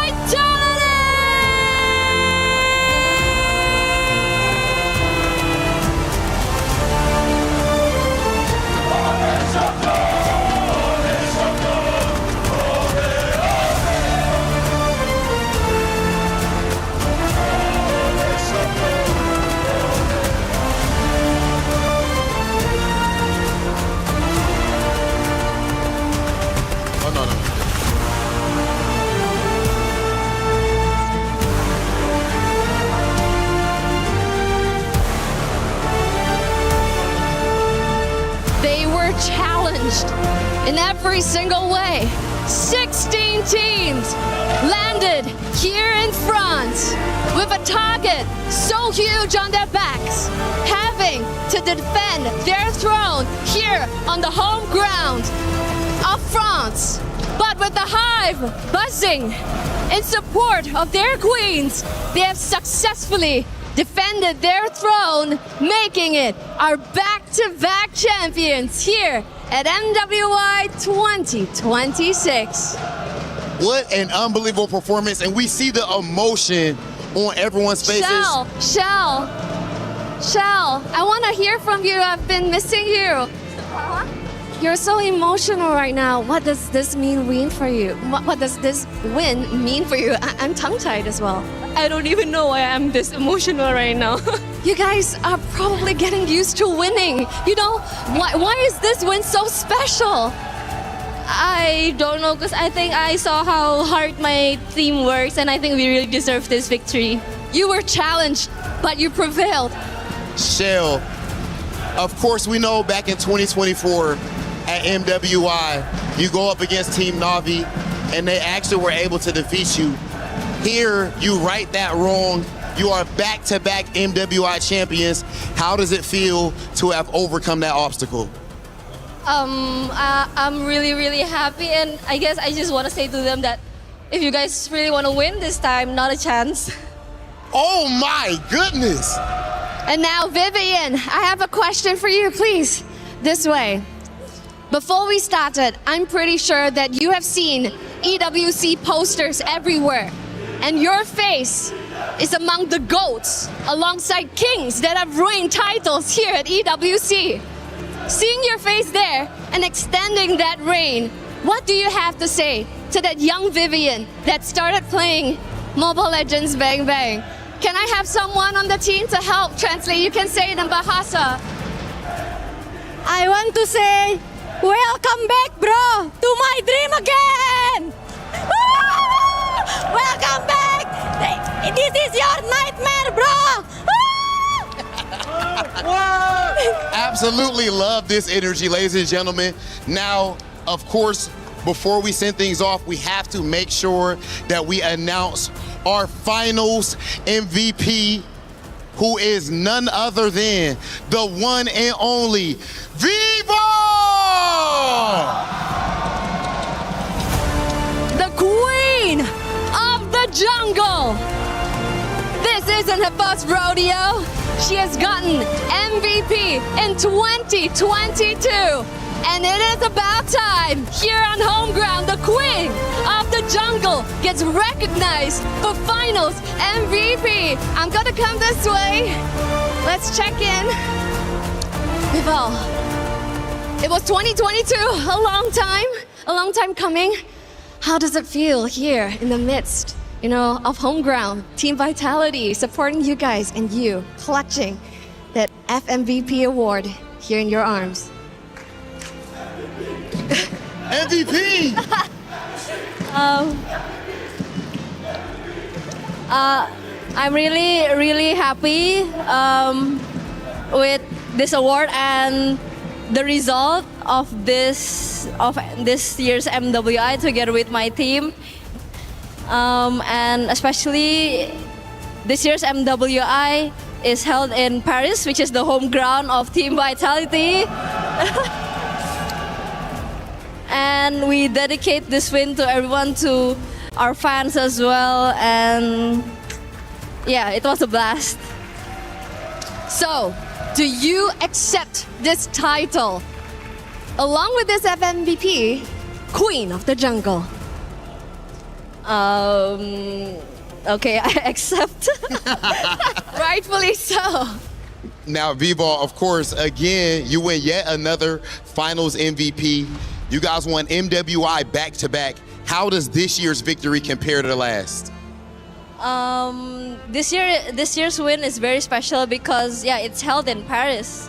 It's our home ground, so we did our best to get back-to-back for them to Okay, ladies and gentlemen, I need you to blow the roof off of this place. You just saw such an amazing display. Please show some love to our queens of MLBB, Team Vitality!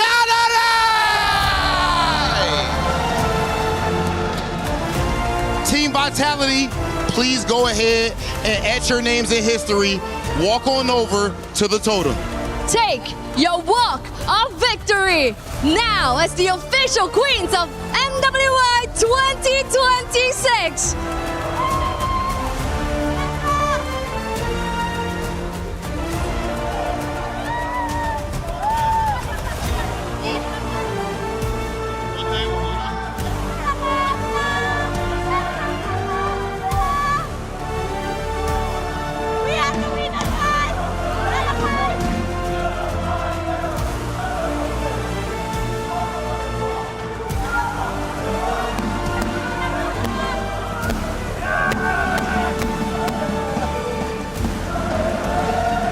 Vitality, an unbelievable sight. The home team wins the championship. And now the march to the totem begins with the trophy. The mother of tanks, Vivian, leading the charge. Vival, the queen of the jungle. Sony MVP, not only here in 2026, but also back in 2022 for the very first MWI. What a moment this is. What a celebration for the team of Vitality. Questions were raised. Is this roster really what they used to be? Can they go back to back? Well, the answer is clear. Yes, they can.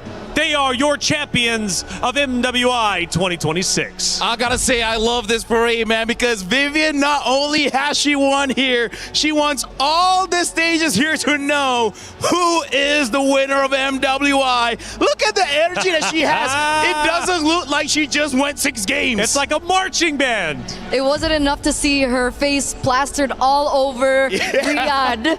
She needs everyone to know here in Paris, France as well.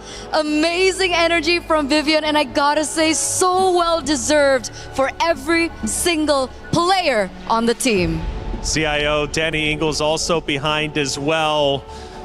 The march begins, and I gotta ask you two a question. Is this a dynasty roster? Absolutely. Absolutely. Even if they didn't pick up this trophy, I think they've already cemented that. You think about MLBB, women's, all you can think about is this entire roster of just very talented young women, ladies, queens, whatever you want to call it. They are amazing in their own right, and they really, really did have a huge statement today, especially after all the doubt when they lost 2 years ago at MWI against the very same team. The way that they conquered the MLBB scene. If you touched the game for like 2 weeks, you would have heard about Team Vitality, especially this roster, because again, year by year, they do it again and again and again. You can't escape them, because again, Riyadh, Vivian's face is all over the place now in Paris as well. I gotta say, man, they are definitely the best women's team we've ever had in MWI. Representing their region.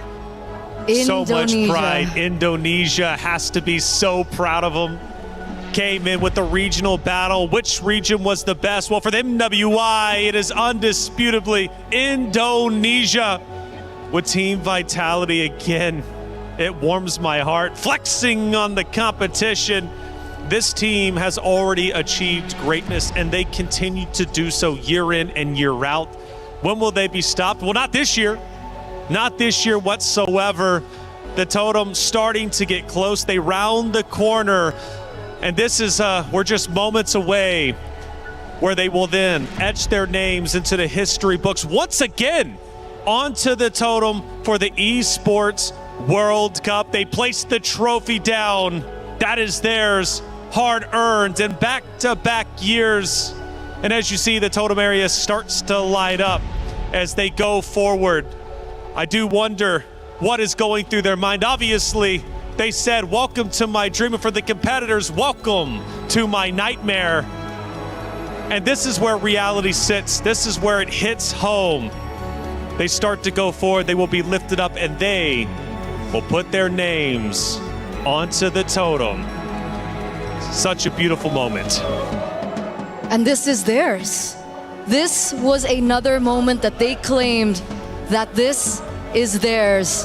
This time around, Fumi Echo will be the one to place that key onto the wall with the help of everyone, as they are the undisputed, they are the inevitable, they are Team Vitality.